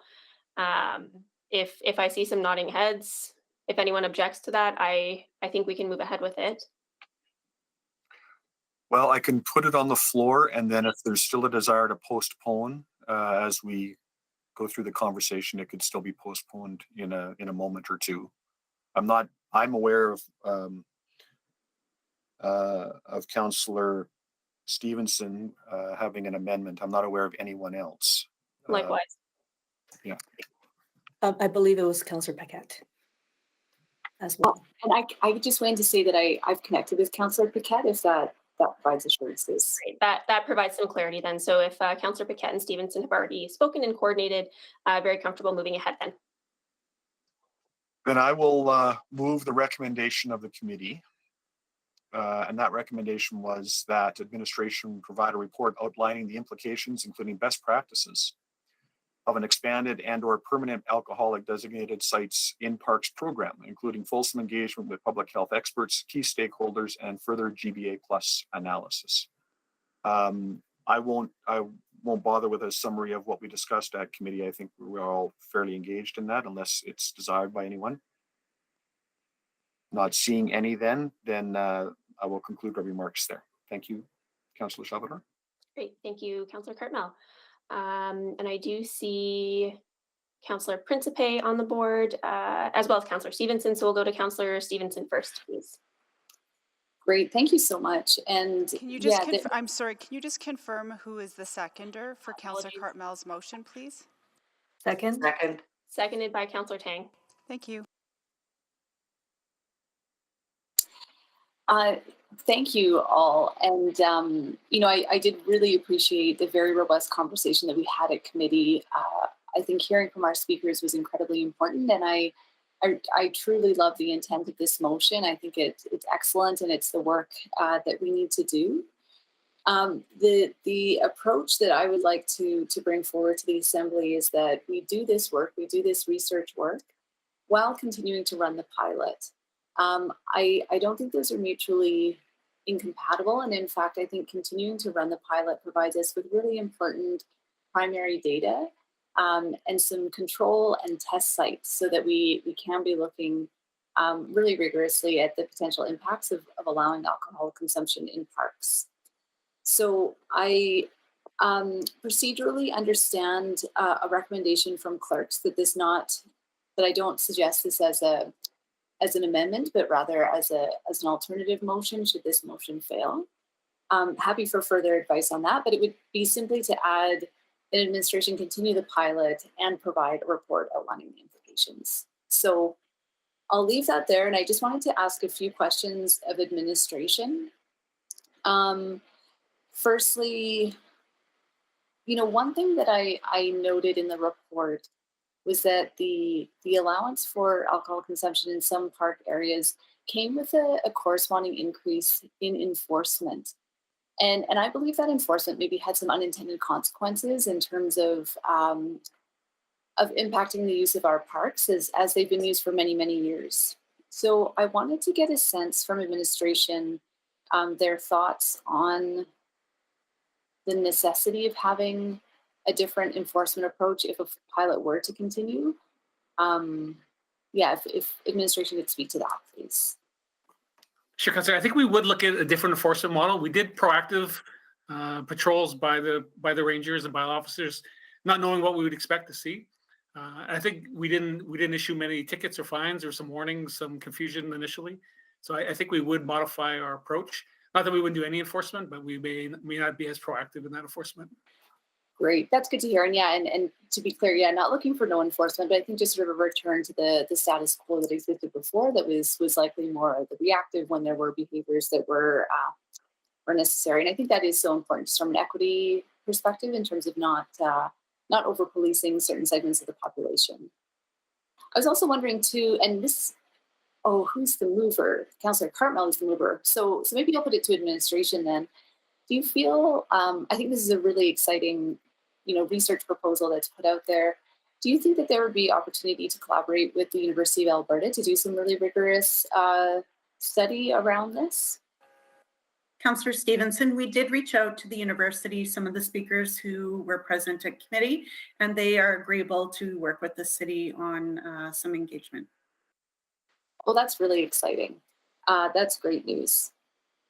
Well, I'll leave it there then. I look forward to comments from my colleagues just in terms of the potential of continuing the pilot again, just to ensure that we're getting some of that real data, a real understanding of what alcohol consumption in our parks could potentially look like to further enrich and inform this great proposed research that my colleague Councillor Tang put forward. So thank you. I'll yield the rest of my time. Thank you, Councillor Stevenson. And just to reflect on what you were potentially suggesting, my understanding is that you would be wanting to sort of bring alcohol consumption back into the conversation, whereas the initial recommendation from committee was to stop alcohol consumption. So I see a direct contradiction there. So I'm gonna look to Madam Clerk. I don't know if that would be in order as an amendment. Is that correct? Yeah, you're absolutely correct. So the recommendation up from committee, and this was discussed at committee, continuing the pilot, and that motion did fail. The motion that actually came up is, it doesn't technically say to stop the pilot, but it does say to come back with a report. So it would be my advice to not entertain an amendment, which would have the force and effect of undoing the recommendation from committee. So if this motion fails, then there's an opportunity for council to do something different. Right. Okay. So if this were to fail, that would be the opportunity, Councillor Stevenson, to put that on the floor. Okay. Great. So Councillor Principe, please go ahead. Okay, thank you. I just have to say I cannot support this motion, and for reason number one, we heard from many speakers that came in front of us, and we're all opposed to this. We did not hear from anyone in the community come forward to speak in favor of this. So I think that speaks volumes. Also, the survey, I think it failed to show a true representation of Edmontonians. So for those reasons, I cannot support this motion. Thank you. And I guess that really wasn't maybe the time I should be saying that, so sorry about that. That's okay. No questions then? Yeah, no questions. Thank you. Then we'll go to Councillor Tang for questions. I was actually going to speak to it, but based on Councillor Principe's comments, not so much a question for her, but I guess a question to Madam Chair and Madam Clerk. We are talking about the motion that is on the screen right now that actually is a reflection of all the pieces we heard from the members of the public during committee, so that we are not talking about any extension of the pilot, but actually to come back with report that does do some representative fulsome research. So I just want to clarify that. That is correct. We're talking about the recommendation that's on the floor. Councillor Principe, if you were referring to what Councillor Stevenson was talking about potentially, continuing the pilot, that's not what's on the table. In order to even have that conversation, we have to vote on this first. Does that provide some clarity? Yeah, no, I was aware of that. Thank you. I just still, yeah, sure, but thank you very much for mentioning that. That was to Councillor Tang. Yeah. Okay, thank you. I just wanted to, just clarify that. But anyways, I can wait to come back and speak to this if others have questions. Thank you. Thank you. Councillor Knack. I have no questions ready to speak. Thank you. Councillor Paquette to speak or questions? Yeah, thank you very much. And this may have been covered. I apologize. I had to come late. One of the concerns I have, I guess this would be to administration, is that what I found a little bit missing in committee, and again, I don't know if it was covered already, was the idea of equity, in that people who are traditionally marginalized, or people who might be houseless, or basically on folks who generally aren't considered mainstream. I don't know how to put this in a really polite way. Are the ones who've mostly been targeted by ticketing and by enforcement, and other folks, drink in public parks on the regular and face no consequences. It's normalized, and so I'm wondering if we miss this summer, if what we're going to see is further unequal and inequitable enforcement, and forcing people to sort of, drink on the sly, even though they're doing it anyway, or just recognizing what reality is and adjusting to that. Because I feel like we're going to lose a summer here where we may have a lack of equity for no other reason than the fact that folks are maybe a little bit hesitant to make a move that's already being made across Canada. And that was to administration? Yeah. Mr. Jones, do you want to speak to the enforcement procedures? Councillor, we didn't issue any tickets in any of the designated sites last year. There were tickets issued across the park system for people who were drinking outside of the designated sites. Years before that, we certainly did. I think our enforcement practices are currently or always in iteration, Councillor. I appreciate the question. One thing that I would say is that we've been able to separate out the work of rangers, the park rangers in the encampment process from this pilot project. And what I would say is with respect to the entire encampment season last year with the rangers dealing with folks, who were essentially living in the river valley, through all of that time, we didn't issue any tickets with respect to, alcohol consumption in parks outside of the designated area to any of those folks, because that's not what that work is about. And Yeah, so not during the pilot. Yeah. Before that, we certainly were. So that's my concern. So what does it look like moving forward? Yeah, I would say that the encampment process spanned outside of the alcohol in parks pilot, and we didn't give any encampment tickets related to alcohol in parkland outside of the pilot project either. Yeah. Okay. All right. So, and I'm sure this has been considered, but I think this is a good motion. But I think that, and I don't know if anyone's already bringing this forward, but the idea that we should actually continue with the pilot, but expand it, because we know that just like the cannabis debate, the fear that we had going into the unknown was pretty great, and so we had a whole lot of rules and things like that in place, and a lot of contingency plans in place for this, the reefer madness that never appeared. And I think we found during this pilot that same thing, our fears were generally unfounded. So I think that I don't know if another councillor has this, and maybe I'll just leave it to the floor, that we actually continue, but not as is. We actually expand it. We look for opportunities to expand this so that it's less confusing for the public. So I don't know if there's an answer there, but if there is, I'd love to hear it. So Councillor Paquette, I don't know exactly when you joined, but Councillor Literally just now, and my apologies. Councillor Stevenson did suggest initially a potential amendment to include the continuation of the pilot that would contradict what was put forward as a recommendation. So it can't come forward as an amendment, but if this fails, she, I believe, has indicated a desire to put that forward after. Okay, so if this fails, then we can move to a more equitable possibility. Okay, thank you. So Councillor Wright, are you on for questions? No, I was just going to speak to it. Councillor Rice? Thank you. I do have a few questions.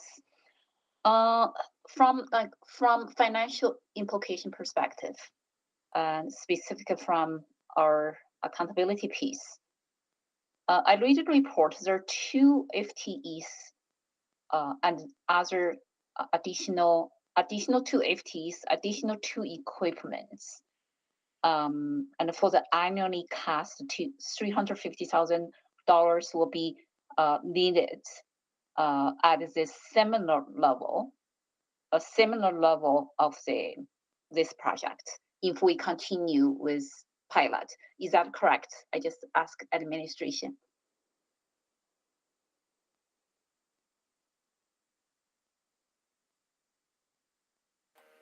Can anybody have an answer for this?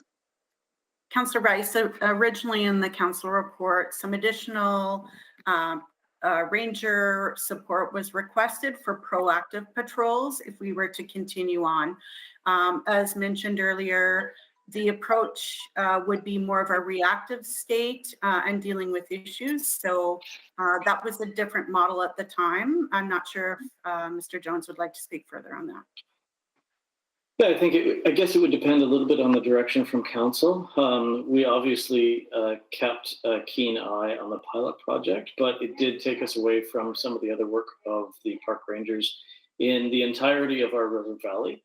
And so if we wanted to maintain those services in the entirety of the river valley and keep a keen eye on whatever the designated sites might be, then we would need some additional resources. Otherwise, we would treat it as something to respond to if there were complaints, and go back to our regular service items in the river valley, maintaining park space and just presence in the parks for everybody. Okay, so I will not support this motion, and because I found something very strange link here. We are talking about the public safety. We take this public safety very serious at the same time, and we heard so many concerns and regarding the safety of the families and regarding this the park of users. So I believe yes, and we have that fundamental principle, and then for equity and to use our city's property.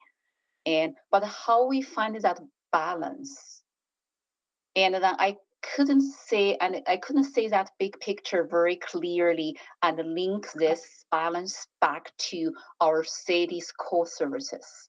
And I believe our city's core services to ensure and everybody who use our parks and public spaces and feel safe and feel comfortable, feel enjoyable. And we don't want to take that away from our Edmontonians. So plus, we heard like so many speakers come and talk about some concerns, and there are many financial implications and FTEs, and then also community insights, and combine all these factors together. I'm not going to support. Thank you. Thank you, Councillor Rice. And looking at the time, we're going to break for 15 minutes and then come back to hear from Councillor Knack and Councillor Wright to speak on this item. All right, thanks so much. See you shortly.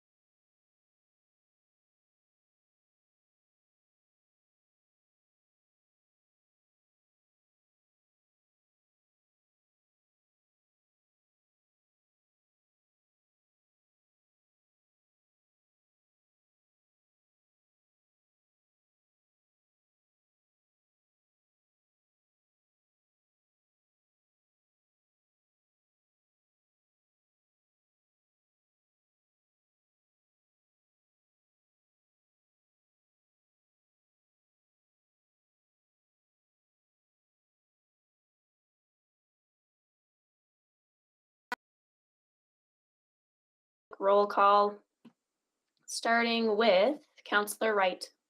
Good afternoon. Councillor Knack. Good afternoon. Councillor Principe. Hello again. Councillor Stevenson. Good afternoon. Councillor Tang. Hello. Councillor Paquette. Good afternoon. Mayor Sohi is not here. Councillor Hamilton, I believe, is still away. And Councillor Rutherford. Hello. I'm here. Councillor Cartmel.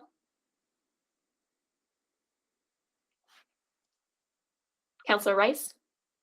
Here. Councillor Jans. Good afternoon. And Councillor Cartmel, are you with us? I see. Yes, I am. Great. I am there. Thank you. Sorry about that. No problem. Okay, so just before we go back to our speakers list, I do just want to make things crystal clear that there is no amendment on the floor at this point. We are dealing with the motion that is asking for a report back, and that is not suggesting a pilot at this time. Okay, so that's just one thing I wanted to make sure everyone is aware of, because I might have heard a bit of confusion in some of the questions. So I'm going to go to Councillor Knack and Wright are on to speak. Councillor Tang, are you to speak as well? Or do you have questions? Just to speak. Great. I'm going to go to Councillor Knack. Thank you, Madam Chair. So yes, just recognizing there is a different motion that would continue the pilot, I'll suggest that I will not support the current motion on the floor so that I could support the amendments. I think back to when this was first created, and quite frankly, I'm quite indifferent. I don't drink, so I don't really care. In the sense of personally, it doesn't impact me. But I'm reminded of a few things. One, and I appreciate there were some comments earlier about who came out to speak to the meeting. But I would highlight the number of people who actually participated in the Insight survey was one of the largest amounts we've seen. That's not something that should be ignored either. So if we're talking about making sure we're listening to people, don't forget that's a very large number of people, and not something I think I can recall ever seeing in most of our Insight community surveys over the years. The other piece, and for me, what I was always worried about was, is there going to be that negative impact to the broader community if that was allowed?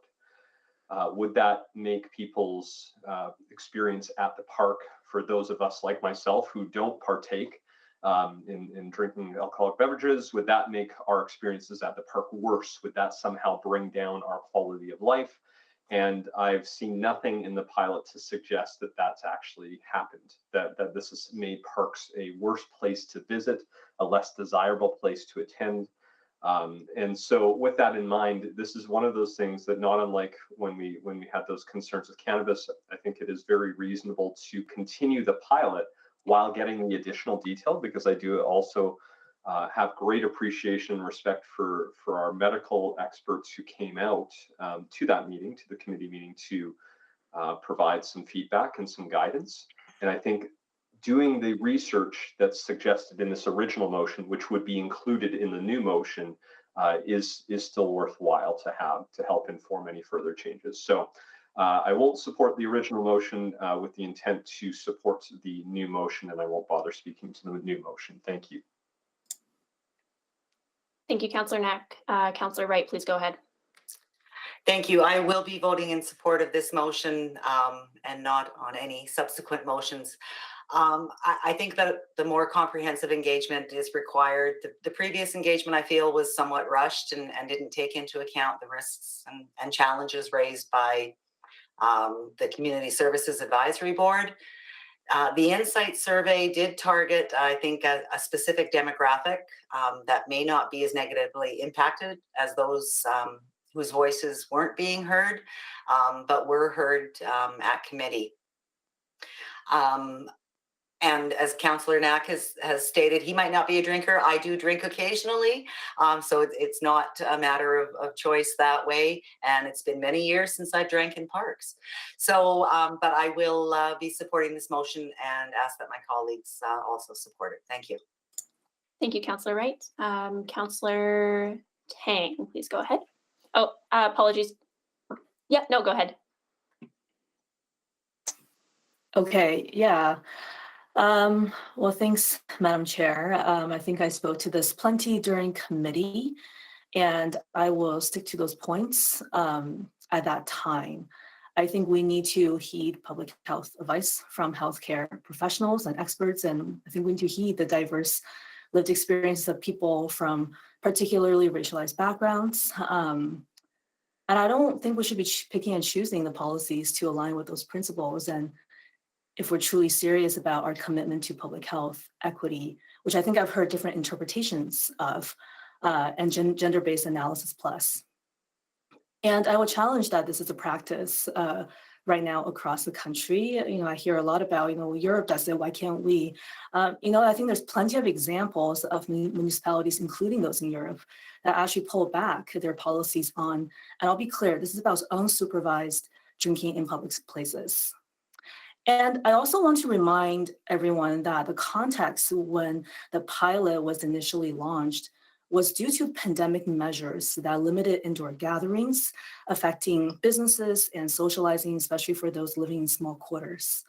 These circumstances are vastly different now more than ever, especially with the imminent provincial lifting of all restrictions. And so I fail to see the same kind of urgency.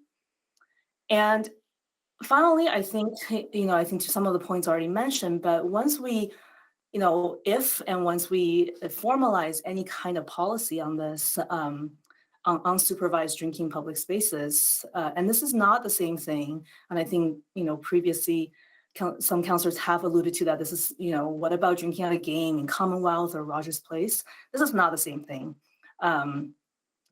If that happens, it comes with additional liabilities and costs for the city. And I just think about, in light of all the priorities we have on our plate these days, just thinking about a lot of the topics we've already discussed in today's council meeting, I just think that, that resource could be better allocated. And I just think extending the pilot for another year will simply further raise public expectations. And I'm not sure to what end.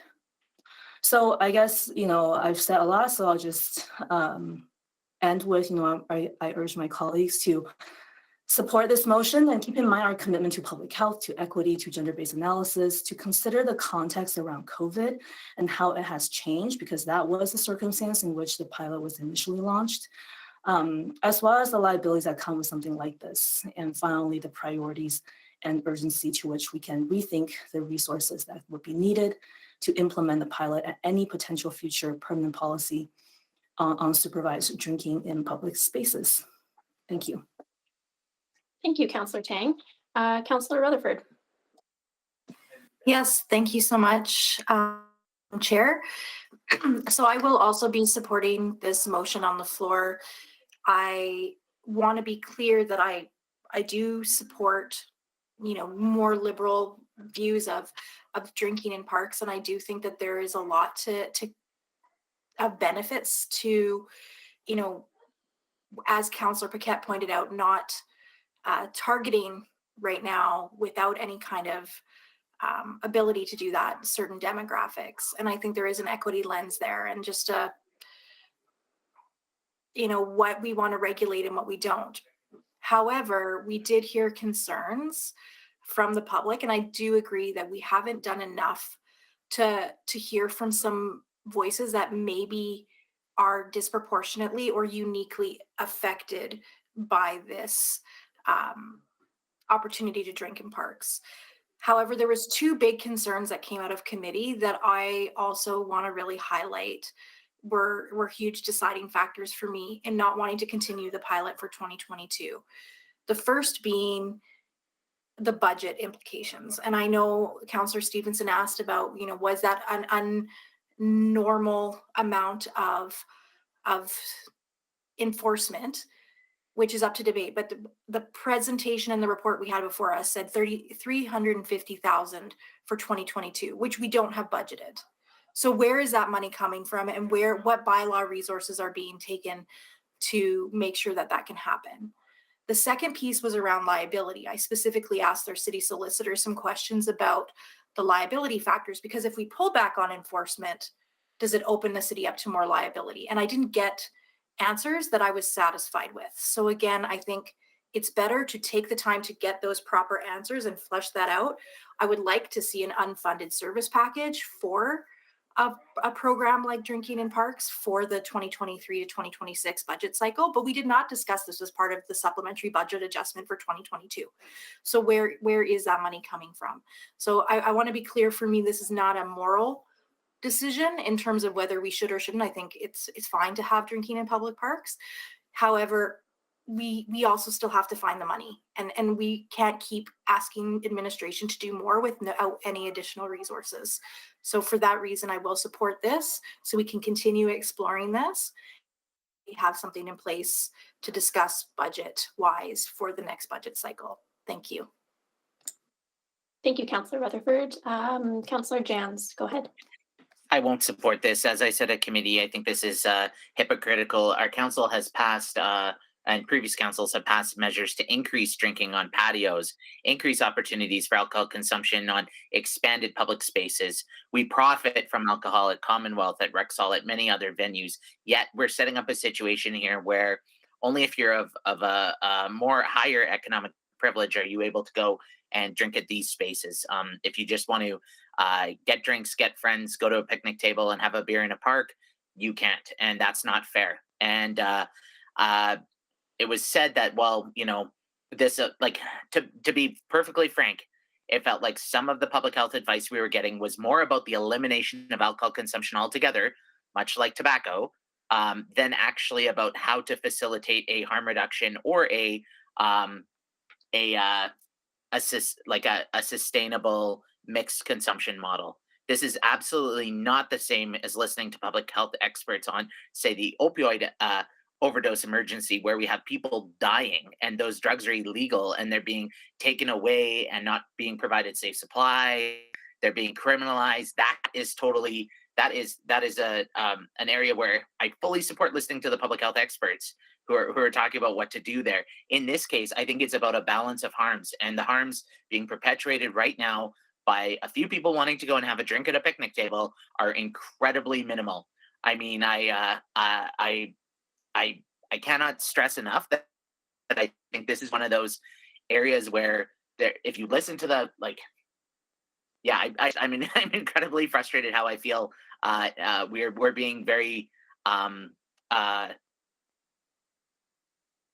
we're being a little.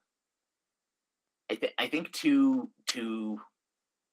we're trying to find a perfect solution here, and there's always some risk, and I do believe like this, that we've seen this as work, that we heard from a lot of an overwhelming amount of people through the surveys. Like, just to the count, one of the counselors said, you know, the only people who came out and spoke were opposed. Well, to have the privilege to be able to come out to a meeting in the morning and to come and speak, many of the people I know can't do that, and so I strongly recommend voting against this proposal, supporting Councillor Stevenson's subsequent motion, and then joining me at a picnic table sometime soon in June. Thank you, Councillor Jans. Councillor Stevenson, please go ahead. Yes, and I apologize. I suppose I can, Madam Clerk, can I just ask some process questions of you? Sure, of course. So my understanding is that there is a flaw in my proposed plan of action. My understanding is that if this motion is defeated, it would not be appropriate for me to bring forward a version of this motion with a slight amendment about continuing the pilot. Is that correct? So if I understand the question correctly, if the motion on the floor fails, I would ask that you don't bring the same motion with a couple of words changed back on the floor.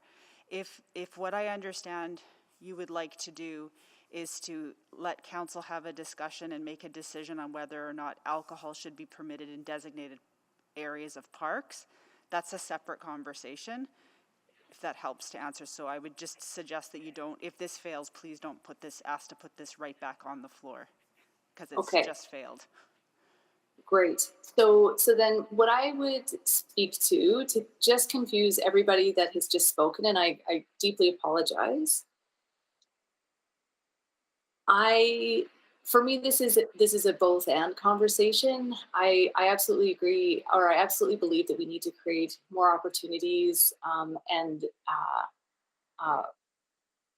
destigmatize and deregulate the consumption of alcohol in parks. I think that it is something that happens in our community. I think it can help bring our community together, and I don't see it creating any greater harm than other venues of alcohol consumption that we have as a community. And in fact, I think there's some great opportunities for community building and creating greater equity in terms of access to those social spaces for folks that live in multifamily and don't maybe have their own yard.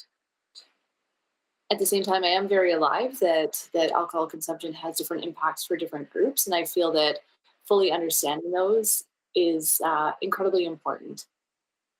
So I will actually be supporting this motion because I think that further study and analysis is really critical, and I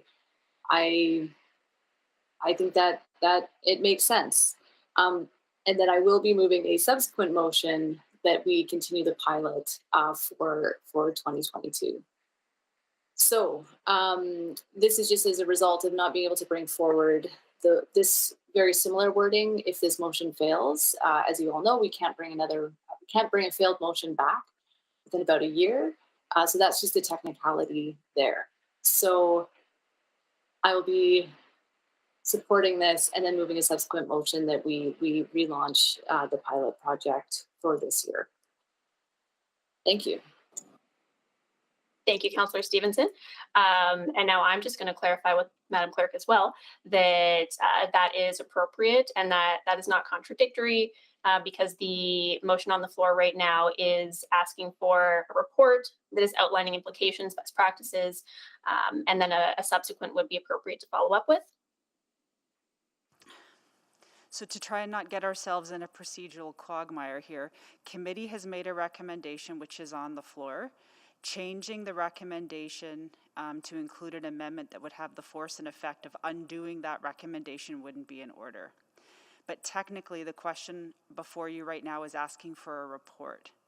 So once that question has been answered, whether a report comes back or not, then it's up to council if it wants to then entertain a subsequent motion, which could put a motion on the floor similar to the one that was at committee, because committee is I'm going to say below council just because I can't find a better word, and it is always in the purview of council to make a decision that is different from one that was recommended from council. It's just procedurally we can't, I'm trying to not tie ourselves in knots. The decisions that are before you right now is decide if you want a report.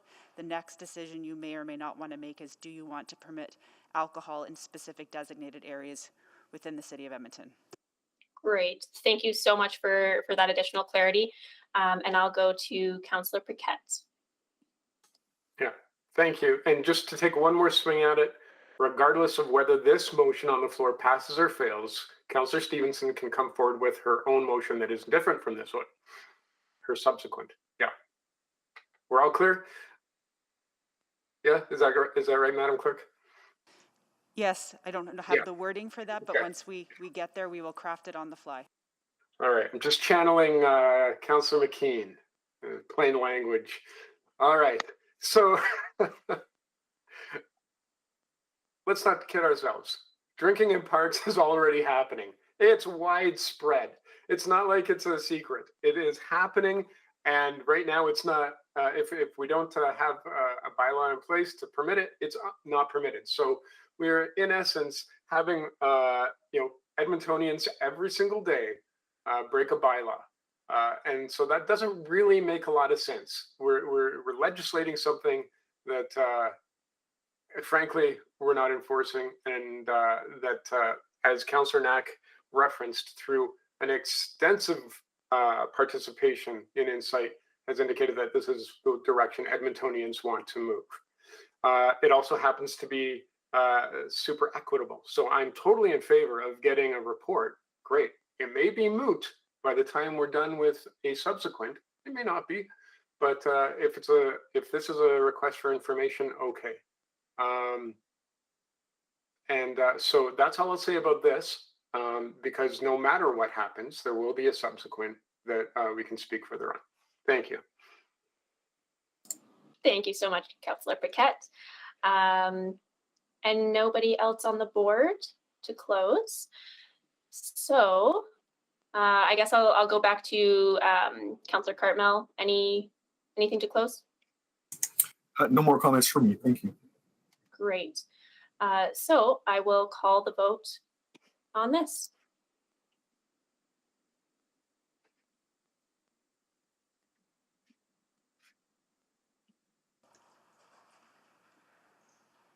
We have all the votes, Madam Clerk, or sorry, Madam Chair.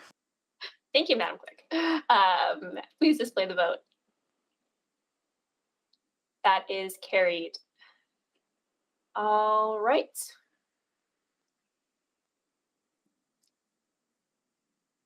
And I'll just wait to see the speakers list because I think there's going to be someone on there.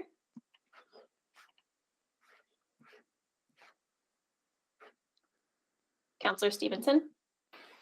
Thank you, Madam Chair, and thanks for all this procedural help. I would like to move a subsequent motion that we continue the pilot program for alcohol consumption in public parks. I believe that there is some wording that may be suggested for that.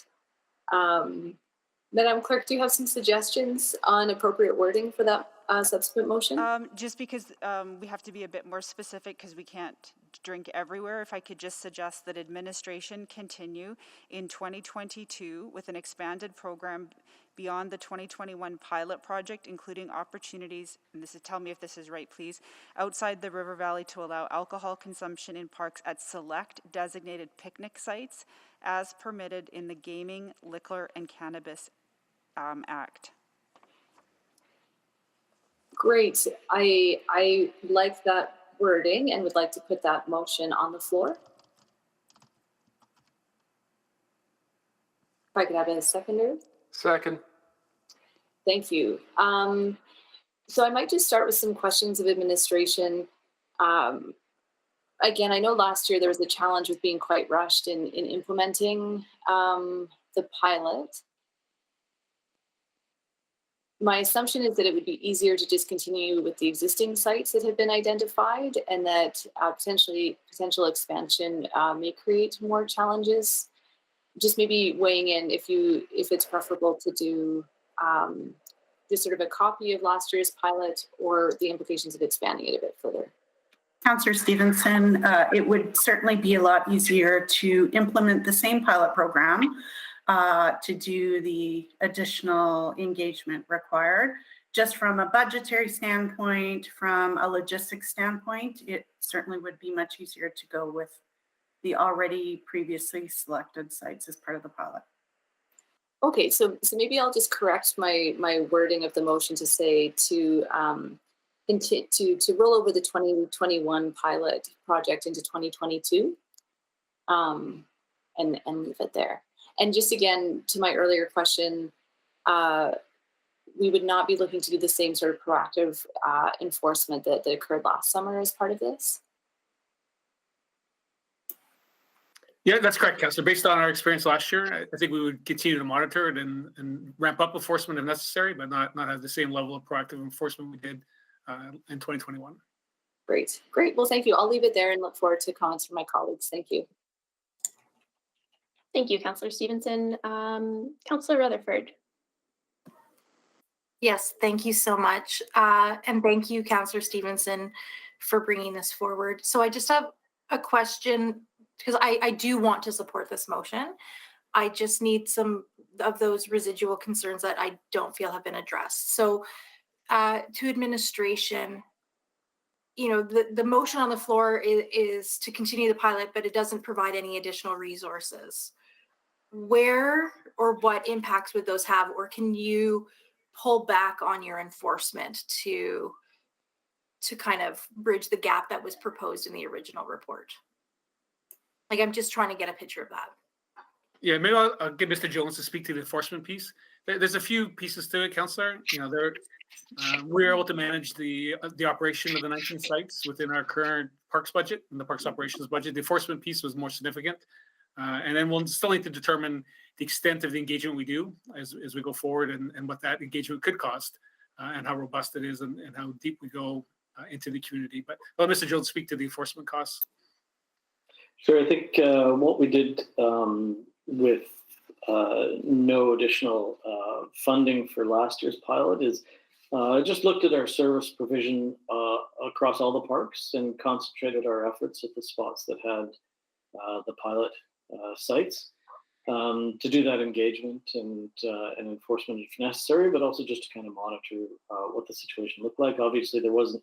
I mean, you read the report. There weren't any huge issues, and we used a little bit of overtime to supplement our folks who are on their regular shifts in order to kind of mitigate some of that sort of that friction between our regular service and monitoring the pilot. I think if I'm hearing correctly, that we should go back to business as usual for a second round of the pilot, or at least that's what the suggestion is, and respond, you know, in a reactive way if necessary to those areas if we're called there. And certainly, I think some of the situations, if you know, I mean, if they got out of hand and people drink in parks, not necessarily in these spots, but there's like a long history of that sort of thing. And if things get really problematic, that the police would also be called. But certainly our park rangers would be monitoring these parks in the same way.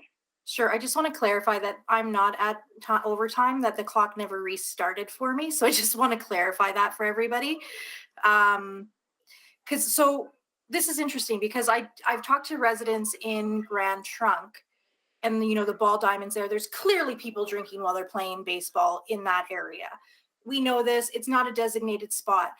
But the unintended consequence of when you're saying that people were pulled to those pilot areas is that, was there less enforcement at areas like Grand Trunk? I don't know the exact specifics of you know what levers we pulled away from. I would suggest that, you know, our visits going to Laurier Park, to some of the flagship parks in the River Valley, we just may have been there a little bit less than we normally would have been. So in some of the trails. Is it the mover's intent? This question is to the mover then. Is it your intention that the enforcement levels do not need to be at the same level as the previous pilot? And if so, how do we reflect that in the motion? Yeah, that is absolutely my intent. And if we need explicit direction in the motion, I would say, you know, that the pilot occur with enforcement activities matching 2019 levels, something to refer back to a point in time before the pilot. I would look to administration, and maybe you can ask administration if that needs to be explicit in the motion, or if that's an understanding as part of this conversation. Yeah, so that's a great question to administration. I asked that question. Mr. Yeah, I don't think it needs to be explicit. I don't think the original motion was explicit on the level of enforcement. I think that was our decision on how to manage that piece. So I don't think it needs to be in the motion, and certainly I think we understand the intent. Because I definitely do not want those other parks, because there's been major concerns, you know, and I think about Grand Trunk, and we rent out these diamonds, these ball diamonds, and then there's been a lot of concern in that community about, you know, a lot of impacts because of that, right? So they're almost, because they're not in the pilot, they're almost a little bit more unruly, I would say, which is interesting. So I just don't want to see that enforcement lost across the city and other park spaces that we know there is concerns already from the community. So yeah, if that is, I would suggest that the level of enforcement that you're seeing on that type of an issue is very much driven by complaint based. And so Okay. we can put this into the exact same sort of response plan. Okay, perfect. I appreciate that. That eases those concerns, and so I appreciate this being brought forward and having some time to process both that approach of both and. Thank you. Thank you, Councillor Rutherford. I'll go to Councillor Wright. Hi, thank you. I'm just wondering, maybe this is to Mr. Jones. Do we normally legitimize people's actions? If they are breaking the law, do we change the law? I'm just thinking, if they're rolling through stop signs, do we remove the stop signs? I would suggest that that's a question for the lawmakers. We enforce whatever's in the different legislations. I think there are a lot of different iterations that laws have seen over the years, and I think sometimes we do remove different legislations because they no longer fit with the will of the community or the society. So that's a tricky question for me to answer. I do acknowledge that people are drinking in parks and they have drank in parks forever, but I'm just wondering, I guess, yeah, rather than legitimizing it, maybe looking at what the impacts are. I guess the other thing that I was maybe I'll wait to speak to it because I really don't have any questions on the matter. Okay, thank you. Thank you, Councillor Wright. And Councillor Rutherford, would you mind taking the chair for a second? I just have a question. Sure. Madam So Clerk, taken. before you ask your question, just a point of clarification. With the current pilot project in place, when people are drinking in those designated areas, they aren't changing the law. So continuing the pilot project wouldn't change that circumstance. Okay, thank you. Thank you for that clarification. And yeah, thank you, Councillor Rutherford, for taking the chair. I guess just a question to administration around the piece that says done with an existing budget. So I'm just wondering, again, can you just seeking clarity there, if that's feasible? Councillor Salvador, we, based on committee's motion, we did go back and look at some engagement opportunities, how we can do a much more fulsome review. So some initial analysis was done on what that could look like, and then there were some options as well as some budget implications. So we did do some work as a result of the committee's motion specific to that. I think this particular motion right now talks about including opportunities outside the River Valley where the pilot was within the River Valley. So we just wanted to address that from a budgetary standpoint. That piece, and I think Mr. Jevney spoke to, within the operational budget, we can accommodate if it's within the same parameters as the original pilot from 2021. Okay, so as it's currently written, this is not within the same parameters as 2021. It is an expansion because it's identifying opportunities outside the River Valley. That's correct.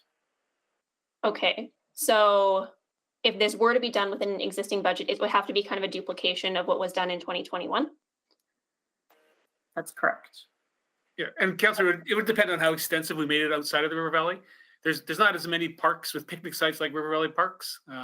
Borden Park, Jackie Parker Park might be candidates, but I don't think our intention would not be to extend this to every district park and every neighborhood park that has a picnic table.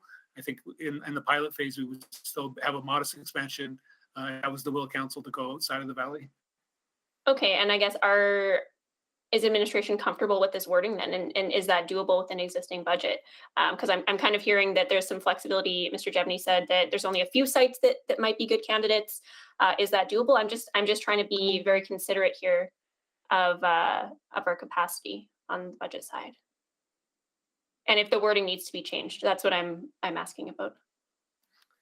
Yeah, Councillor, other than the enforcement piece, it's not a huge change in park use as far as the park's maintenance activities, the cleanup of the park sites. We didn't have a huge issue last year. Some additional efforts, but not anything that's extraordinary or outside of where we need to do additional staffing. So I think we're fine to go forward with the same budget that we have.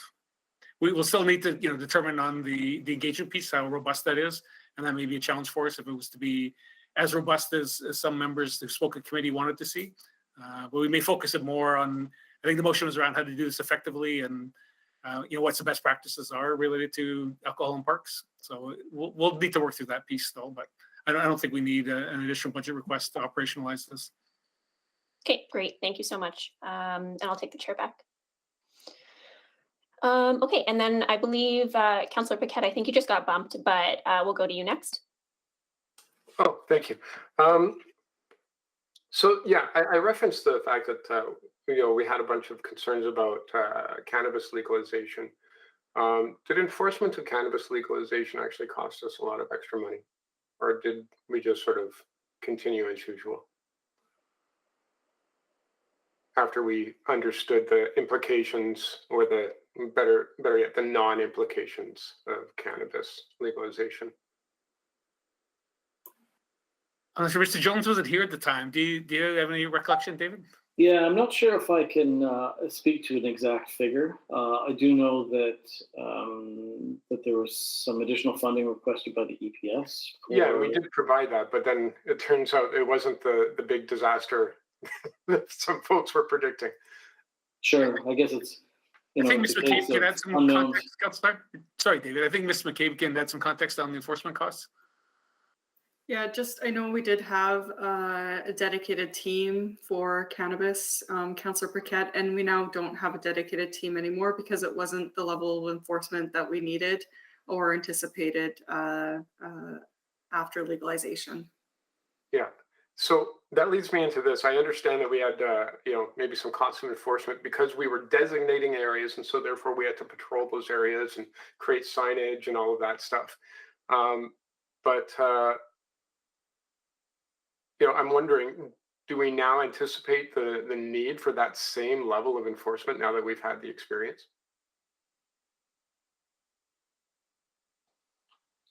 I think given the outcomes, same level that we anticipated when we went into the pilot, is that the same that we're looking at now, or do we have a better understanding that maybe it wasn't as disruptive as we feared because we were being careful? Yeah, I would suggest that the level of enforcement that we had last year was to monitor how it went and to engage and educate folks with respect to the way that the pilot was set up. I think with the findings that we did see, I think we will probably go back to business as usual, and as is being suggested, and just respond if we're needed, if there are concerns from other community members. Yeah, thanks. Yeah, I mean, maybe we can't go this far, but can we kind of typify this as a little bit of a non-event as far as enforcement goes? I mean, what we did mostly was education and put up some signage and maybe patrol just in case there was something that came up. Is that fair to say? Yeah, I mean, I think it'd be fair to say that if you put a bylaw officer on a street corner and watch for jaywalking, you're going to have jaywalking happen, but it may not be a major issue. So it's the same sort of thing that we'll wait until we get calls for service and respond in kind. Yeah. So okay, so that answers my questions. Thank you. Thank you, Councillor Paquette. We'll go to Councillor Tang. Just quickly on those numbers, I think in the report you referenced 350,000 for keeping the existing 7 parks and the sites, but that is to do the pilot. So we have to just find, so we do have to find that 350,000 because I think the report was assuming that, if you were to extend it, and then also, of course, scale that up to more sites and more parks. And that included the enforcement officers, but also signages, communication, and all of that, right? Yeah, so the bulk of that was the additional peace officers and the equipment that they would need. If we don't proceed with hiring additional officers, then we don't need that 350,000. Okay. And I guess just, do you know of other pilot projects where when we, you know, we extend it year after year, and sort of, you know, what happens to public expectation? I don't have any specific examples, but certainly the longer, you know, a pilot goes, the more it becomes the norm, and as you say, the expectation that it will continue. So I think we'll have to have some pretty clear criteria again as we evaluate the pilot to make so council make a decision to make it permanent or not. Mm-hmm. Okay, that's all my questions. Thanks. Thank you, Councillor Tang. Councillor Rice. Thank you. And I don't have a question. I just want to speak to the motion.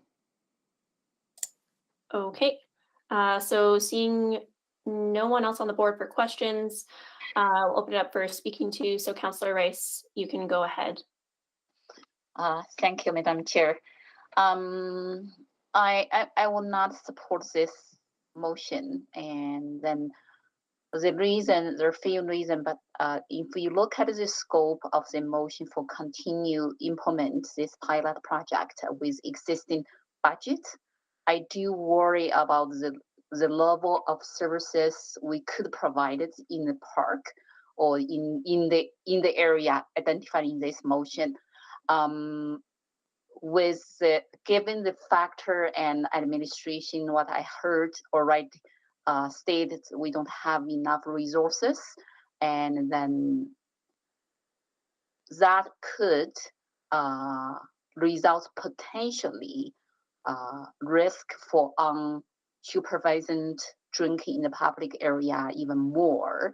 And then the concern we already heard and from our Edmontonians already, and then plus the public insight and public engagement. And for this extension, I do think it needs to be done before we pass this motion to implement an extension and for 2022 pilot project. And because the parks and then Pink Lake sites is all our Edmontonians use them, and for our quality of life and enjoyment, and why we are not getting their opinions on this and before we go forward. So so for that type of reasons, and then I'm not supporting this motion. Thank you, Councillor Rice. Councillor Paquette, go ahead. Oh, thank you. I think I will be supporting this motion. Frankly, we could probably just get rid of the last sentence in the motion, and it wouldn't really make a difference. We could just get rid of that, because what we heard is that the enforcement that we did spend last year was in preparation for potential problems that never arose and probably never will. So we can sort of just do away with that concern. Yeah, I mean, look, I'm not a huge booster of drinking in parks. I frankly don't care one way or the other. But as far as policy and good governance goes, this fits the bill. You know, this is, at the end of the day, an equity issue. And that's all it is. The fact is, before this pilot came into play, there were increased amounts of ticketing and enforcement on folks who fit the bill of being marginalized. That's just a fact. And frankly, it didn't change anything, because when you have a bad bylaw or you have bad rules on the books, you probably shouldn't keep them. You probably should not keep them. And we found out through the pilot that this is really not a big issue that we need to spend.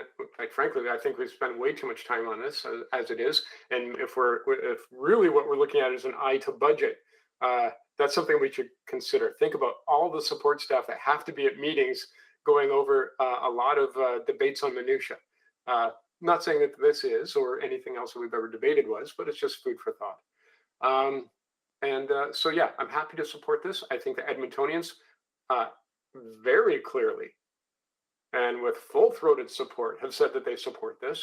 So we are in keeping with the intent of Edmontonians by just moving forward. Well, it's not going to end through this issue. And so let's just proceed. That would be my advice. But hey, everyone's free to vote how they will. I'm just going to be voting in favor of the will of Edmontonians that we received for the insight survey. Okay, thank you, Madam Chair. Thank you, Councillor. Point of order, Madam Chair. And then do we allow to speak one more time? And because I saw some councillors speak many times, do we allow to speak one more time?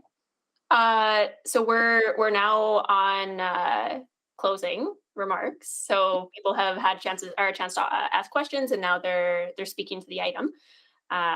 So you can't speak to the item twice. Yeah. Okay. Yeah. So Councillor Wright, go ahead. Thank you. I cannot support this motion, and I don't think we should be discounting the risks and the concerns that were brought forward by those community members at committee. I agree with Councillor Jans that maybe some of the Alberta Health Services reports in that were to totally abolish and go back to prohibition. But I think the personal stories that were relayed to us by the community members, I don't think we can ignore them. Yes, there was an insight survey done, which from my understanding is about 14,000 people who have access to their computers or iPhones or laptops to do online surveys. And I don't think that there was enough taken into account for others that access or maybe are afraid to access the parks because of the drinking that goes on, whether it be legally or illegally. But I do think we need to focus more right now on not reigniting the pilot. To me, a pilot is a pilot, and we've done that. So now let's try something different and get some better and more comprehensive information before we move forward in enacting, I guess, a full bylaw to keep drinking in parks full time, rather than just keep calling it a pilot over and over again. So I will not be supporting this motion. Thank you, Councillor Wright. And I will go to Councillor Stevenson to close. Do you have any remarks? Yes, thank you. And thanks to my colleagues for the really rigorous conversation. I'm so pleased that we'll be moving forward with the research to, again, do that engagement and fully understand the full implications of this. Again, the reason I think it's important that we continue to have the pilot is, as has been referenced, sometimes we can anticipate more problems than materialize. So I think it's always very important and helpful to ground our research and our policy making in some of that primary data.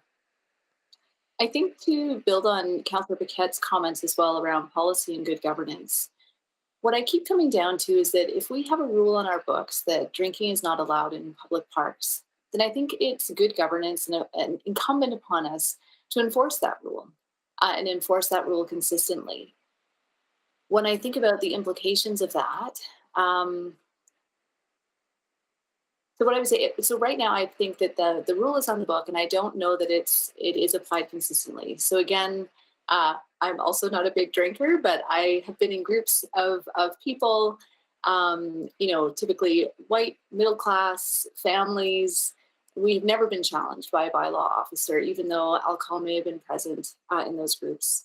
Whereas I think a group of BIPOC youth in the same park may be challenged. So I think it's that having a rule that can easily be inequitably applied is a hazard to our community and to equity.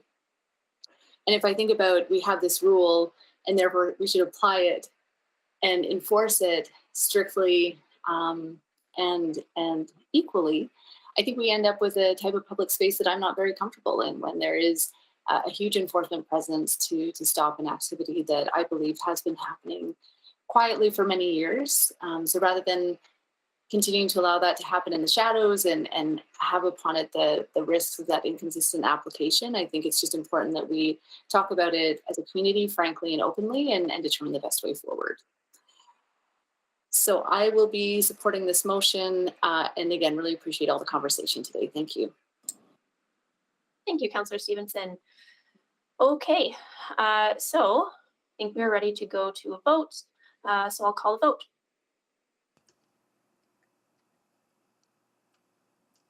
I did it right.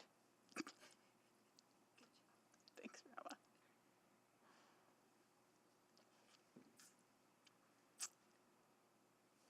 We have all the votes. Great. Please display the vote. That is carried. Great. Okay. So at this point, I do just want to take a second, just looking at the time and reflecting on agenda management. I believe we have 4 items left. Is that correct, Madam Clerk? Yeah, I'm just going to make sure I've got everything here. So you still have to deal with item 613, 7.1. There are 2 motions pending, and 9.1 and 9.2, and we have heard from administration that 9.1 could be put over to March 14th if that's amenable to council. And okay, and just for clarity, 9.1 is the Valley Line Southeast. Sorry, my apologies. Yes, the Valley Line could be put over to March 14th, and 9.2 has actually been dealt with. There is a motion on the floor, but it has not yet been voted on. Okay. Okay. And I'm just seeking some clarification from Councillor Rutherford. I know you brought forward 7.1 for one of the bylaws. Is that, were you just looking to ask some questions there, or? Yeah, I mean, I have some major concerns with it. It really flagged for me. So there's some larger conversations I think we need to have about how we're taxing people.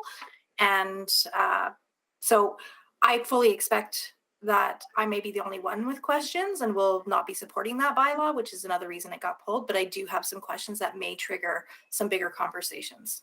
Sure. Okay. And Madam Clerk, I'm just considering whether or not we should look to expend orders for tonight. If we do not, when would these items get bumped to?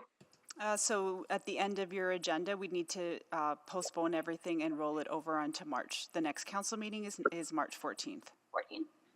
Okay. I wonder, colleagues, some of these are quite time sensitive, and I know the next council meeting's a ways away.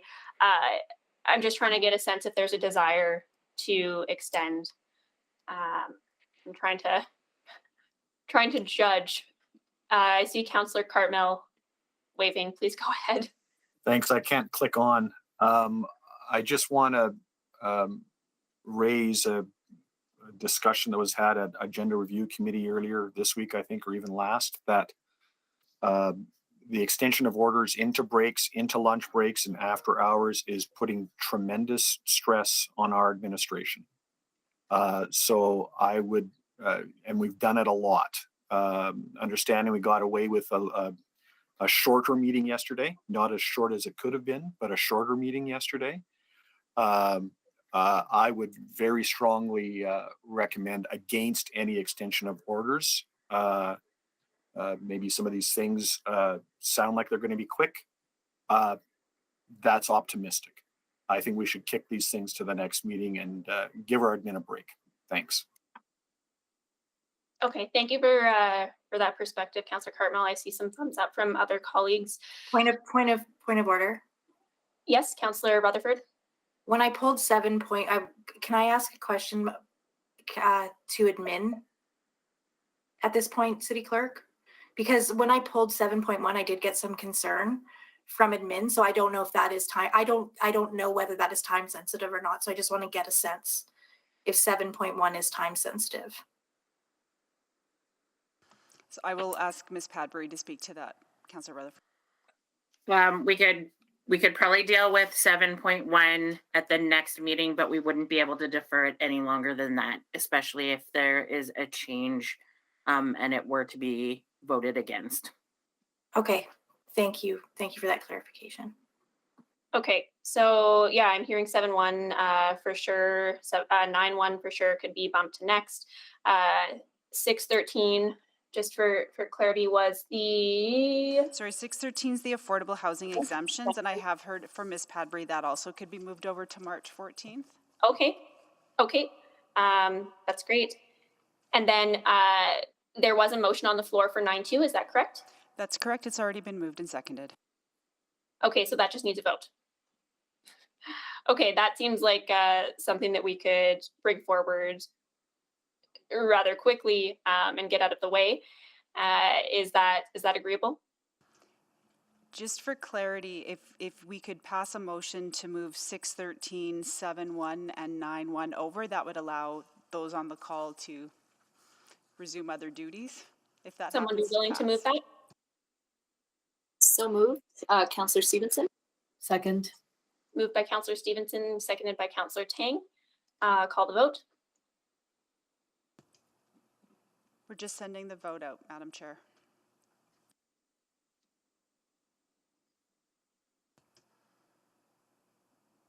We have all the votes. Please display the vote. That is carried. Okay, so that clears a few things off our plate. So yeah, I would suggest bringing 9.2 forward to deal with, since it is basically at the finish line. Would So someone be moved. interested? So moved. Second.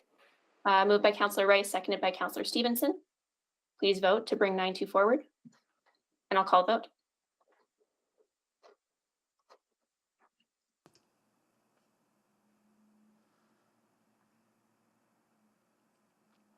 We have all the votes.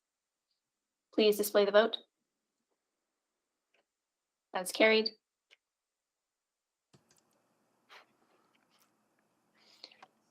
We're So just now- gonna we're just gonna put the motion back on the floor. I'm just gonna give Ram a couple of seconds. It was moved by Councillor Tang, seconded by Councillor Jans, and we'll open the speakers list. Just a point of order. I just wanted to mention I'm leaving at this point, so to not vote on this item. Thank you. Thank you, Councillor Rutherford. Okay, and I see Councillor Cartmell. Yeah, just a brief reminder that there was a request made to split this motion for voting purposes. So if that could, that split could happen, that would be great. Thank you.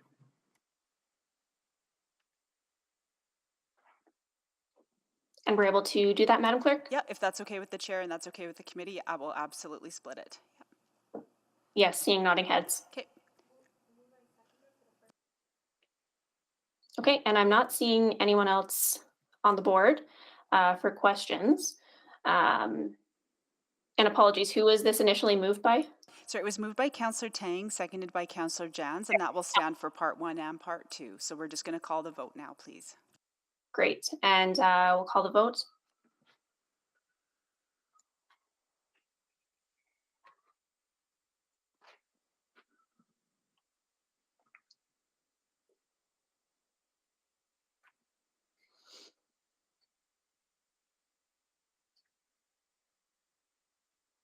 Councillor Rice? Oh, we've got your vote. We've got 10 votes, Madam Chair. Say the vote.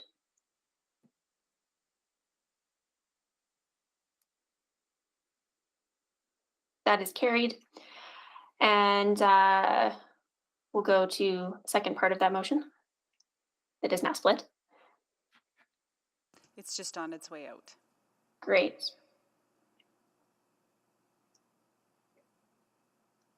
And I guess anyone to close on this or speak to this? Do we do that if it's separated, Madam Chair or Madam Clerk? So the vote's in progress. If somebody would like to speak, we'd have to stop the vote, but we'll take direction from the chair.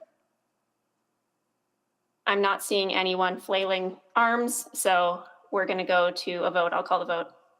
Thank you. We're just waiting for one more. We have all the votes. Please display the vote. Great, that is carried. Okay, so now I believe we would move to motions pending. So 8.1, Kingsway Legion outstanding tax balance options, and that was from Councillor Paquette. Yeah, that's right. And is it possible to have that on the screen simultaneously while I read it in? Yep, we're just putting it up there, Councillor Paquette. Okay, 2 ticks. perfect. Thank you. Okay, the administration returned to executive committee with a report outlining the options available to council for supporting the Kingsway Legion account 101-89875 with their current outstanding tax balance. And just to introduce it, if you've been following the news lately, you'll know that Kingsway Legion is in some deep financial straits. They serve seniors quite a bit who are veterans and within the broader community. And COVID has hit them in very unexpected ways, and they are struggling mightily, and they are at risk of shutting their doors. So I'm hoping that council will support this motion to return to executive committee with a report outlining options available. And so that's, I think, both my introduction and my closing. Great. Do we need a seconder? Second. Great. And I should have waited for the seconder before saying anything, so my apologies. No problem. So I see Councillor Rice for questions. Yes, I have one question to the mover, Councillor Paquette. So it's my understanding, and is there outstanding tax balance? And do you have a specific number for that balance? Yeah, I believe that either Ms. Watt or Mr. Sabo will have that information. I could pull it up, but they're probably the best to answer that. And then where we can get the funding resources to support this outstanding tax balance? Councillor, perhaps what I would just say is this motion is requesting a report. The report will outline a few options as well as what those impacts would be and a funding source. So there's no, in voting for this motion, it wouldn't approve the amount. It would just simply bring forward a report outlining some options. And at that point, when that report comes forward, that would be the opportunity then to discuss whether or not you want to support do you have that option outline. Do you have that number, outstanding tax balance? Oh, the outstanding tax balance. The outstanding tax balance on this account is at approximately $120,000. Okay. So when this report will come back, what's the due date? I didn't see in the motion. So all reports have a standard due date. We'll just put it up on the screen. They all come back within 13 weeks unless there's other forms of agreement on when the report will come back. Okay.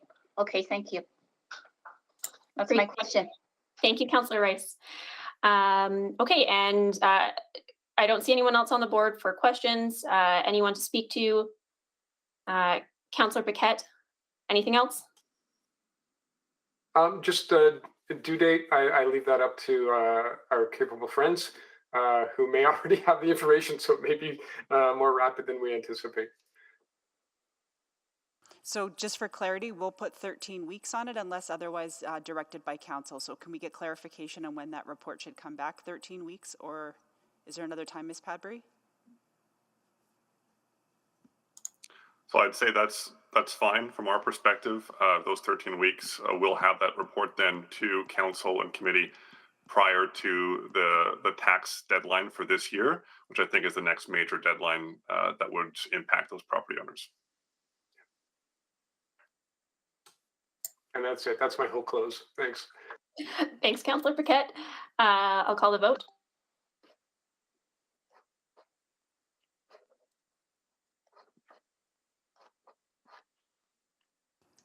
We have all the votes. Please display the vote. That is carried. Okay, and going to 8.2, Social Development Community Services Budget, and that was Councillor Stevenson. Yes, thank you very much, Madam Chair. And I know we're very short on time, and I want to leave as much time as possible for questions. As you may recall, the City of Edmonton has had a number of bridge housing facilities that have been funded through the federal government. These bridge housing facilities have provided critically important housing options for folks during the pandemic. Would you be willing to just put the motion on the floor? I apologize. No problem. So the motion is that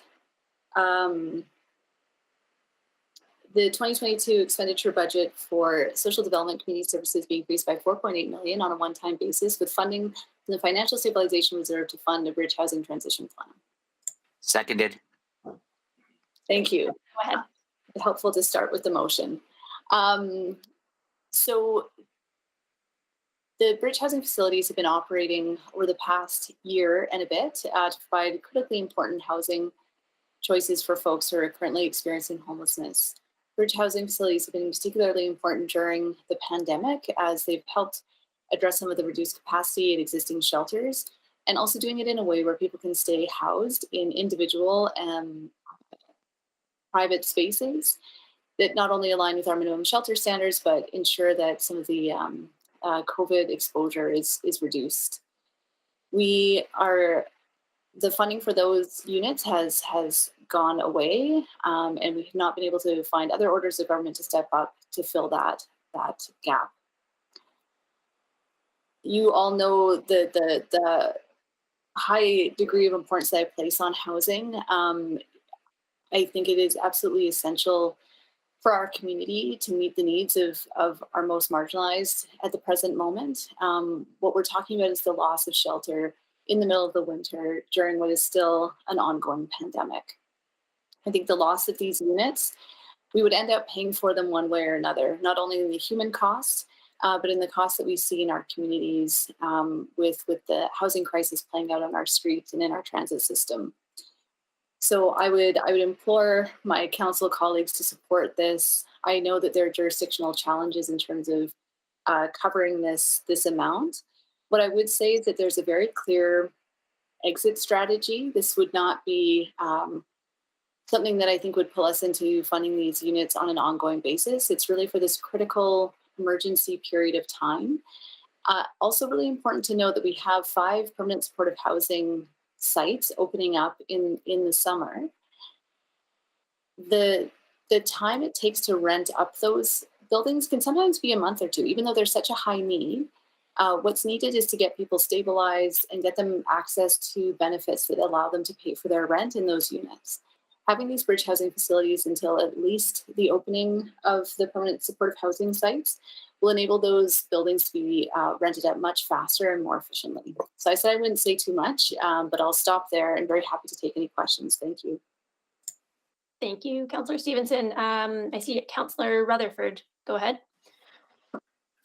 Oh, Councillor Stevenson, you keep putting up these things where it's really, I support housing, but especially today of all days, with the provincial budget dropping and no support from the province from a provincial standpoint on supportive housing, I just feel like we keep taking on more and more and more and more. And so when you say 4.8 million, that is going to a specific agency too, right? The intent would be for these funds to be administered through Homeward Trust, and they currently have contracts with 2 other agencies for these units. 2 or 3, I apologize. So what, because if it's just temporary, but then we're like, okay, we bridge that temporary. What, if they couldn't find funding sources now, what's to say they'll find funding sources in the future? So great clarification. 2 of the sites are the Sands Hotel and the Coliseum Inn, which have received federal funding to be converted into permanent supportive housing. So this funding enables those buildings to continue operating the bridge housing as they're going through the transition into permanent supportive housing. So they are being moved in a way that they wouldn't be available for bridge housing in the future. They're being transitioned into new uses. The other site, and I'm so sorry, I've lost my train of thought. Oh, the other one, this funding would allow them to remain operational. So this is Sandy's Place. It would be operational until December 2022. And it's anticipated that another round of the federal Rapid Housing Initiative funding would come through. So again, it would enable that site to continue operating with the hope and expectation that another round of federal funding comes through this year. So as I say, there are those sort of clear exit strategies for each of the 3 sites that would be funded through this. Okay, so I guess my question to administration, I have a question for finance and administration. Is Ms. Padbury on the line still? I'm here. Okay, thank you. you know, it's indicating in this motion that comes from the financial stabilization reserve. I guess what does this 4.8 million do to that reserve fund? So currently, before we bring you the year-end financial results, the balance in the unappropriated FSR is around 121.7 million. Okay. The minimum balance, which gets adjusted each year, but last year's minimum balance was about 110.3 million, but we anticipate that to go up a little bit. There is room here without going below the minimum. And I'll just say the same thing I always say: when you use funding from the FSR on a one-time basis, you limit your ability to respond to other things, and you're looking towards next year with COVID, the continuation, you just might have less flexibility to deal with other things as they come available. Because if you recall, I put that motion forward on my concerns about the ongoing costs of COVID and not being able to continue to dip into our reserve. That motion is coming back with the spring supplemental, correct? That's correct. Okay, and another question, I guess, to Mr. either Javine or to you, Ms. Padbury, is the permanent supportive housing that we built, that we have, like the one in Inglewood, the one in Westmount, the one in Kensington, do they have operational dollars? I will maybe ask Ms. Kajener to weigh in on that, just because those wouldn't be city-funded operational dollars. So for the first 5 sites, they have not received, Homer Trust has not received an increase to date to of new money to be able to fund that. So in barring receiving that, they have identified though that they would be able to reallocate within their existing budget to backstop those projects if necessary. There have been, in addition to that, I think it's fair to say that there have been some increases federally as well through the Reaching Home program to Homer Trust, which has provided them with a bit more resources as well. So that would be another potential funding source to offset some of that reallocation. But ultimately, when the buildings open, they will be needing to look at existing programs to see what can be deprioritized in order to support. But there is a plan B, and that plan B doesn't revolve dipping into the stabilization fund. That is correct, yes. Okay, thank you so much. Appreciate that. Thank you, Councillor Rutherford. And I am, again, aware of the time. We have 2 minutes left until 5. I'm wondering, recognizing we didn't want to extend orders to finish all items, given the time-sensitive nature of this one, would there be a willingness to finish just this item? I would be inclined to do that. Madam Chair, I think, as frustrating as it may be, I think we should just stick to our schedule today, just to honor the commitments that our staff may have made to family. I would just note for the Assembly that these units will close in the next 2 weeks. So we won't have an option to revisit this. I mean, unless Ms. Kajener can provide me with an update otherwise. I would just suggest that this is in fact a time-sensitive decision for sure. It's not that all the units will be closing in 2 weeks, but in order to manage a sensitive transition, and given that their budgets have already expired, the more notice that they can have to reallocate, like to relocate people and expedite housings as much as possible and relocate people, as well as notify staff whose jobs may be impacted. It's not a decision that can be delayed much longer if possible. And I retract my statement. And I must say, as city manager, while I really appreciate the support for staff, I do believe this decision should be considered if we can do it quickly without too much more debate. I'll move to extend orders. Second. Moved by Councillor Knack, seconded by Councillor Wright. To extend orders? And just to confirm, you're extending to finish your agenda? Yes, it's this item and notices of motion, Thank so you. to finish the agenda. Great. I'll call the vote.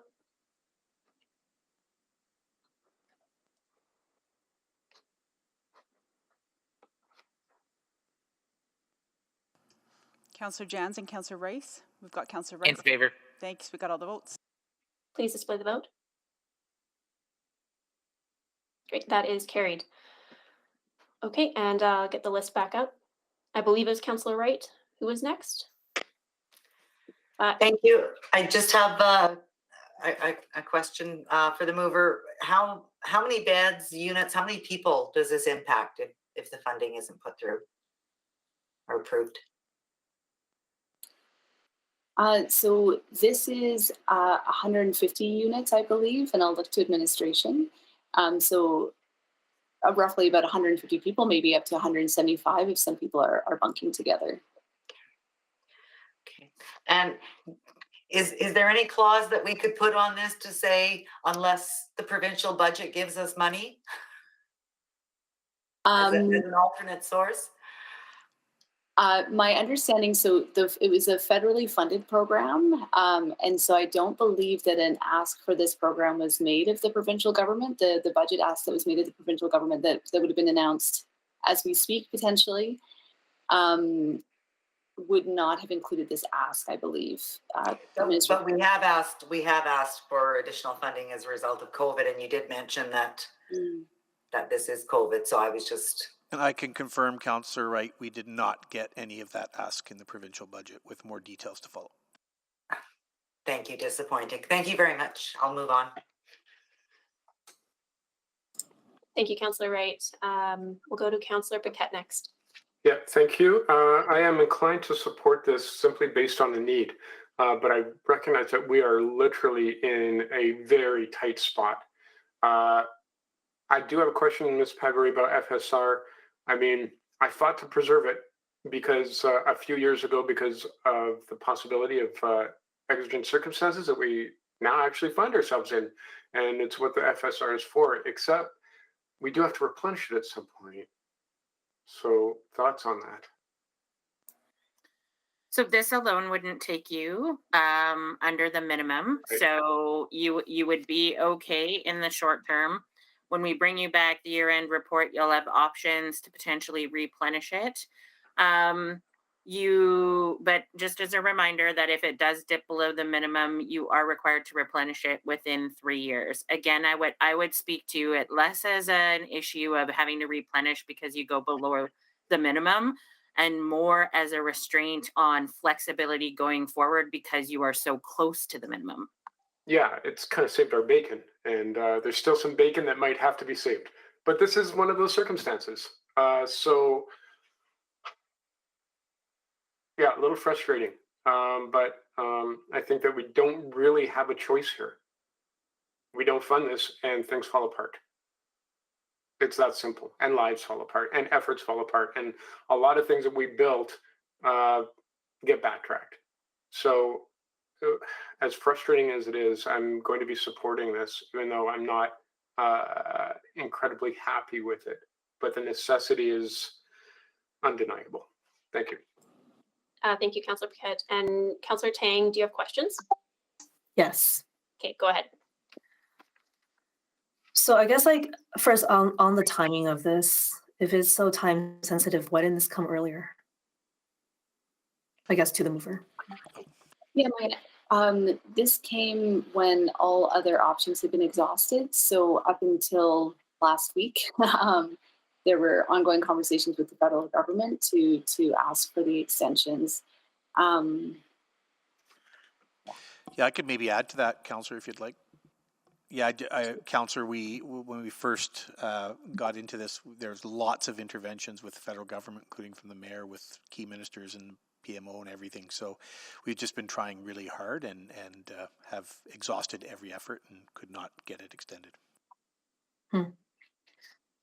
Yeah, I certainly agree with my colleague's sentiment about how, I mean, we're kind of locked in, and I am worried about the continuing taking on this burden from other provincial government, particularly given the news from the budget today. In that memo that was circulated from administration, there are mentioned that there are measures already in motion to ensure those in bridge housing will not be forced into homelessness again, and that transition plans will be in place. I guess, Ms. Kajener, if you can speak to like what do those transition plans look like? How much has that changed in the last week? And then despite these efforts I'm kind of assuming that all those efforts have failed to get to this point that we still need the bridge housing. So just to answer your question, Councillor Tang, so basically intakes have been paused at all sites pending the outcome of this discussion. When the motion was passed subsequent to the budget, we reached out to Homer Trust and basically said, could you hold off on closing because we have this motion for more information. And so they've paused intakes, and which has allowed them to reduce like the overall numbers in terms of the number of people sitting in the sites, but there still are, most of the rooms are still occupied. And so as soon as there's an outcome with certainty that, that there's no more funding and the program needs to close, they would basically move towards notifying the agencies that the buildings will close. They'll provide them with a closure date, and then all efforts will be made to expedite and prioritize everyone who's in those units for housing, and get them onto housing worker case loads so that they can be moved into permanent housing as quickly as possible, and ideally, obviously, before the building closes. For those who their adequate placement cannot be found in that time frame, then efforts will be made to support them to transition to alternative accommodation options, which could be an emergency shelter or the jockey dorms, which is bridge housing that is ongoing funded. And so all efforts will be made to obviously mitigate the negative impacts on individuals, but there's just some folks whose needs might be such that they can't find a placement for them in the time frame allowed. But ultimately, yeah, so that's the transition plan essentially. Because that motion was made post-budget, it was back in December. Things have sort of been on hold, and since the budget's been exhausted, Homer Trust is essentially funding, the overrun of the projects, which is just impacting their ability to fund other priorities or reallocate the resource or taking away from other program priorities, if that makes sense. Mm-hmm. And also the 4.8 million here, we're talking about 150 units. I don't have the full list in front of me, but I think the full list is about 300 units. So those 150, do you have a sense of which ones are we going to be able to keep? Yes. So in a nutshell, the building, 40 units will stay at the jockey dorms because that's just funded until that lease is no longer. And so those are just ongoing funded. And this funding isn't required for that. But then in addition to that, there's 95 rooms at the Coliseum Inn, which will continue to operate until the end of May, which is the latest it can operate before construction must begin for conversion to permanent housing. And then the other two, Sandy's Place and the Sands Hotel, would be able to operate for the remainder of the year till the end of December. And then the Travelodge West is in the process of closing right now, but funding could be used to slow down that closure so that it goes, instead of closing at the end of this month or mid next month, it would go until the end of March, as long as feasible. Eventually, they would look at moving from a head lease to potentially just renting rooms to help soften the transition, essentially.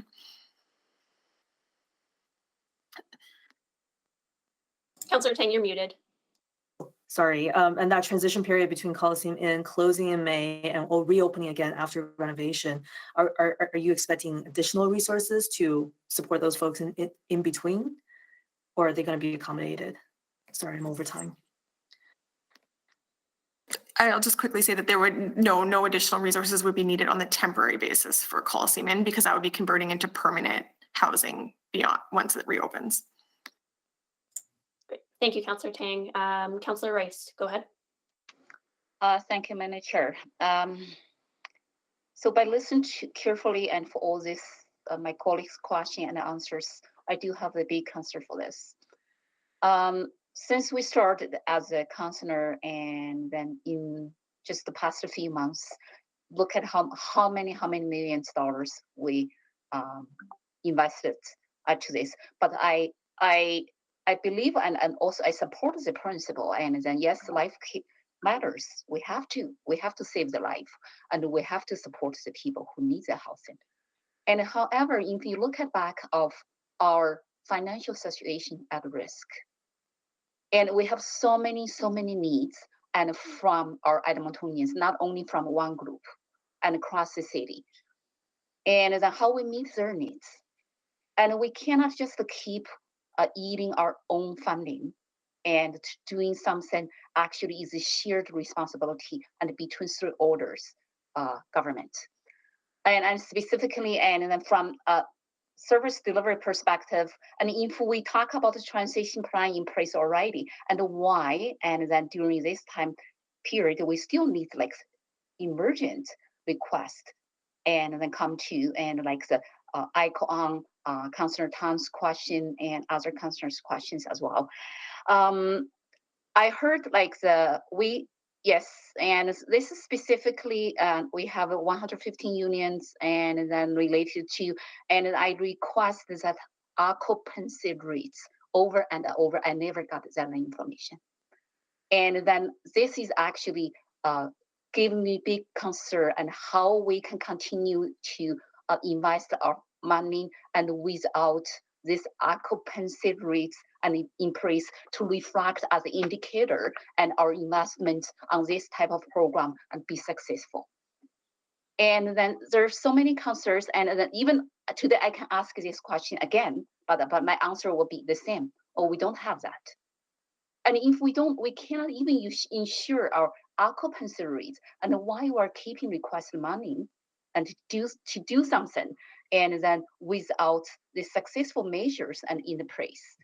I understand that I appreciate the intention. I understand the urgency, and for this, but I'm not going to support it. Just short and yield my time. Thank you.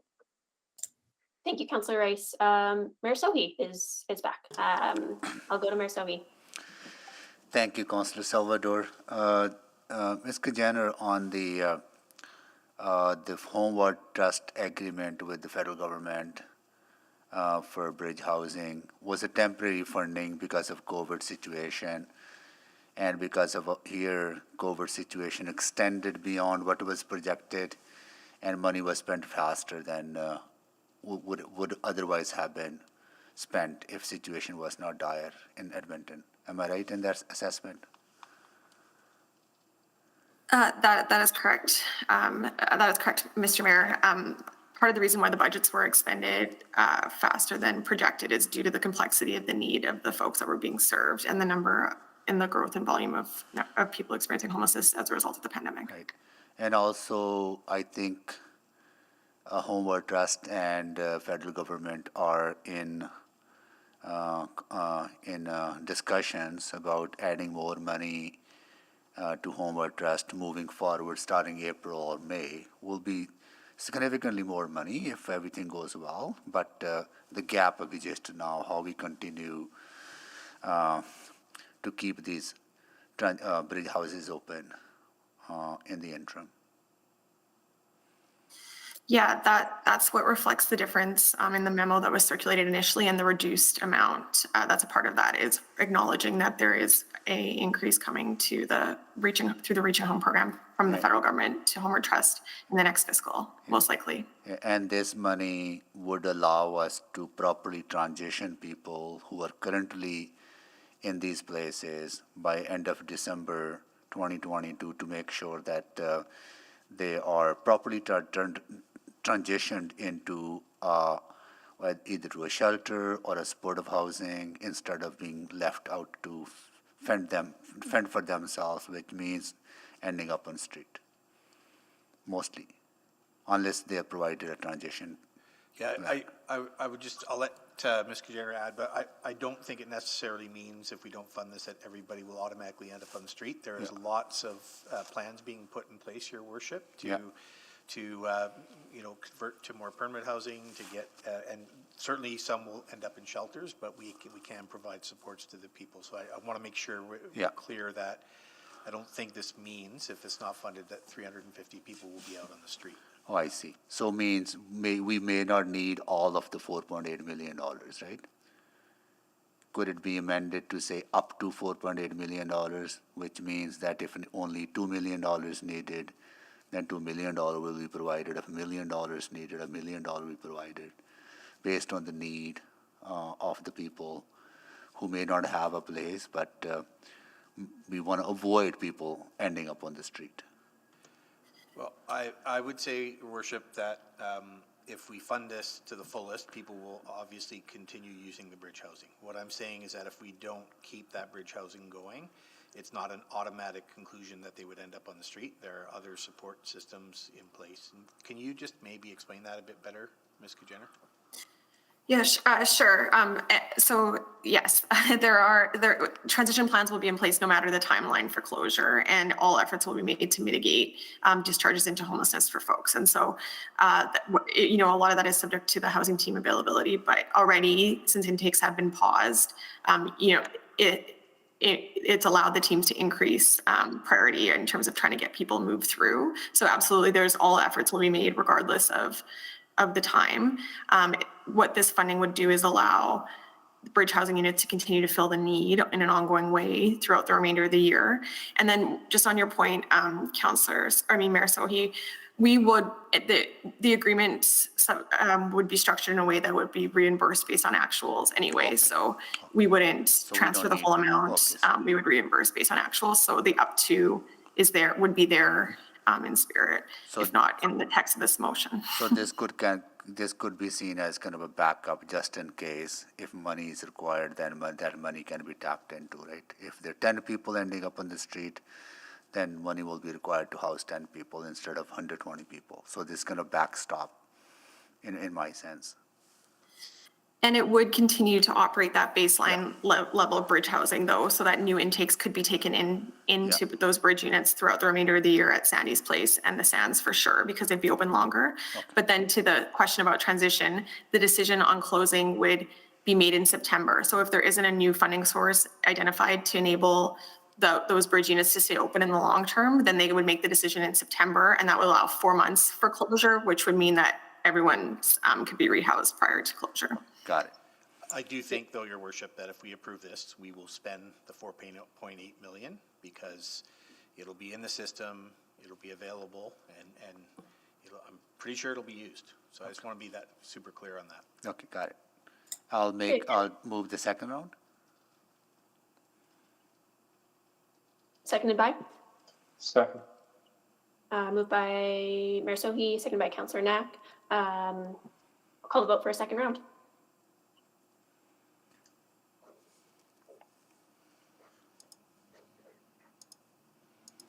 Yes, Madam Clerk. Thanks, Councillor Rice. Councillor Cartmel? Yes. Awesome. Thanks. We have all the votes. Please display the vote. That is carried. Mayor Sohi, would you like the chair back? Sure. Great. And I'll go to Councillor Paquette. Thank you, Mr. Mayor. Thank you for accepting what can sometimes be an uncomfortable chair. I just want to make a quick amendment. This is a required amendment, and I think it's friendly, and I hope everyone else finds it to be. And the wording is that that one or more single source agreements and or subsidy agreements between the City of Edmonton and Homeward Trust Foundation, each of which may exceed $1 million, to provide bridge housing services for the purpose of meeting the needs of Edmontonians experiencing homelessness, be approved, and that the agreements in the form and content are acceptable to the city manager. Second. So, but that's required in the motion anyway, so that's friendly. It's required in the motion anyway, but it also answers a lot of the questions that people had. Okay, got it. We need to vote. Do we need to vote on it? At the risk of editorializing, this is tied directly into the discussion we had earlier today about downtown safety. Yeah. So do we need vote to add that onto the motion? Is it friendly? It's a sort of. I see it's friendly. Is it folks? friendly? Legal colleagues? needs this instruction so the city manager can execute. Seems friendly to Thanks everyone. So much. Seems friendly. Okay. Yeah, it's not really a debatable requirement. Okay, got it. So any more questions, Councillor Paquette, on that, or we're just to make sure we're procedurally maybe we should sound? call the question. Okay, got it. So, all right. So I see no more questions on this, and Councillor Stevenson, you want to close? No, thank you, Mr. Mayor. I really appreciate the conversation and hope for everyone's support on this. Thank you. Okay. Thank you. Please vote. Call the vote. That's the proper term. Call the vote.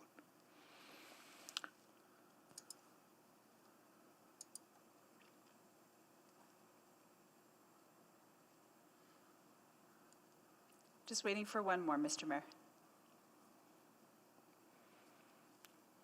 Councillor Rutherford? It didn't come up for me. I'm a yes. Thank you so much. We have all the votes, Mr. Mayor. Display the votes, please.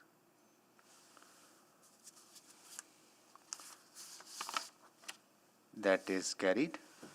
Yeah. Okay. Sorry, I lost track of where we were. We're just about finished there, Mr. Mayor. We've sent a few reports over to March 14th. And now if you could go to item number 10, notices of motion Oh, and motions really? without customary notice. Oh, okay. Well, you guys did a lot of work since I was gone. Good chairing, Councillor Salvador. Right on. Notice of motions and motions without customary notice. I do have one I can't click on, or two, Mr. Mayor, I can't click on. Okay, Councillor Knack. Thank you, Mr. Mayor. I will move at the next regular council meeting.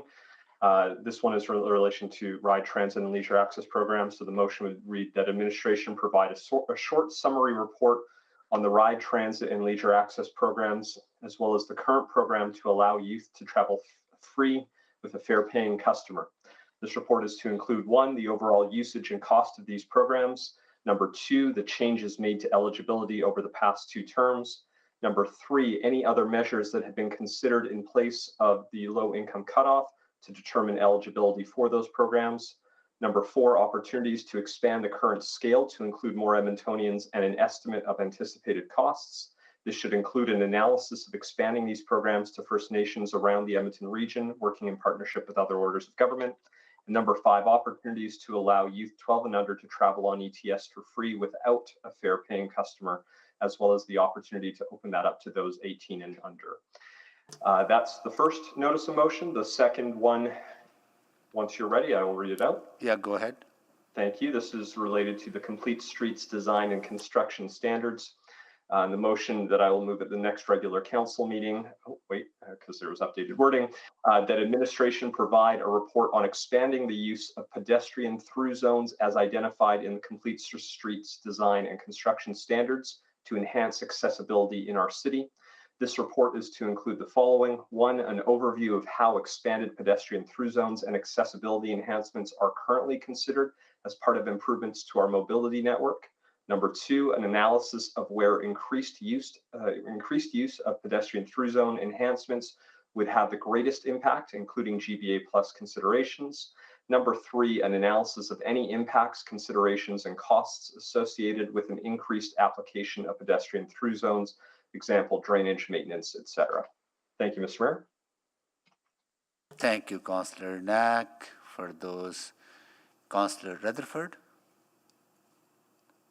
Yes, thank you, Mr. Mayor. I also have a notice of motion for the next regular council meeting, and that I would like to put forward at the next regular council meeting, so that administration provide a report to committee that outlines, as part of the growth management framework, options that would assist in determining the operational expenses and revenue associated with different types and assesses alignment with the city plan. Different development types, and assesses alignment with the city plan. Thank you, Councillor Rutherford.